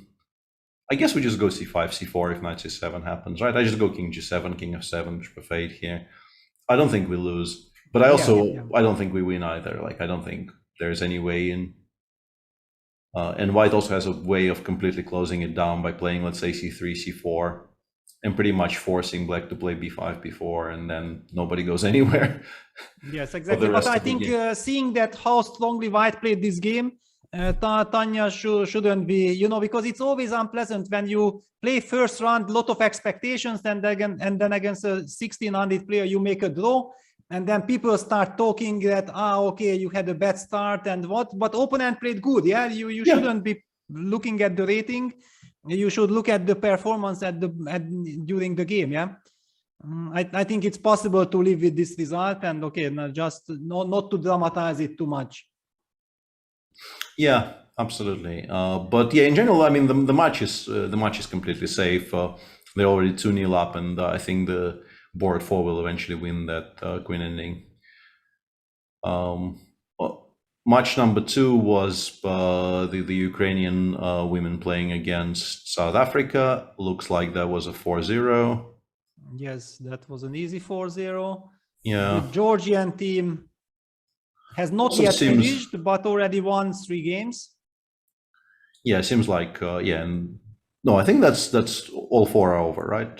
Yes, it's exactly. Yeah, and it's kind of cute that in this one, basically, White finally played e2, e4, and Black realized that now that this mistake has been corrected and e4 is on the board, you can safely resign.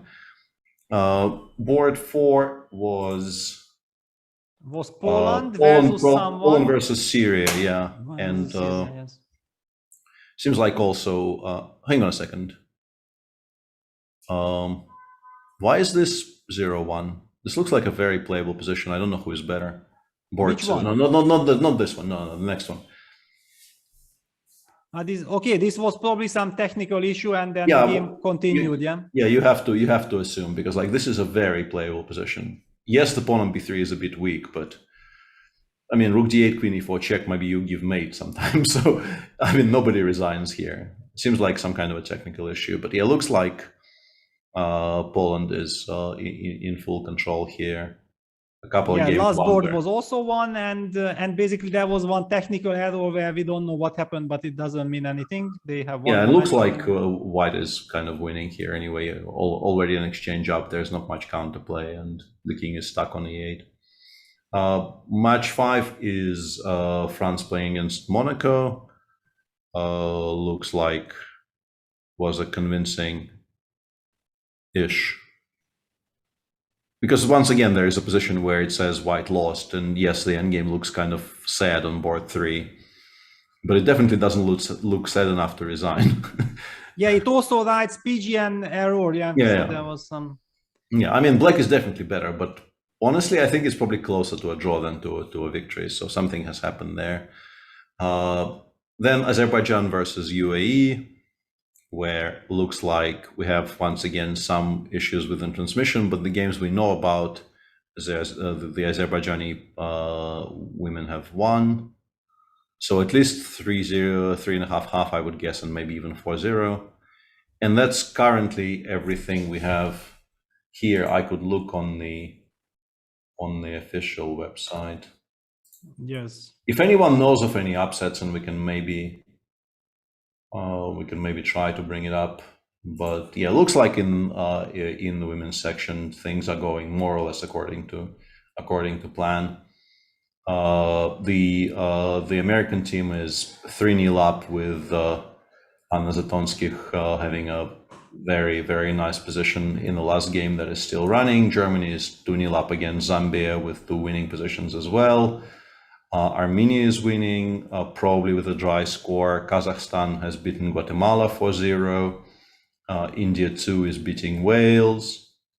Hungary against Panama is surprisingly close on scores, but that will be. Looks like Hungary will win.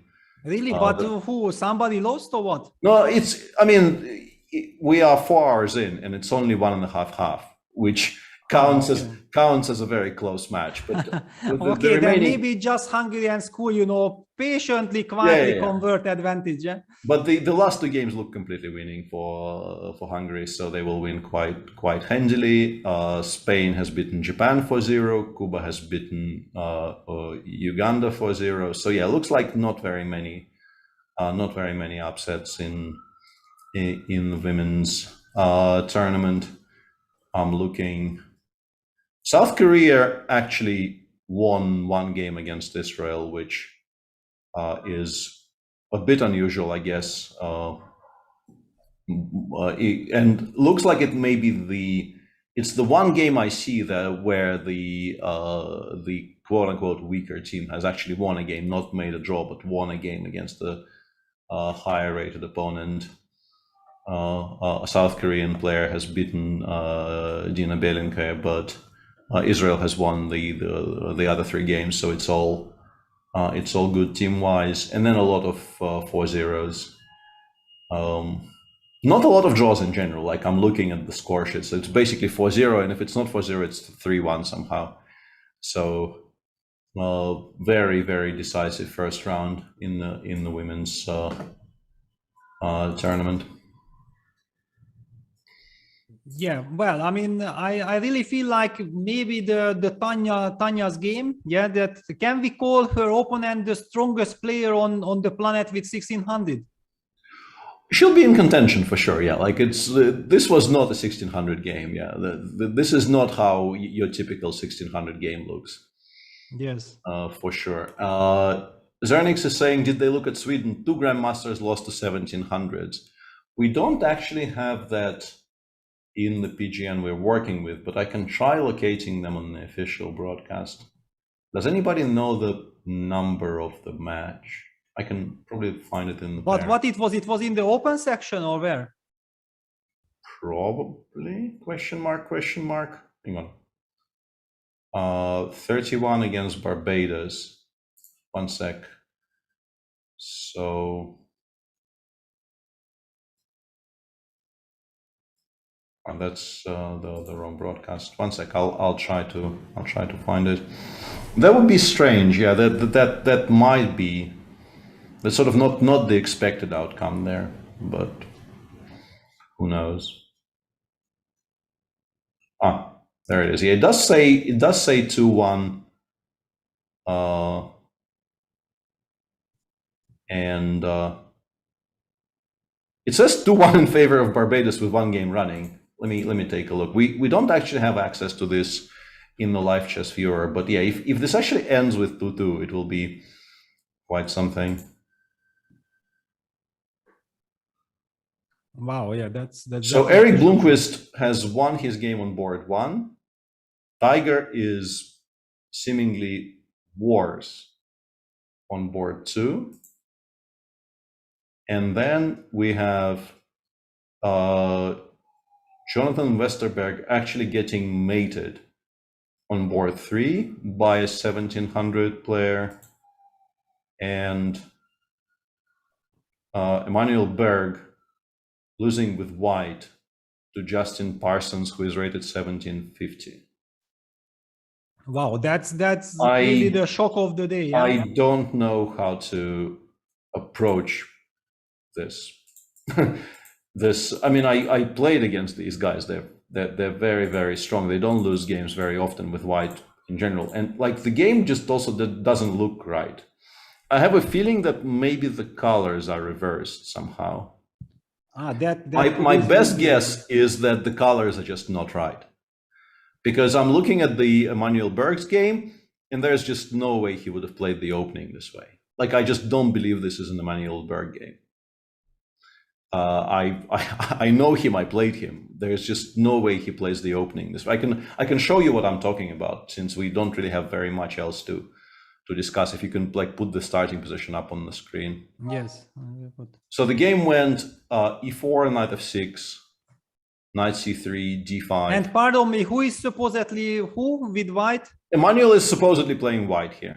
Okay. Knight c3, d5, e d5, knight takes d5, knight f3, knight takes c3, d takes c3.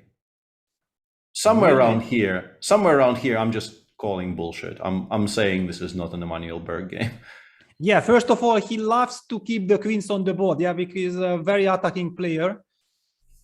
Yeah, and also like you just don't play d takes c3 here. It's just wrong. Basically, like you're playing a Berlin with colors reversed, but your opponent didn't even give you the bishop pair. So you're just worse with white by move 7. So yeah, I don't believe in any of that. Yes, no. Then it's basically clear. Yeah, this is just completely wrong. It's either just some kind of a different match which got imported as Barbados against Sweden, or it's with colors reversed. Yeah, I was already getting seriously worried for Niels Grandelius, to my good friend. Yeah, because definitely if you are not playing in the first round, you expect your colleagues to take care of it, and then you are joining the party from the second round. Yeah, and we're also being informed by Soterius that it's likely that there are some mix-ups on the lower boards, because it's first round of any tournament is a challenge for the live transmission team, but a tournament of the size of the Olympics is going to be an obvious and a very, very difficult challenge. So yeah, it will get ironed out. We will not have those problems deep into the tournament, but today there's definitely going to be some mix-ups. And apparently Canada is supposed to have lost to Liberia, which is probably also not the correct result. Exactly. You would assume. So do we have anything on the top boards that is still running? Yeah, I'm trying to take a look. Well, apart from that rook ending, yeah. Yeah, Vidit is squeezing this rook end game. I'm expecting a win from him because, in fact, Black's king is in some kind of almost a mating net on e5. I mean, nothing really moves because the rook can never leave the c7 square due to rook c6, and Black might run into some Zugzwang issues as well. Yeah. I mean, rook b7, rook b3 check might be a justification for allowing rook c6, right? Otherwise, maybe g4 would just be winning on the spot, like g4, and then you have no moves. Exactly. Yeah, but g4 can be met by rook b7 and then check. But but okay, why to give this? Yeah, certainly. We also see the evaluation bar goes crazy, yeah, like indicating that white is completely winning. It's maybe connected with one of these kind of special things, because otherwise the position looks winning for white slowly, but not like immediately. I'm wondering what computer sees what we don't. Yeah, it's interesting that the evaluation is, and once again, we keep on referring to the bar. We don't have the engine running, we have the bar running, but the bar isn't visible to our audience. So maybe we should be referring to it less because we have access to it and our audience doesn't. But it seems to indicate this is like, the evaluation is sort of mate in 5, which it clearly isn't. And yes, mate in 5, really? Yeah. No, but like the bar is completely white, which is sort of the kind of a picture you see where it's mate in 5 or plus 17 or something. And I don't see why. I wouldn't be surprised if it actually was reasonably comfortably winning for Vidit, but still requires technique. Yeah, absolutely.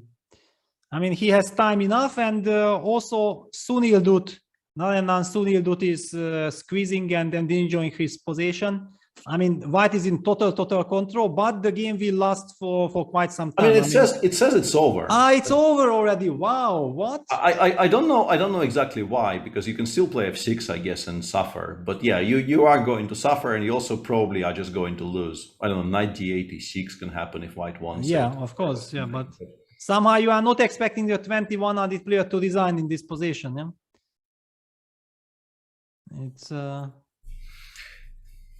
it's surprising.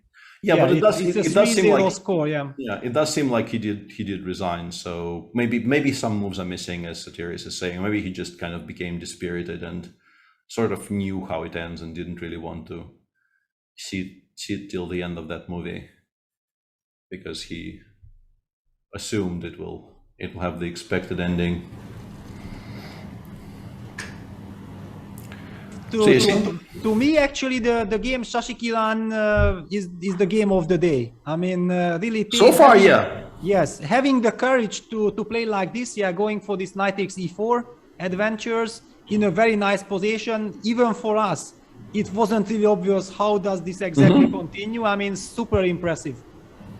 Yeah, I mean, the Shirov game is also a lot of fun, but in a way, what Sasha did here is more impressive because it's a kind of a slow burn positional compensation for initially a full rook and then a piece, which you don't see very often here. Just a very, very nicely played game by Sassi.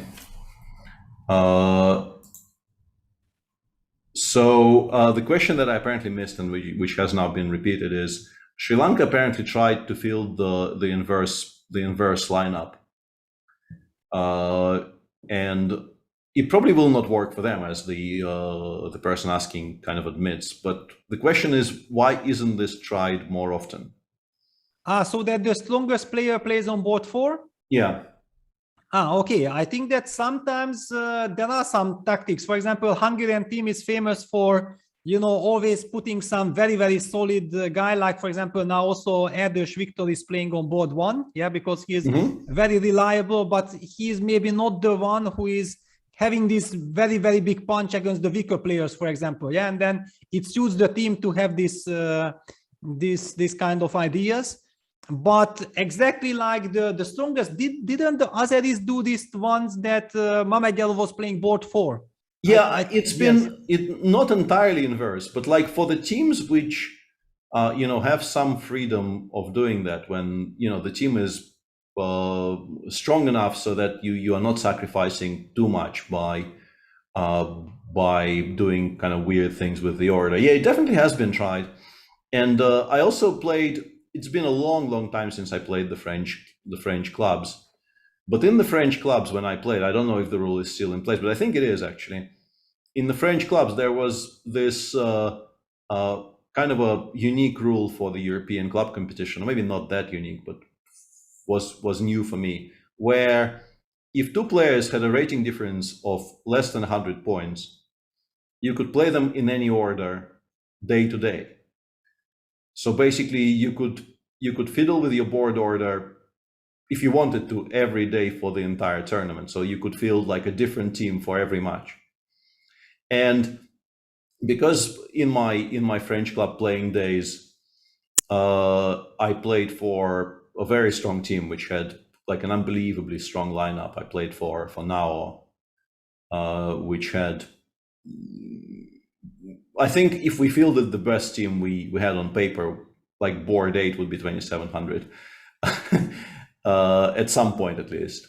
So we had a lot of fun with that. I definitely played both board 1 and board 7 for that team over the years, and you could have a lot of fun with that idea. Yeah, I think we can maybe even mention a couple of names. Yeah, so Kramnik was on the lineup, you were in the lineup, Grishuk was, Adams was. Yeah, I mean, it was incredible. And all the best French players at the time, I think, were like Etienne played for us. I think MVL played for us as well. Yeah, that was just a disgustingly strong team. You couldn't play board 8 because the format is, I think, 7 men and 1 woman, and there the difference would be more than 100 points. But we definitely played like 1 and 7 a lot, and Yeah, and 4NCL also has that that format. I'm being told. Yeah, I haven't played 4NCL for ages as well. And one question, in the European Club Cup, how many times did this team win? Now, No. I get confused. I think at least once, maybe twice. Yeah, because I remember one. No, what I want to highlight basically that even with such incredible teams, it's not guaranteed that you are winning. I mean, you are always there fighting, yeah. But I remember it was also some big celebration that now won that one. Yeah. But it's never clear, and the same applies to the US team here as well. It's fantastic. It's incredible. I mean, can you imagine that Hikaru Nakamura, who has just played so brilliantly in the Grand Prix series and played wonderfully in the candidates, is suddenly not in this team? It's just unimaginable. Oh, but that's his choice. That's not selection issues, right? That was strictly speaking his choice. He decided not to. Yes, but I think it was what was Hikaru's reasoning? He was saying that because the regulation says that the first 4 players are selected by rating. Yes, so basically because he was inactive doing all his streams. Okay. Then he could have only been the substitute, and it was somehow he was not feeling comfortable with this role. Yeah, I wasn't aware. I just assumed that for whatever reason he just decided that, you know, that's enough classical for a bit. Now I go back to the online streets. Yeah, no. This I heard him say himself. Okay, I should be more informed then. My apologies. Yeah, well, I was lucky it was during the Grand Prix or somewhere, and I was even like surprised, and then I understood that yes, it's kind of tricky, but it was also at the moment when he was still, you know, maybe not completely sure how much he returns. Yeah. I mean, maybe if the decision would have been postponed later, then maybe he would have been willing, yeah, because now he has been playing so fantastically. Also, I feel, you know, like if I know how nice people like Dominguez are and so on, yeah, the whole US team is wonderful. If, for example, Hikaru wanted to say that, come on, guys, take the role of substitute, for example, for Lenny, I'm pretty sure that Lenny would have agreed, yeah. I mean, that's how I feel like. So it was a little bit unfortunate, but of course, seeing that Sam Shankland is playing, I mean, I know how much it means to Sam, so I'm very, very happy seeing him in the team, and always he's a driving force of this US team. In all these Olympics, he scores enormously. The first time in 2014, he was also in Tromsø playing wonderfully. I mean, scoring some +6, 7. He always it's such an incredible honor for him to play and outperforms nonstop.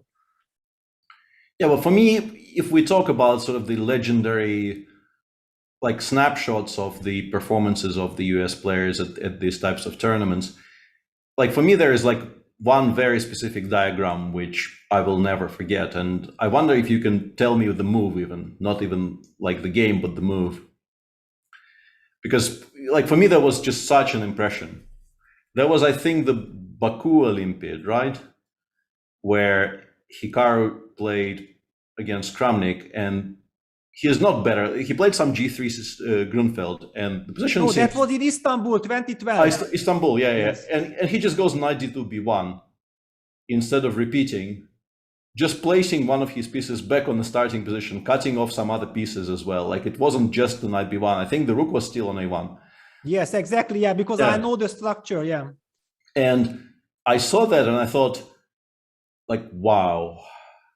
I suspect it's not great, but just wow for the spirit of the move, because like the decision like this would have been like, I understand that it has a lot to do with my personal dynamics in my games against Vlad, but I'm pretty sure I would not be capable of making that move against Vlad.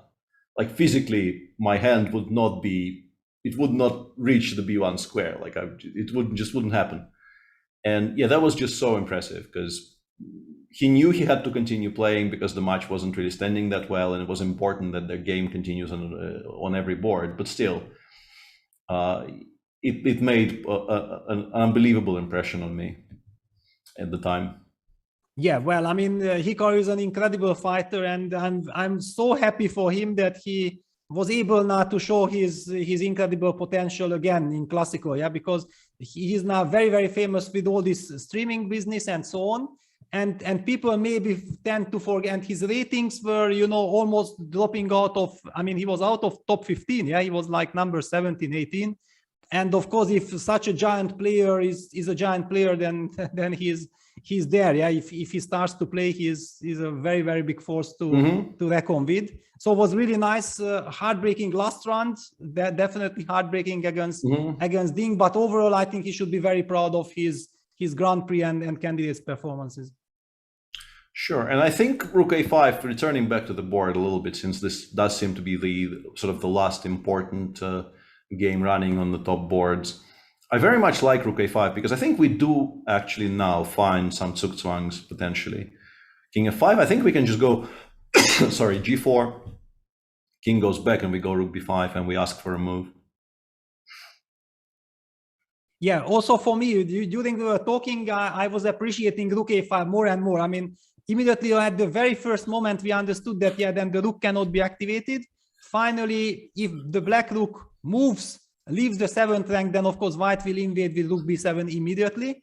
And it will be very difficult or impossible to protect the H7 pawn. And if Black will be forced to move the king, then White will advance in the center, yeah?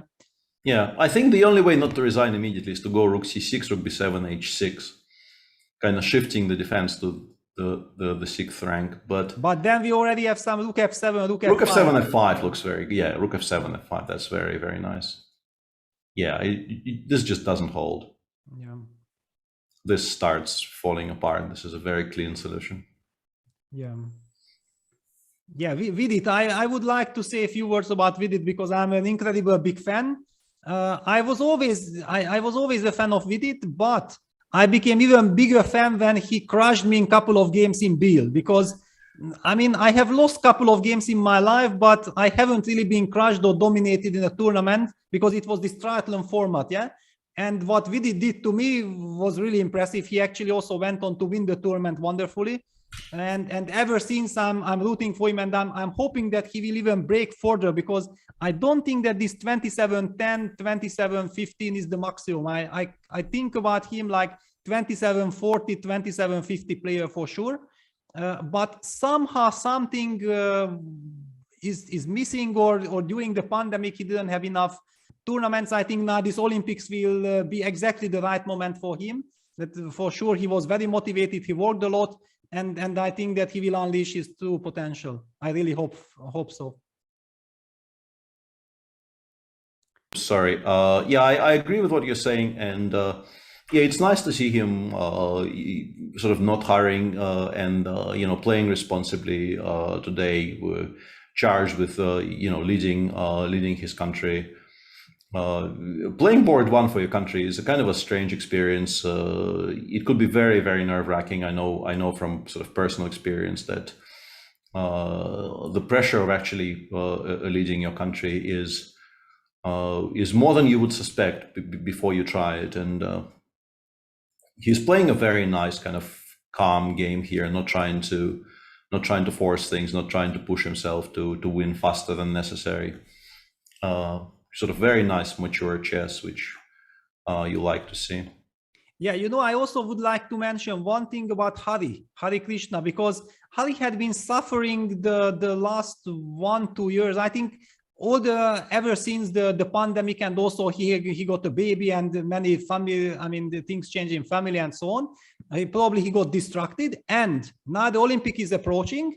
He started taking chess very seriously. I heard that he started having real training sessions again, works, and he crushed the Prague field with an undefeated +4 score. And I was so happy because I know exactly how strong Hari can be.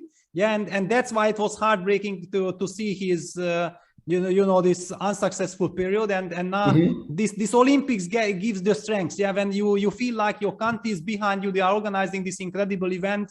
The expectations are high. The youngsters are also coming. Everybody is taken care of.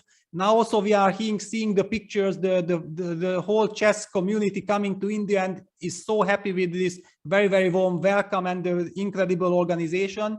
It's just so nice to witness everything that is happening in India. Absolutely, yeah.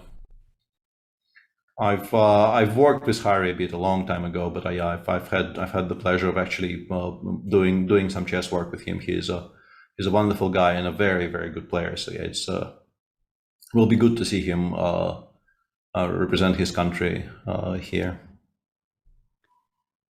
Yeah, now we are seeing the video feed, and yeah, Rook D8 maybe is even cleaner than Rook F8. Both are very good, but I think Rook D8 D5 maybe is slightly faster even than the other option. Both should be completely winning though. Yeah, it seems to me like, yeah, white is winning, and I would like to pay credit for black's performance in this game. I mean, playing such a good game and fighting against Vidit like this, making his life as difficult as possible. I mean, kudos to Makoto Rodwell. It's just great. Very well fought game, but in the end probably will not be enough to make a draw. But yeah, for full credit to him, he played a very, very decent King's Indian. Required a lot of patience and a lot of work from Vidit to, and still requires some work even here from Vidit to convert it into a full point. Exactly.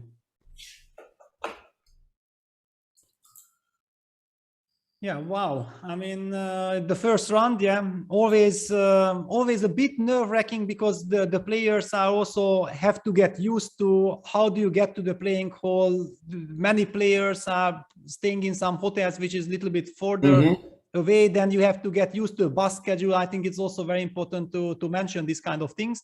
I know for myself that I always hated when I had to go to the game with the bus, because the bus was leaving like at 2:30 or maybe even 2:25. And come on, 2:20, I'm still middle of my preparation, you know? I mean, yeah, I know. Yes, and I was always bargaining that, okay, no, I will come at 2:35. Please make sure that there is a bus there, you know, I will be there. Then in Tromsø, the team kind of gave up on me, because there we could walk to the tournament hall, but it was something like 10-15 minutes walk, and there was still the security checking, yeah, which can also take some time. And the team kind of asked us that please, like 2:35, latest 2:40, we should leave. And then the poor players, you know, were waiting for me the first days. And after them, I told them, yeah, just go when you want. I will be running. I can promise you I will never be late. If I feel like I'm starting too late, I will just run to the playing hall. I mean, because you know, it's one thing when you come late, it's your own responsibility. Yeah. But if I know that the team is waiting for me downstairs, it drives me crazy. Yeah. Yeah. It reminds me, on the other hand, a story which, you know, since you are married into the family, so to speak, a story which you may have heard of, which is, I think, attributed to Rafik Vaganian. The story of him playing some tournament, I think in South America. I don't exactly recall where, but it's not very important. It's sort of important which continent it is, because we're talking about kind of warm and humid weather. So the story goes, he and one other player who I don't know, but I don't think it matters a great deal, mixed up the time of the start of the last round. And in those times, it wasn't zero tolerance or anything like that. But if you came to the playing hall more than 1 hour late, you were still forfeited. You would still lose the game. So there was still some kind of cutoff where you couldn't be later than a certain point. And they sort of realized that they're in trouble with like 17 minutes late of their 1 hour allotment. And the playing hall is like, you know, 15 minutes away by very, very brisk walk. So they start towards the playing hall, and the second unnamed player suggests to Raphael that maybe they should run. And Raphael says, no, we will not run. If we run, we'll get sweaty. If we get sweaty, we will not be able to play. And just continues at a very leisurely pace and makes it with like 1 minute to spare and plays a normal game. But this idea that, you know, getting forfeited is less important than, you know, not being in full physical, you know, in perfect physical condition when you arrive at the board, it always very much appealed to me. Felt like it's somehow this is a legendary story in or at least was, I don't know if it's still legendary, but it was definitely one of the one of the things which were passed on, generation to generation. Yeah, it's of course very important to keep your calm. Yeah, I also feel like, because I know in vacancy as well. Yeah, from the hotel to the playing hall, usually you go like maybe 6 minutes. But if you know that you are late and you go very, very fast, you can do it maybe in 4. Yeah, and every second counts. Yeah, this was always critical. Yeah, and in this game, the interesting thing here is, if you play, let's say, rook e5 here for black, and white goes rook d5, I think here it actually works because I have h6 in the end, right? Exactly. But it becomes a bit of a weird mutual zugzwang. Like, if in this position it's black to move and black plays h7, f4 might still be winning. Yeah, okay. Yes. f4 might still be winning. I was briefly very attracted to this idea that this position is a... No, but hang on, f4, no, because then gf and f3 are also queening with check, no? Yeah, you're also maybe queen. Yeah, it becomes very double-edged. Yes. But if it's white to move, as it will be, after h6, everything is completely fine. So yeah, looks like Vidit will win, and it's all good for him. And especially, sometimes I feel like winning a tough game nicely in the first round is much better than winning very quickly, because you get inside, you get inside into fighting mood, and you understand that things are not coming so easily, because sometimes if you win too prematurely in the first round, you might actually fool yourself by not yet being in the real fighting atmosphere, right? Mm-hmm.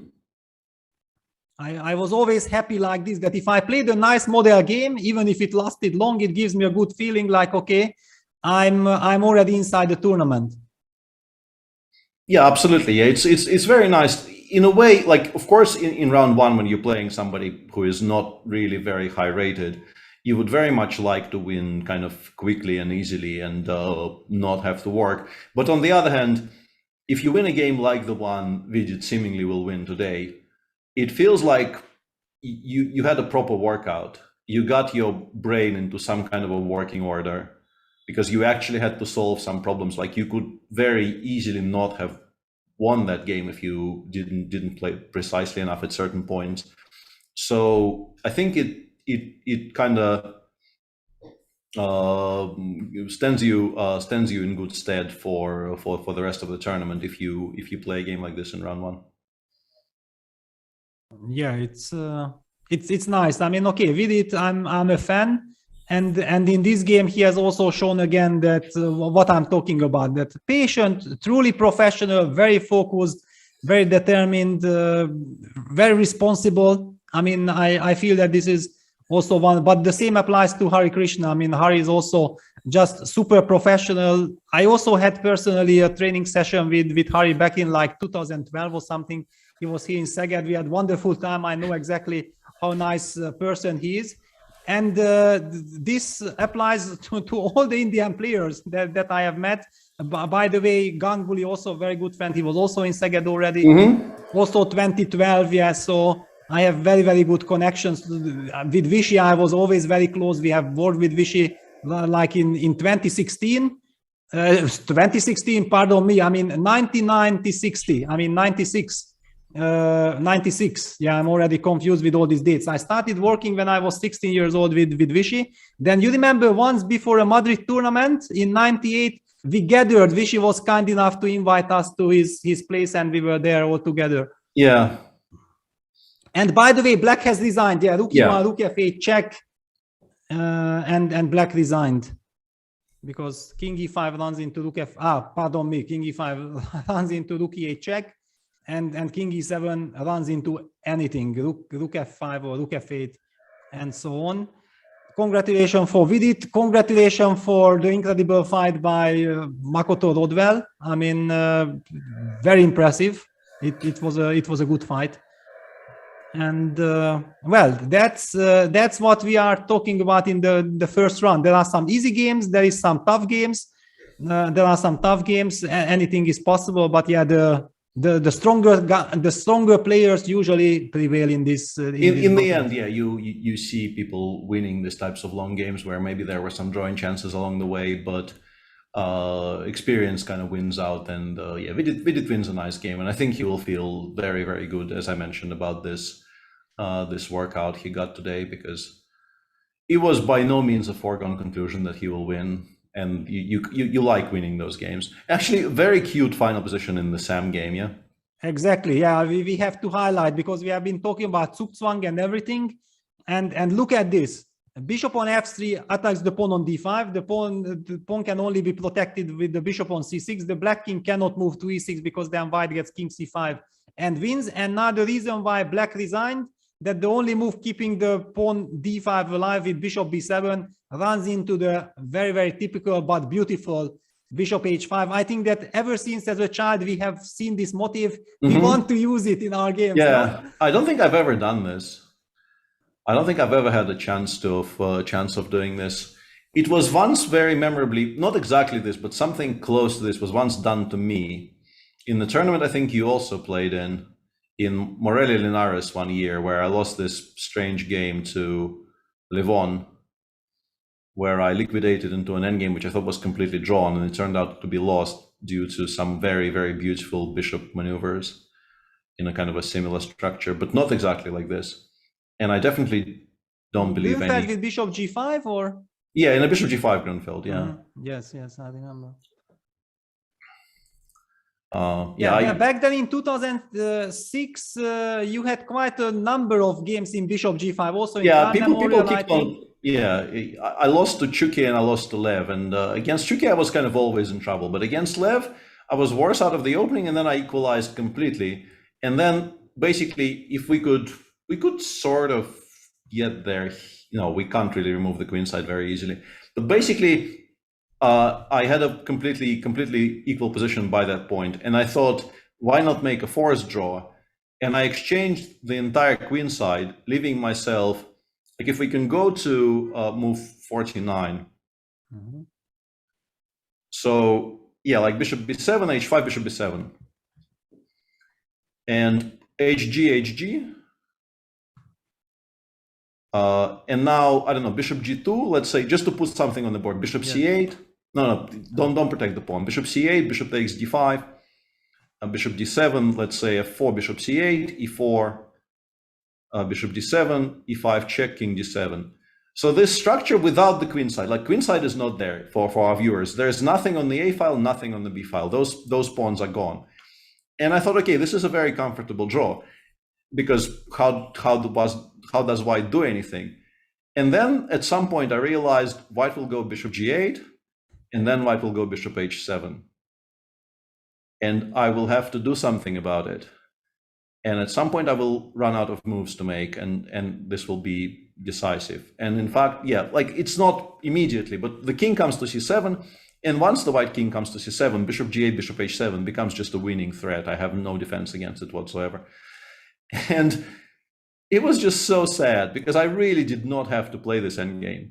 I wasn't even worse. I just thought, this is a forced draw, so why not make a forced draw? And I, with my own two hands, I liquidated into this and then basically resigned. It wasn't much fun. Yeah, it's very, very tough. Yeah. Losing like this, yeah, because I think whenever you have the faith that everything is fine and then you lose, this hurts the most, yeah, in chess. Yeah, because I was definitely not equal out of the opening, and I did a lot of work to equalize. Levon also probably did not play very precisely, but like by move 30, I was completely fine. And then I decided, you know, why play on when I have this forced option, which just makes a draw on the spot. Haha. And there was my draw. Yes, so now if we are looking back, then what we know for sure, yeah, that there was a setback in Levon Aronian's game, yeah, so David Silva has played a very nice game and finally agreed to a draw in, maybe prematurely, because, okay, he's clearly better. I don't think that he's winning, but he's clearly better. Yeah, so Levon should be kind of disappointed, but at the same time relieved that he survived. Probably that's kind of correct to put it. And the big scare for Johann Sebastian Christians and surviving this total nightmare, I think this is a very big achievement. Yeah, he was basically pardoned by his opponent. I don't think he is, his achievement here is that he chose not to resign and just played CC, like move 20. I think if he just resigned after Rook H1, nobody would blink an eye. I think it would be a very, very solid decision. You wouldn't blame him for it. So yeah, and from that moment on, he was absolutely at the mercy of his opponent. His opponent decided that draw was okay. I think that's how you described what happened in the later part of the game. Yeah, and there is because it seems like finally for the match situation it did not mean anything, but for Johann Sebastian surviving this game, now he will sleep nicely. I mean, would he have been losing this game in like 20 moves? I mean, believe me, guys, sleepless nights would be guaranteed. He would put incredible amount of pressure on himself for the rest of the tournament. Now he can basically have a big laugh about this terrible game because it was truly terrible. And from this moment on, start to play like he can. But he needed to survive this game. It's very, very important. It's important to somehow survive it. But whatever you need to not lose this game, if it actually happens, it of course gives you additional confidence, and you're much less sorry for yourself. Although, I mean, he still will know that he did not play well today. Like let there be no doubt that this was not, one of his better efforts. Yes. So what do we have? Do we have something going on, or is everything finished? Do we have some information? Looks like things are done. Yeah, I don't really see any live games still going on. There's a game in the Poland match, but Mateusz Bartel is completely winning. I don't think we absolutely need to wait for this to finish. I don't think it's a difficult conversion. There's still some. They are also leading 3-0, so everything under control. Tanya is still playing, as we can see on our screen. Tanya. Okay, we have to check back on Tanya. That's for sure. I mean, thank you for the information. Yeah, because we already felt like it's going to be a draw, but let's see how does this. Wow, no, actually Tanya is pressing. Maybe can she break through?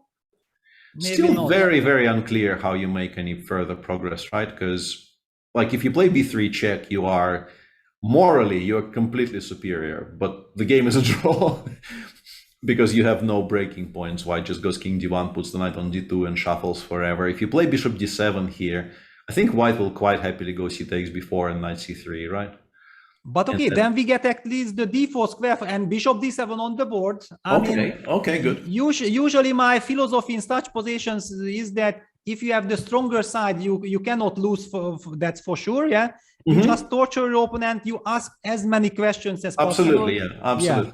And for example, bishop a4 is almost like a checkmate threat, It is all kind of, not exactly because of b3, but you are winning if it's allowed, c takes, I mean, b2, b3 might also be a draw here, but you're not very happy making that move.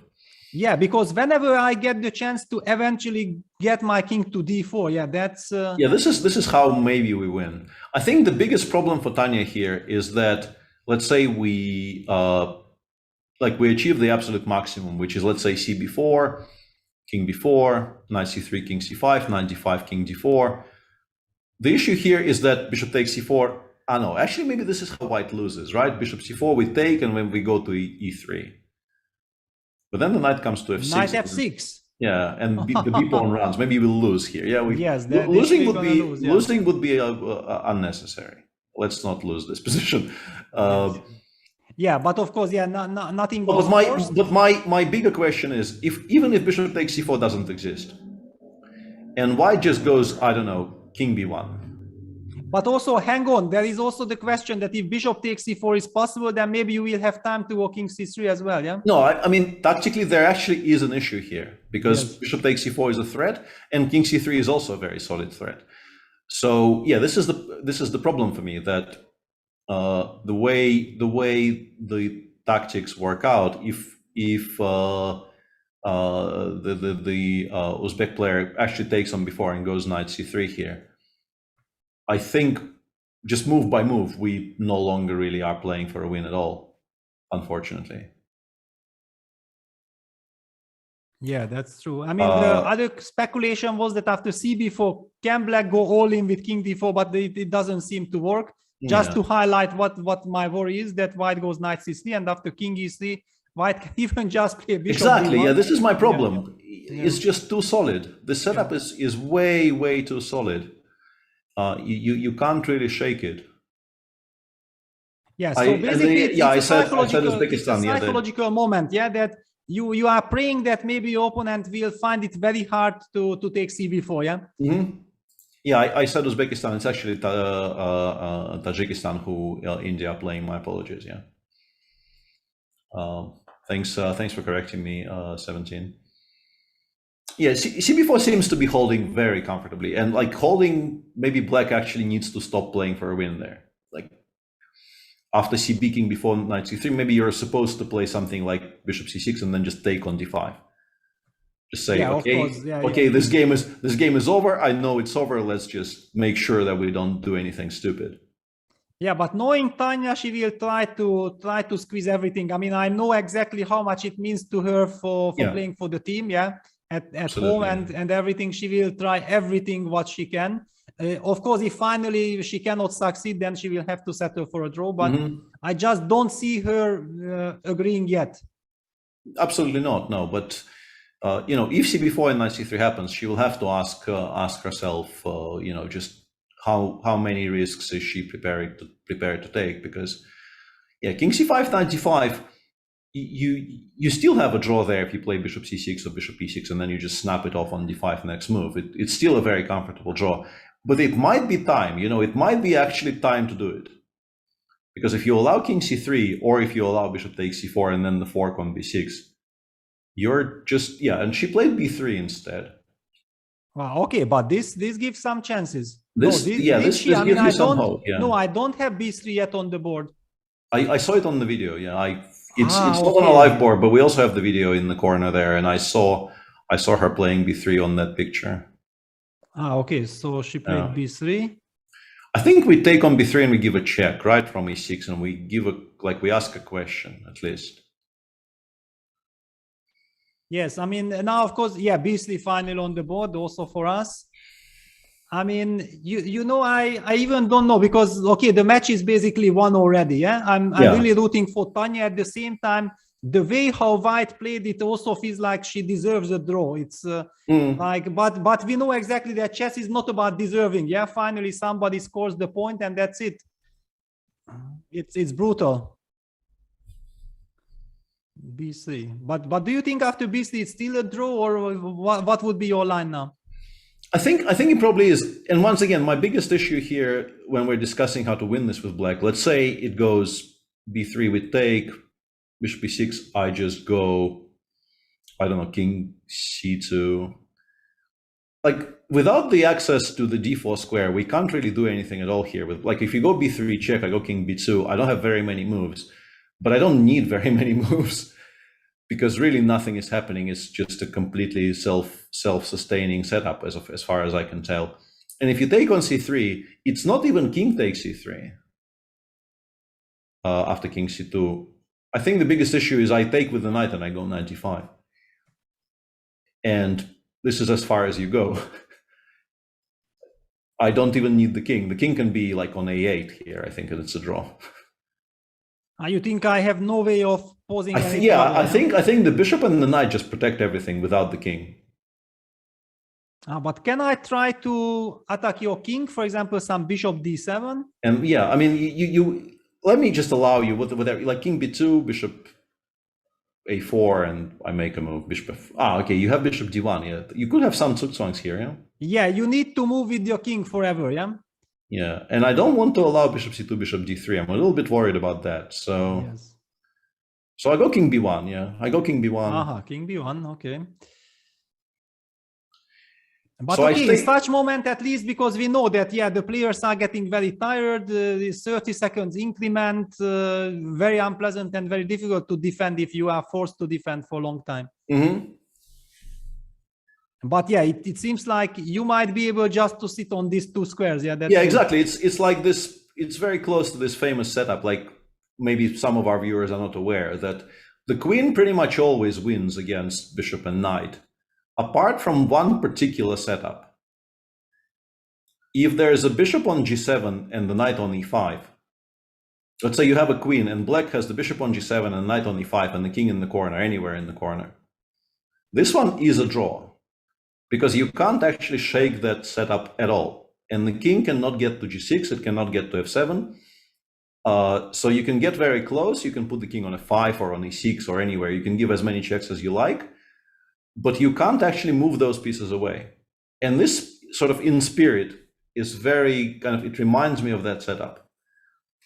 So yes, we've taken so many squares under control with the knight on d5 and the bishop on e2 that you just can't make any progress.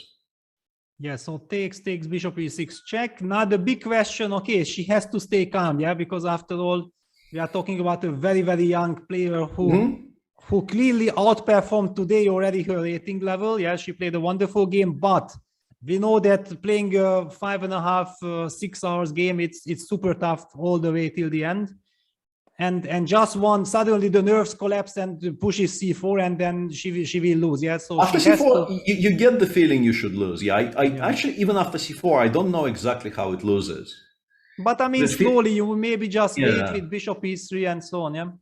But it feels like it should be lost somehow. Yeah. Just like c4, and I go bishop f1, bishop e2, bishop f1, bishop e2 forever.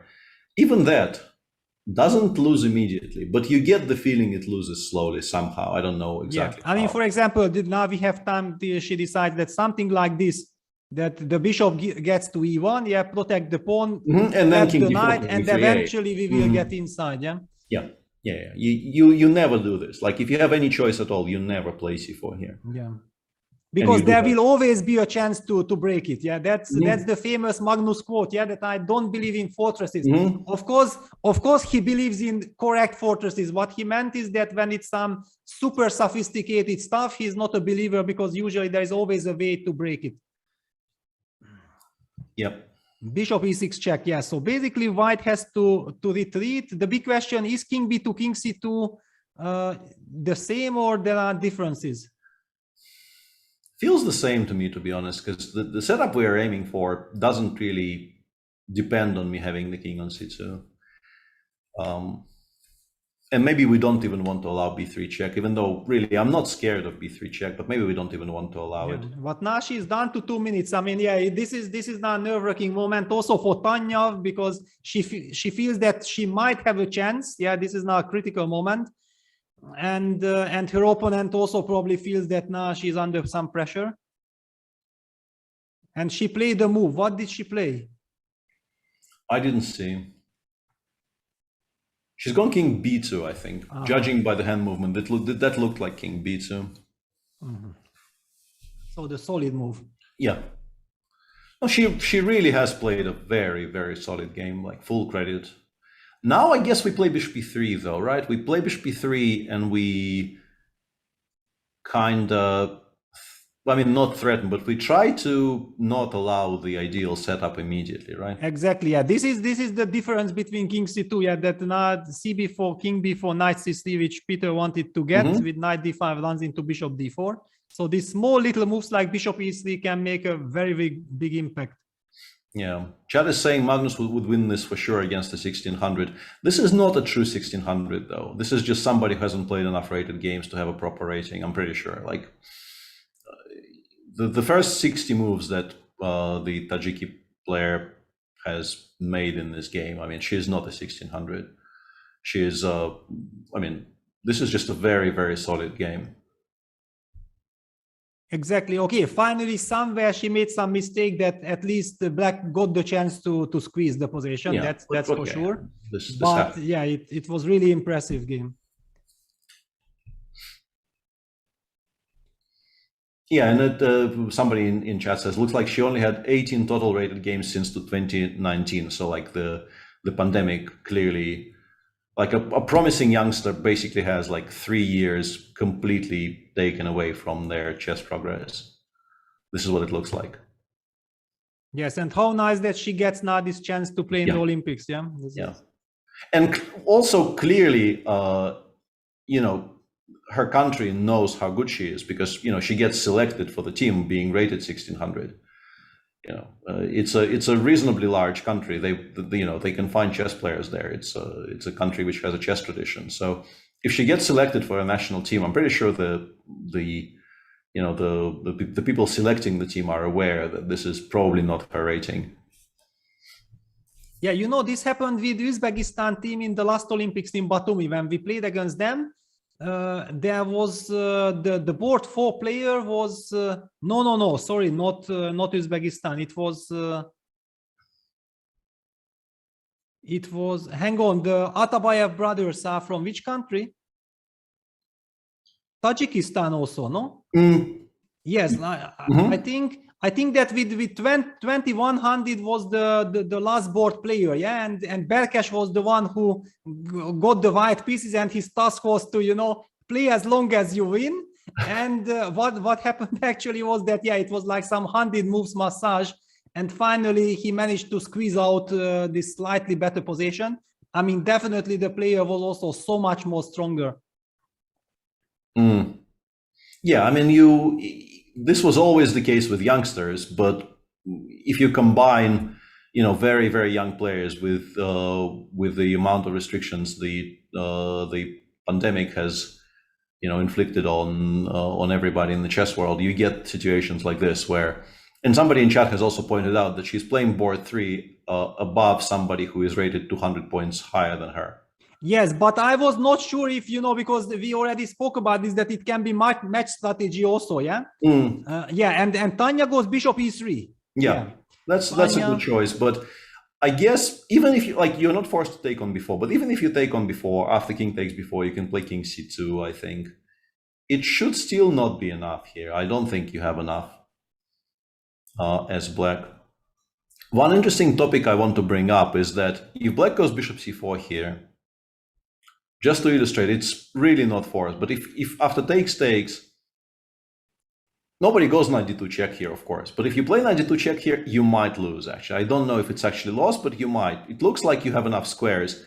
But you get pushed, and you get pushed, and you get pushed, and eventually you have to play king g3 and king f1 wins, right? But here we don't have enough tempi. Yeah, it's a draw. But just to illustrate it, if you play king e3 here, you probably lose, right? King e3, king d1. Okay. King c2, or this, I think this position you just lose, right? Yeah, because now you are losing the opposition, yeah? King e3, king e2, king f1, and this is a mechanism which is very useful to be aware of, that eventually you just go from below, and you push the king further away, and the entire structure collapses. But obviously this is kind of completely irrelevant because nobody goes knight g2 there. Everybody goes knight c3. Yeah, but now she's down to 30 seconds. Yeah, she finally took on b4. Yeah, king b4. I mean, still, I feel like a very young player who is not used to playing so many games, and this tension with the 30 seconds. I mean, I know what it does to your heart, and all the tension will be very difficult to hold still. King b4. I mean, black is making progress. I mean, that's the most important thing. Yeah, this is definitely progress. Yeah, she'll play king c2, and then I guess maybe the best way to go about things is to play bishop b3 check. Ask the king to go to d3, and then play bishop d4, something like this. Knight d2, bishop a4. Exactly. And start taking away squares. Yeah, like now we have threats. I mean, this is maybe almost lost, no? Yeah, knight f1. It's like the position contains so little that maybe we don't win even this. But we are coming close now. We definitely have a legitimate shot at winning. Yeah, if we can somehow get the king to c1, it's very easy to draw the arrows. Very difficult to get it done in a game. Yeah, but all right. So a lot of tension here. Yeah, this one you can definitely imagine losing.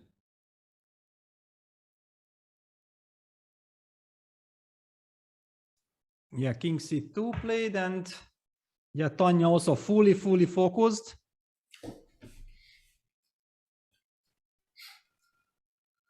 And you know, when we were doing the broadcast with Tanya, and then she said that, yeah, she can't do this or that event because she has to focus on the Olympics and will be big preparation. And then told that I might be commenting the Olympiad. And then she said like, oh my God, maybe you're going to look at me. And here we go in the very first round. This is the last game maybe to finish. Yeah. Yeah.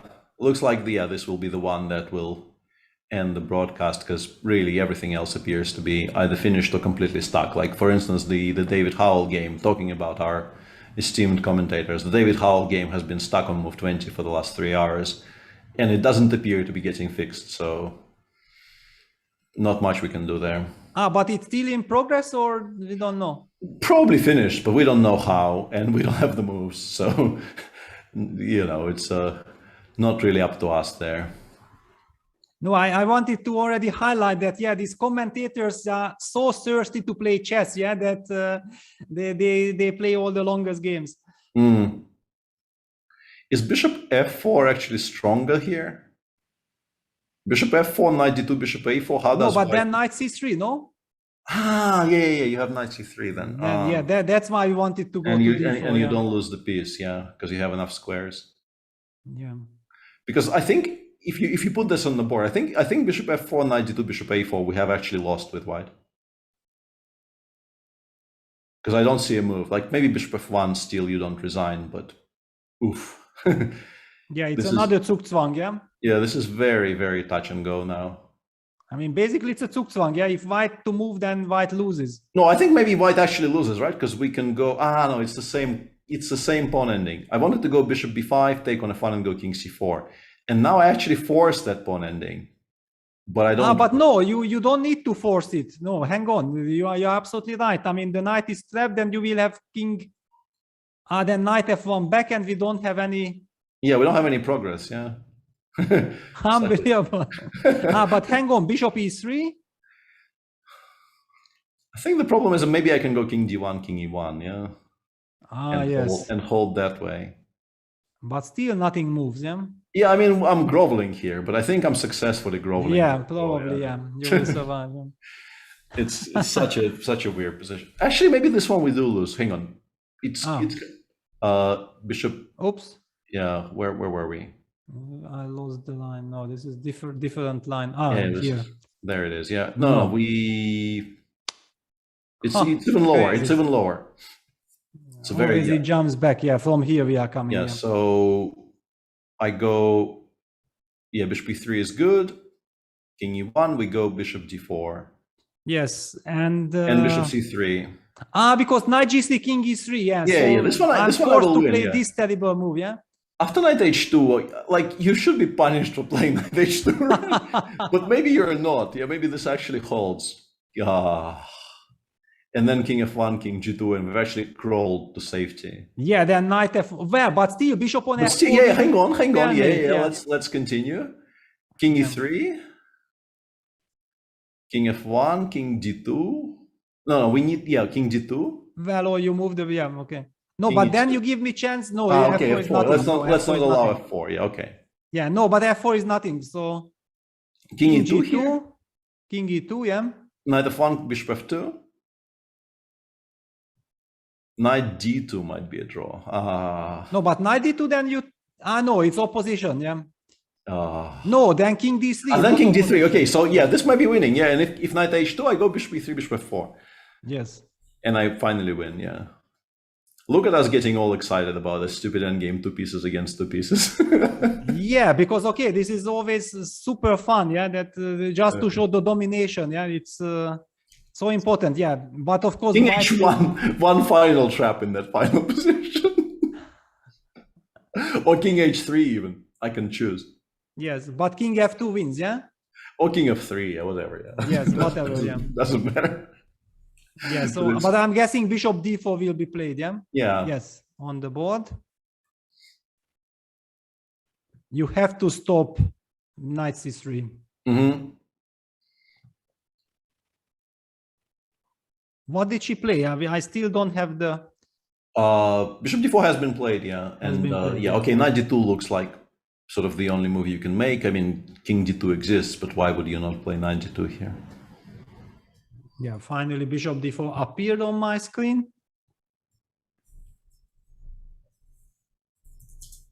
Yeah, but knight d2 is also such a paquete position. Yeah, this is also, yeah, it holds. We don't know exactly how to break, but playing it with seconds also gives such a bad feeling. But every move makes bad feeling. Yeah. After bishop f4, knight c3, king c5 was winning. Whoa. That is, whoa. Oh, wow. Okay, incredible. That is so beautiful. Wow, but it's almost impossible psychologically to spot that, yeah? Yeah, like you don't want to allow knight to d5, but yeah, we should put that, we should show this on the board because this is so spectacular. Yeah, I will just very quickly, because she has played very nervously the move, I think knight c2, but yeah, knight c3, and then it looks like knight d5 check is coming, but then computer brutally plays king c5. I mean, the game sort of still continues. I can go bishop d1, but I get pushed back. Yeah, bishop d1, you give a check, you come king d4, I play knight d5.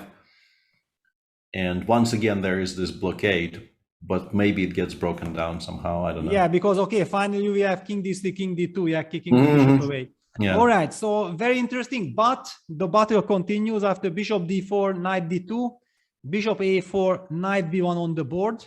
Yeah, she didn't play knight f1, which I thought was a better choice, but she went back to b1. Does this change anything immediately? Well, basically her last move, knight b1, was played with 17 seconds on the clock. Yeah, I want to play, I can't play king b3 because bishop d1 check exists. That's unfortunate. I wanted to play king b3, king b2. Yeah, that but would have been great, can't. Yeah, because whenever you get the king to c1, you are probably winning, yeah? I think so, yeah. I think if I get the b2, I get very close to winning. But we can't get there, at least not easily. Yeah, wow. I mean, this will be very, very dramatic because it's so difficult to break. So Tanya will be torturing. I mean, will go return with all the moves, try everything, then get down to 30 seconds herself. And nerve-wracking game. I think at some point we should full screen them and stop showing. Exactly. Showing the I even feel like maybe it's already the right moment to full screen them, no? Yeah.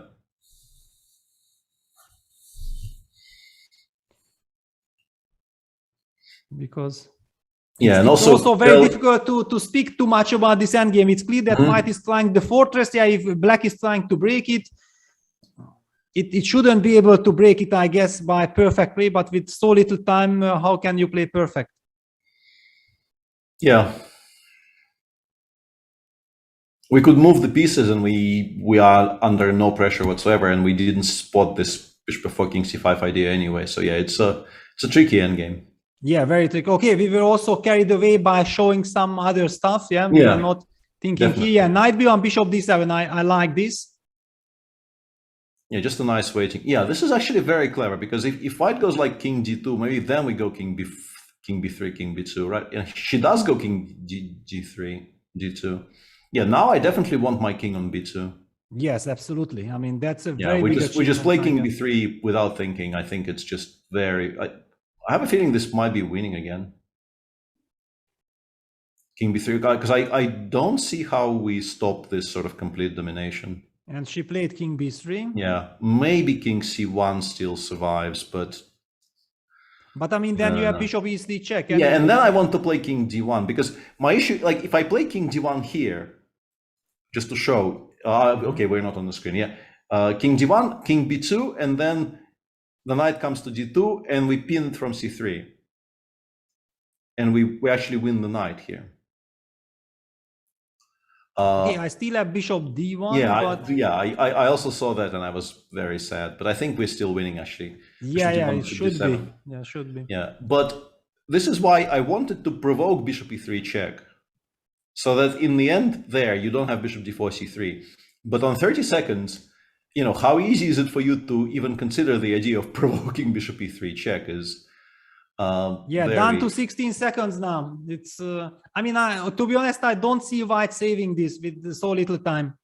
Yeah, she's played, I think, bishop d3, but now the knight on b1 probably is kind of forever stuck, right? But hang on, now can she move king e2 and then knight d2? Yeah, maybe. Yeah. And then she gets out. Then actually, if she gets out, then she will hold. Yeah, it's all about getting out. Yeah, bishop d3 was a good choice. For some reason, I completely missed the fact that e2 exists as a square. I was trying to play some other king moves here, which are much, much weaker than king e2. But I mean, the torture still continues. Yeah, with king on c1, then you will play this bishop a4, bishop d1 checks, and all this. Yeah, king e2 on the board. Yeah. Yeah, actually, exactly. Yeah, we play king c1 straight away. Knight d2, bishop d4. Bishop a4, and knight c4 runs into bishop d1 check. Yeah, I think we win the f3 pawn, right? We just we might actually legitimately be winning here with black. Yeah, I mean, this was always our feeling that with king on c1 it might be winning. Bishop c4 still kind of continues the game, but yeah, this is very tricky to play. Also, nobody really has any time anymore. The 30-second increment is huge, of course, in an endgame like this, because like it really allows you to survive and still think about things.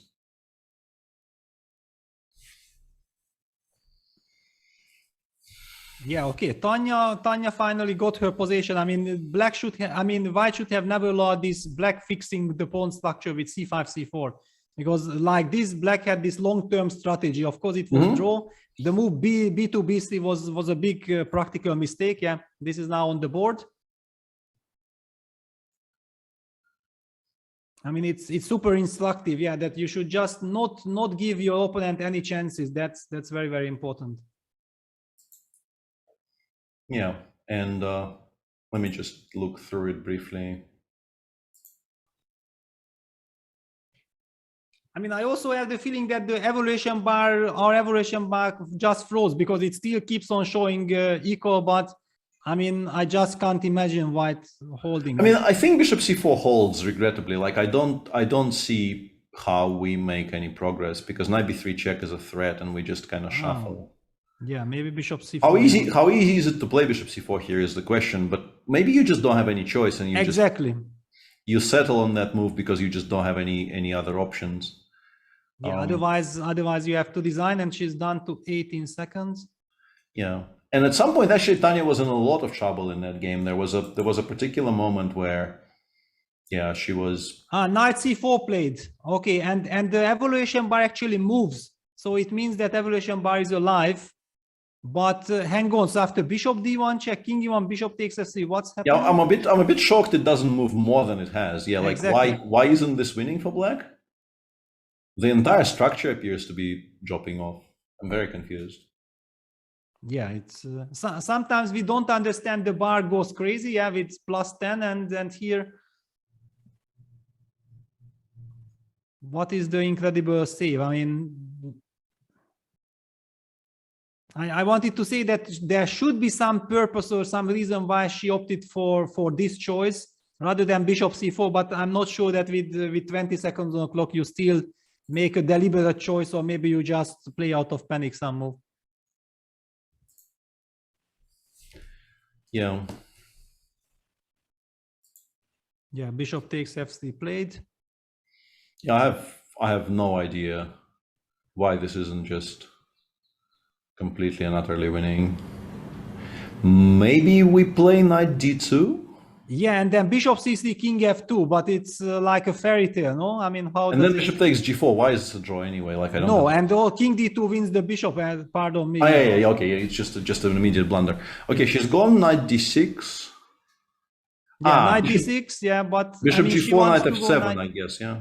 Yeah, but I mean, why isn't this just lost? I can't understand. Yeah, I have no idea. This looks like this should be lost to me.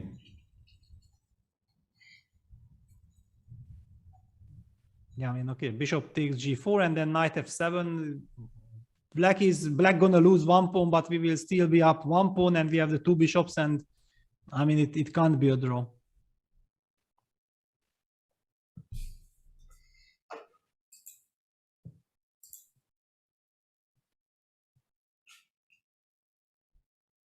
I mean, at least practically speaking, if you play against a human, I can't imagine this to be a draw.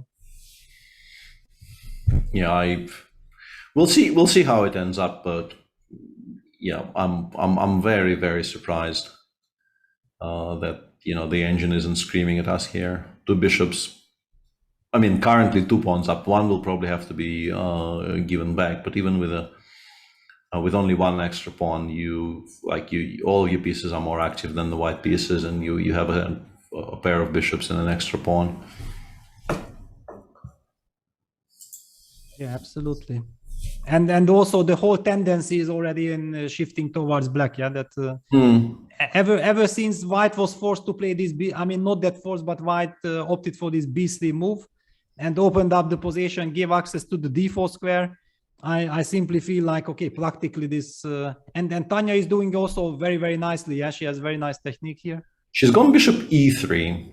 She wants absolutely everything. She wants knight f7, bishop f4, and then to take comfortably. Wow, so she wants to regroup now to f4. This allows bishop e2, which will push our bishop towards the corner. I'm not sure I'm in love with this idea. Yeah, bishop e2 is definitely a huge step forward. Yeah, but obviously we don't trade, like we go bishop h1 here or something. Yes.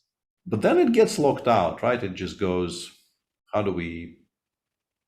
But I mean, okay, now black has this easy plan of just bringing the king back. Yeah, bishop h1 on the board. Yeah, the domination still remains, yeah. The two bishops. Yeah.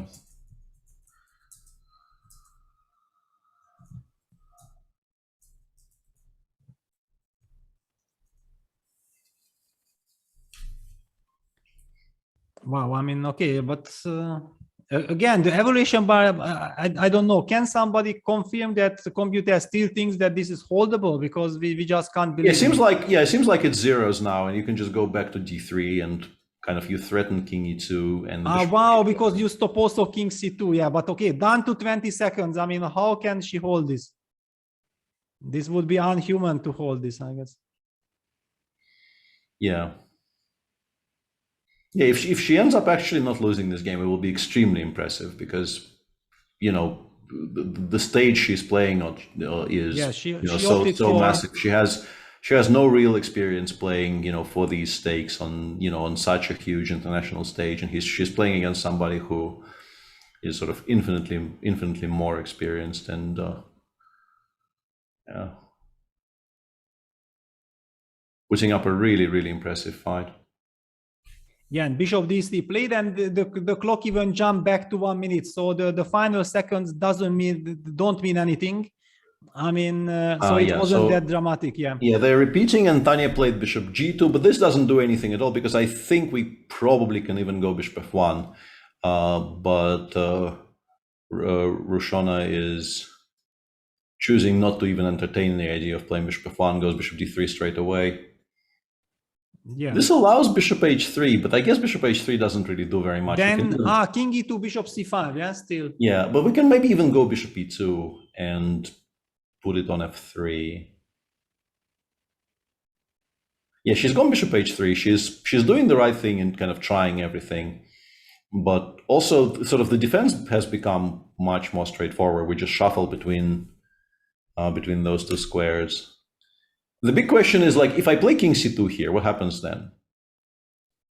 If I start kind of slowly bringing the king over to, let's say, the d4 square, do you allow it? Do you try to stop it? Like, is there some kind of counterplay that you need to be attempting here? Yeah, that's very, very unpleasant. I mean, also the problem now for Tanya, however, is that she's behind on the clock, yeah? So she will start to feel the pressure.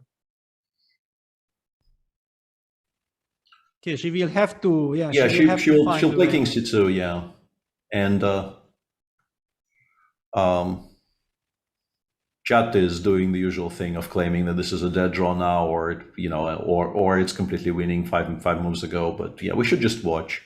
Yes, exactly. I mean, it's an incredible fight. It's already not about objectively winning or not. Yeah, computers definitely will always get the most out of their position. Yeah, and there was a kind of a relevant question asked in chat just now, like, why are people standing so, like, the people, yeah, specifically those guys you see in the picture right now, they should be a bit further away.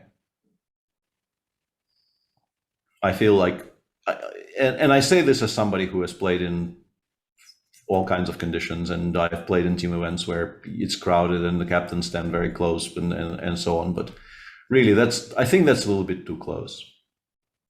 I think kind of encroaching on very clearly personal space is unnecessary. Yeah, well, basically as a player, I automatically put my hands on the side, yeah, like signaling that, okay, push. And if it does not work, then I look at them and I make really, you know, angry face or something that they should get the message. Yeah, but sometimes people just ignore. Yeah.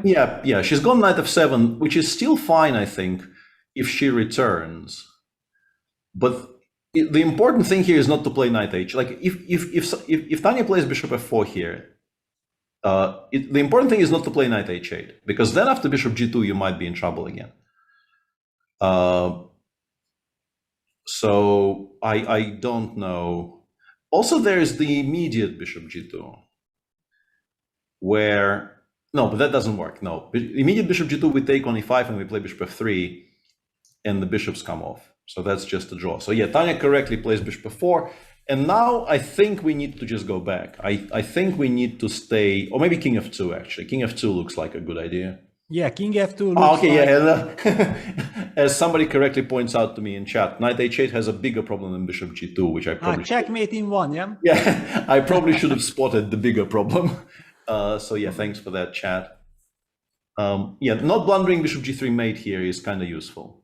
Yeah, I mean, okay, king f2 is the very thematic move because also it kind of traps black's bishop on h3. Yeah, I think we go king f2, but then like the black king starts creeping in, yeah, and then we go bishop f3, and maybe this is actually just completely safe because like the bishop on h3. No, but hang on, then bishop e3 check, king g3, bishop f1. Bishop f1 exists. Yeah. I can't allow that. Just to highlight, and suddenly the pawn is. No, you can take on e5 because bishop f4, king f2. I mean, oh my God! Try to work all this out with few seconds on the clock. Yeah, she's gone bishop f3, which is I guess similar because king d3, king f2 is the same position again. She's done it with not a lot of time on looking by how rushed her movements there were, and also you have to for our viewers who might not know those rules.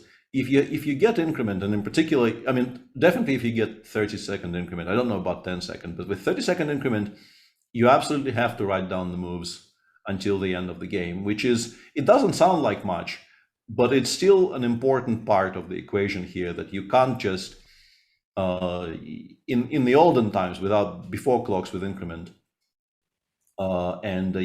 Jake confirms for me that it is starting from half a minute increment. In the olden times, if you got below 5 minutes, you could just stop noting down moves. You could just put, blank symbols, and the arbiters were supposed to help you afterwards to reconstruct the game. But with increment, you're still supposed to pay attention and note down the moves. So, okay, we calculated after king f2 has been played. Yeah, and Tanya correctly doesn't hurry with bishop e3 check. She goes king d2 first, asking the question, okay, so what is your move here? So king f2 already on the board, right? Yeah, and king d2 is already on the board. Wow, okay. And apparently bishop e2 is the only move here that doesn't lose. Or at least the best move by far. Which I can sort of understand, but none of this is easy. Yeah, none of it. I mean, okay, for example, why you can't move the knight, yeah? I guess then bishop e3 followed by bishop f1 becomes a problem. Yes. So important to get the chance to go king f3. That's the key. Yeah, okay. And Satiris is also saying that I kind of figured that out, but once again, I'm not in time trouble there. If bishop g2, bishop f3 here is the only move that doesn't lose. And she's gone knight h8, which I guess is a problem. Even though I understand what will happen, like I understand how it gets bad, but I still don't really understand why it's as bad as it seems to be suggesting. Yeah, I guess we go bishop f1 and then king e1 specifically, like king g3, we go bishop f1, Tanya has already done that, knight g6, and we go king e1, and we threaten bishop f4 check, which will force you to take, and then the f pawn will decide, I guess. Yeah, king e1 looks merciless. I mean, this is what we wanted to achieve, yeah? Yeah.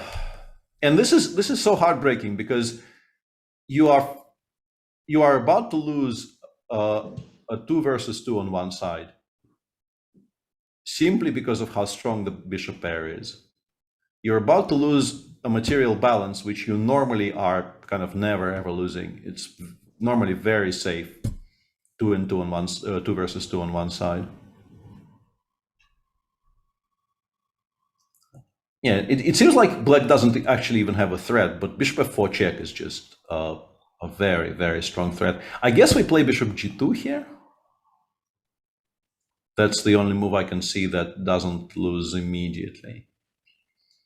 With the idea of playing bishop f4 check, king h3.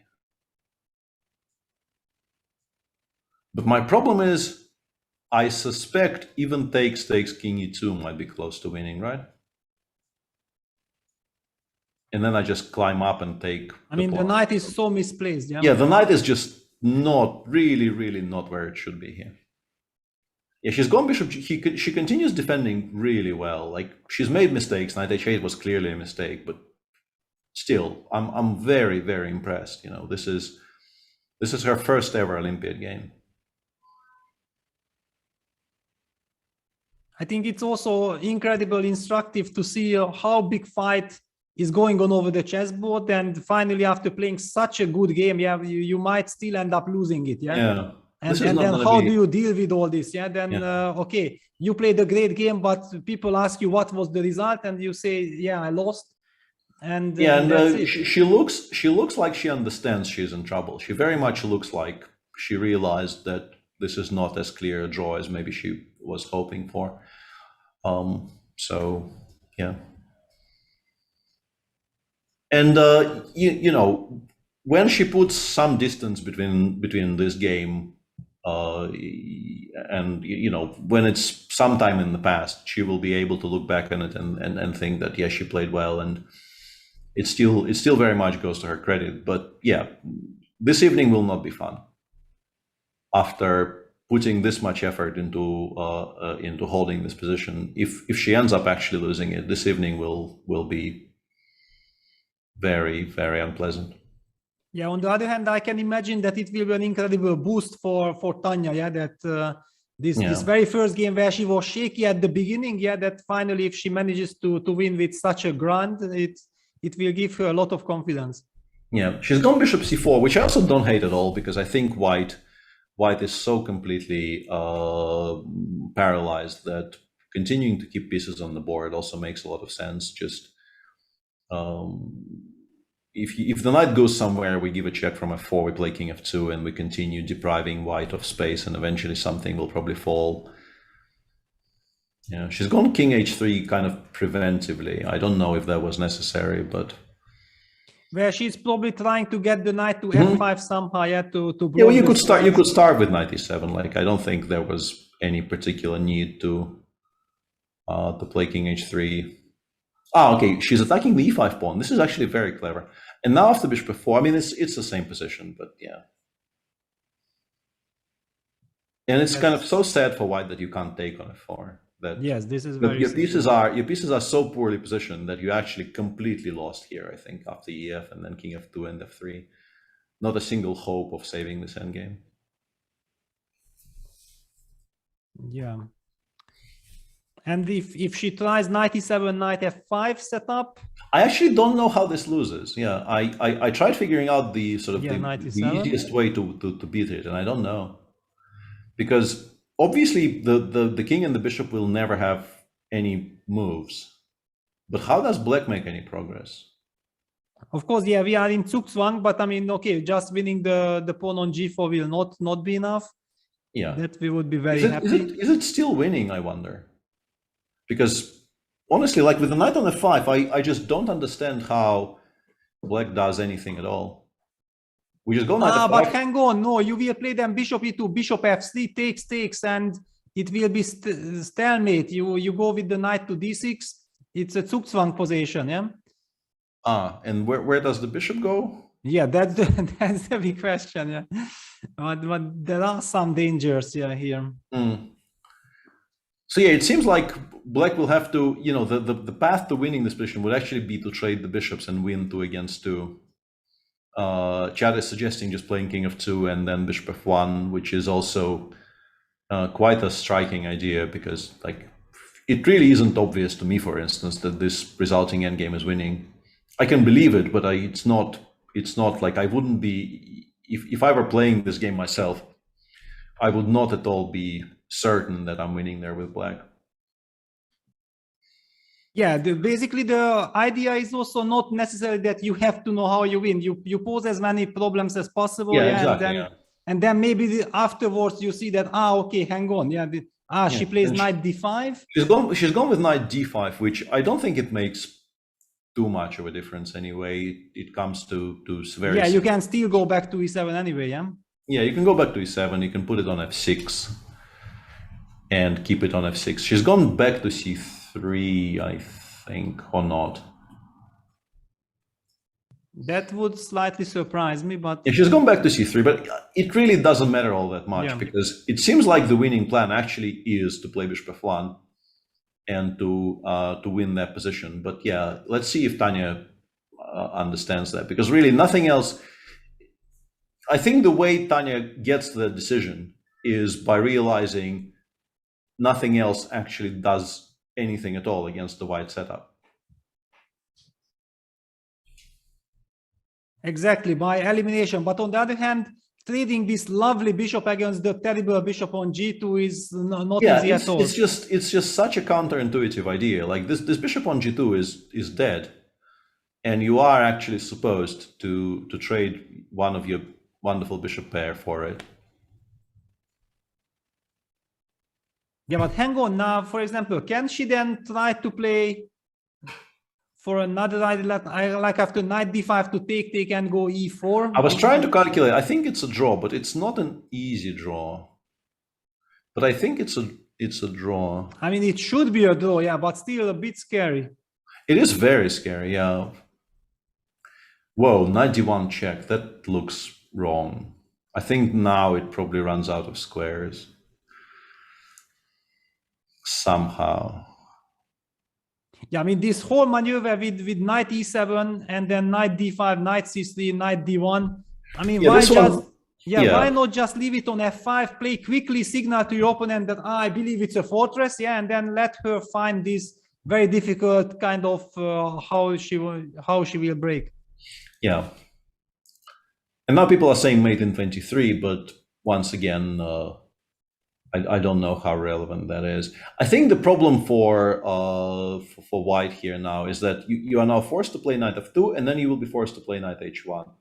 And then I think your issue is you can never play knight g3 because bishop takes g3 will be very easily winning. Exactly. So you just lose. Yeah. Depriving, like, this is honestly the first series of decisions she's made in this game that I like severely disagree with, and that are maybe kind of finally showing her inexperience and her maybe nerves and, you know, simply tiredness. I mean, they've been playing for 5.5 hours and she's been in constant time trouble for the last hour or so, it feels like. So yeah, this is now just winning for black. Knight h1, king e3, and the knight, like knight g3 is legitimately the only move you can make because everything else just drops material. And now I just take and play bishop d3.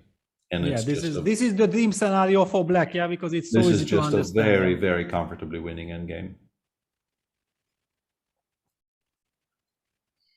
Yeah, not difficult at all, because the bishop continues being completely caught.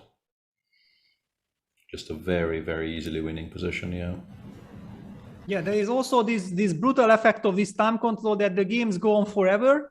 And once you are in time trouble, you never get a chance to go to the bathroom, for example. Yeah, it just completely merciless. I even feel like maybe there should be a rule like you have at least one timeout. You can ask the arbiter at some point, you know, that you can, because if the game lasts forever, then okay, just impossible to concentrate at some point also.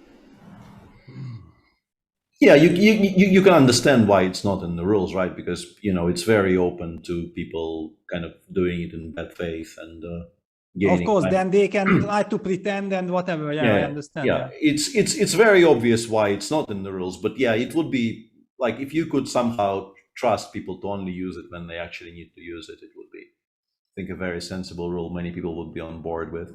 Yeah, and now it is just completely over. Yeah, knight g3, bishop g3 played, and everything collapses. The e-pawn just very, very easily costs white a full piece here. The king on g3 never gets out of the cage. In the end, yeah, nicely done by Tanya. She will win a 100 move game to help her team win 4-0. But a lot of credit has to go to her opponent. Yeah, absolutely. I mean, yeah, white played very well, but it will be also so incredibly important and valuable for Tanya to start the tournament with such an incredibly long run, which worked out in her favor. Yeah, this is very, very important.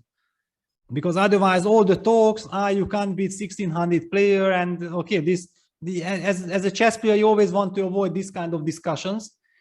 I remember that in Yerevan Olympiad 96, I played against Chang Chong, who was in the fourth board of the Chinese team, and he only had like 2400 rating. And it was a very tough game. I played with the white pieces. No, he played with the white pieces. I played with black. And it was after a big fight to draw. And then in Hungary, I was criticized like I'm even not able to beat a 2400 player. And then 1 year later, I had a chance to invite a player to Hungary, to Szeged, to a tournament, and I invited Chang Chong. And he crushed the field, won a very, very strong Grandmaster tournament, just so that they know who this person is, yeah? Yeah, no, I mean, for the longest time, I had an absolutely horrific score against Chinese players in general. And you all, like, I started playing them like in the mid-90s, and you pretty much with every single one of them, you knew that they were horribly, horribly underrated, that you couldn't really trust what the name tag said.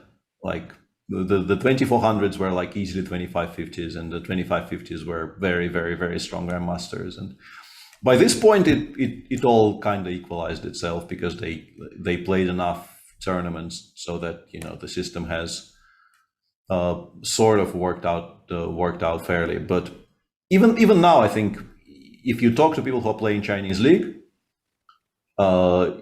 they still say that like there's a morning round and your opponent is rated 2350, and then you play 5 hours and you suffer for a draw. And at no point do you feel that you are better than this player in any way, shape, or form.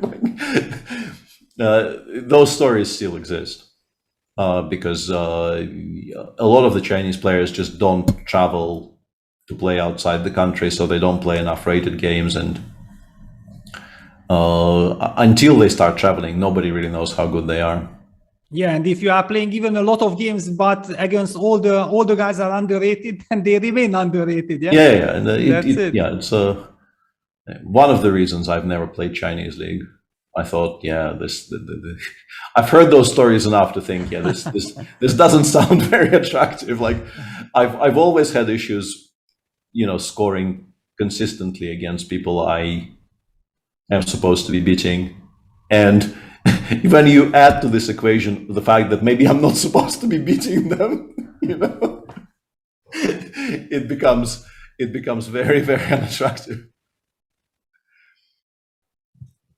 Yeah, and now, of course, okay, for white, the problem is that it's so completely hopeless. Of course, she doesn't have the will to resign, because okay, she still knows that okay, the game was under control. It will be so painful, so she will try to play on. But I mean, after e4, it's not. I mean, now you kind of resign. Yeah, you can resign. The e-pawn just wins. Yeah, there's not much left. People don't like resigning. People other than me, obviously. But yeah, it's going to happen soon.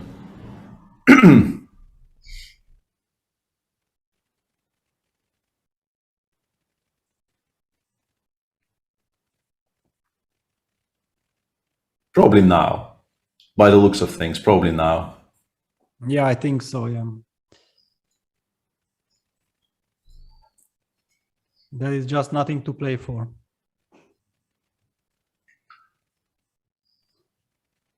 No, she still takes. But no stalemate ideas, so that's just elementary lost.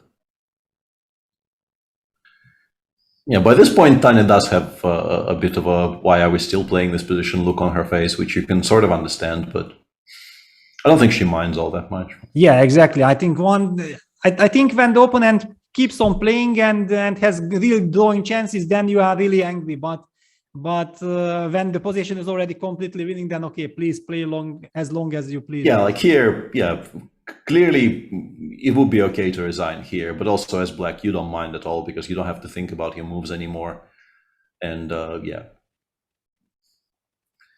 really not an issue.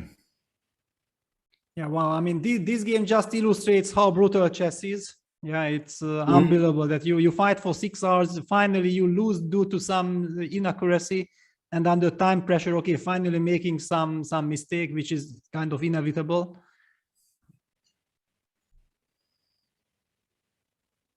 So I'm guessing that's gonna be it. Yeah, and I think that probably concludes. We'll do a bit of a roundup, but not really a proper roundup because there are so many matches. And yeah, finally the game is over, as you can see on your screens there. All the favorites won their matches, but there have been some board points lost along the way. Some of the matches which look like huge upsets are probably not reliably scored. I want to say that it's very likely that some of the matches on starting from, I don't know, board 40 or thereabouts might have significant scoring mistakes as currently reported, and they will be corrected. By the time this day is over, everything will get corrected on chess results at least, and once it's corrected on chess results, I'm sure other websites will also be able to correct it. The Olympiad is a huge undertaking, and those things are to be expected. Yeah, and look at the playing hall. Yeah, now we have this live feed. I'm just loving it that there is enough space between the boards. Yeah, I mean, not just the four next to each other, but every matchup is completely separated. Yeah, it does look like a very nice playing hall for an Olympiad, because we definitely, both you and I, we played in Olympiads where people were playing basically on each other's heads, and you want to avoid that, and it clearly has been avoided in preparation for this one, which is well done by the Indian organizers. Or in the kitchen, says Satiris, like in Moscow 94. Yeah, everybody always says that Moscow 94 was the worst Olympiad of the modern age, and it probably was, but like nobody brings up the fact that it was only organized in Moscow because Greece pulled out with 60 days in advance, so there was not very much time to prepare. Anyway, that's history long gone by. Yeah, wow. So basically, yeah, we concluded the first round. We have seen Tanya winning a masterful endgame.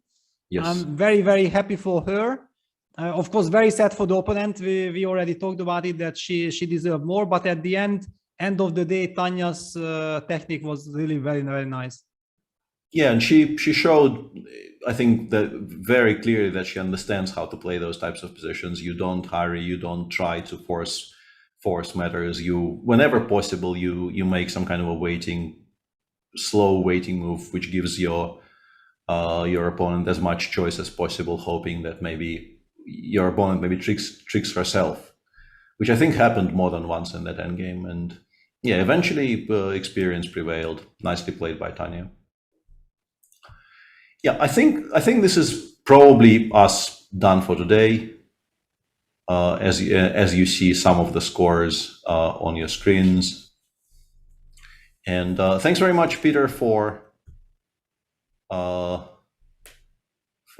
doing this. And we will be here for the entirety of the tournament, hopefully.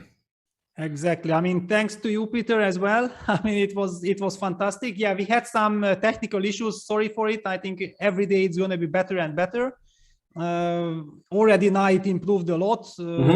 And also this last game actually showed us that what an incredible fights are awaiting us. Yeah, because there will be always this nerve-wracking last round game. I mean, longest games of the day, and it will mean so much for the tournament standings. So this is just the warm-up.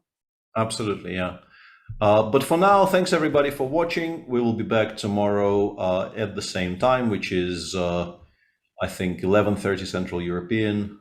I'm not very good with translating Central European into other time zones, but I'm sure you guys can figure it out for yourselves.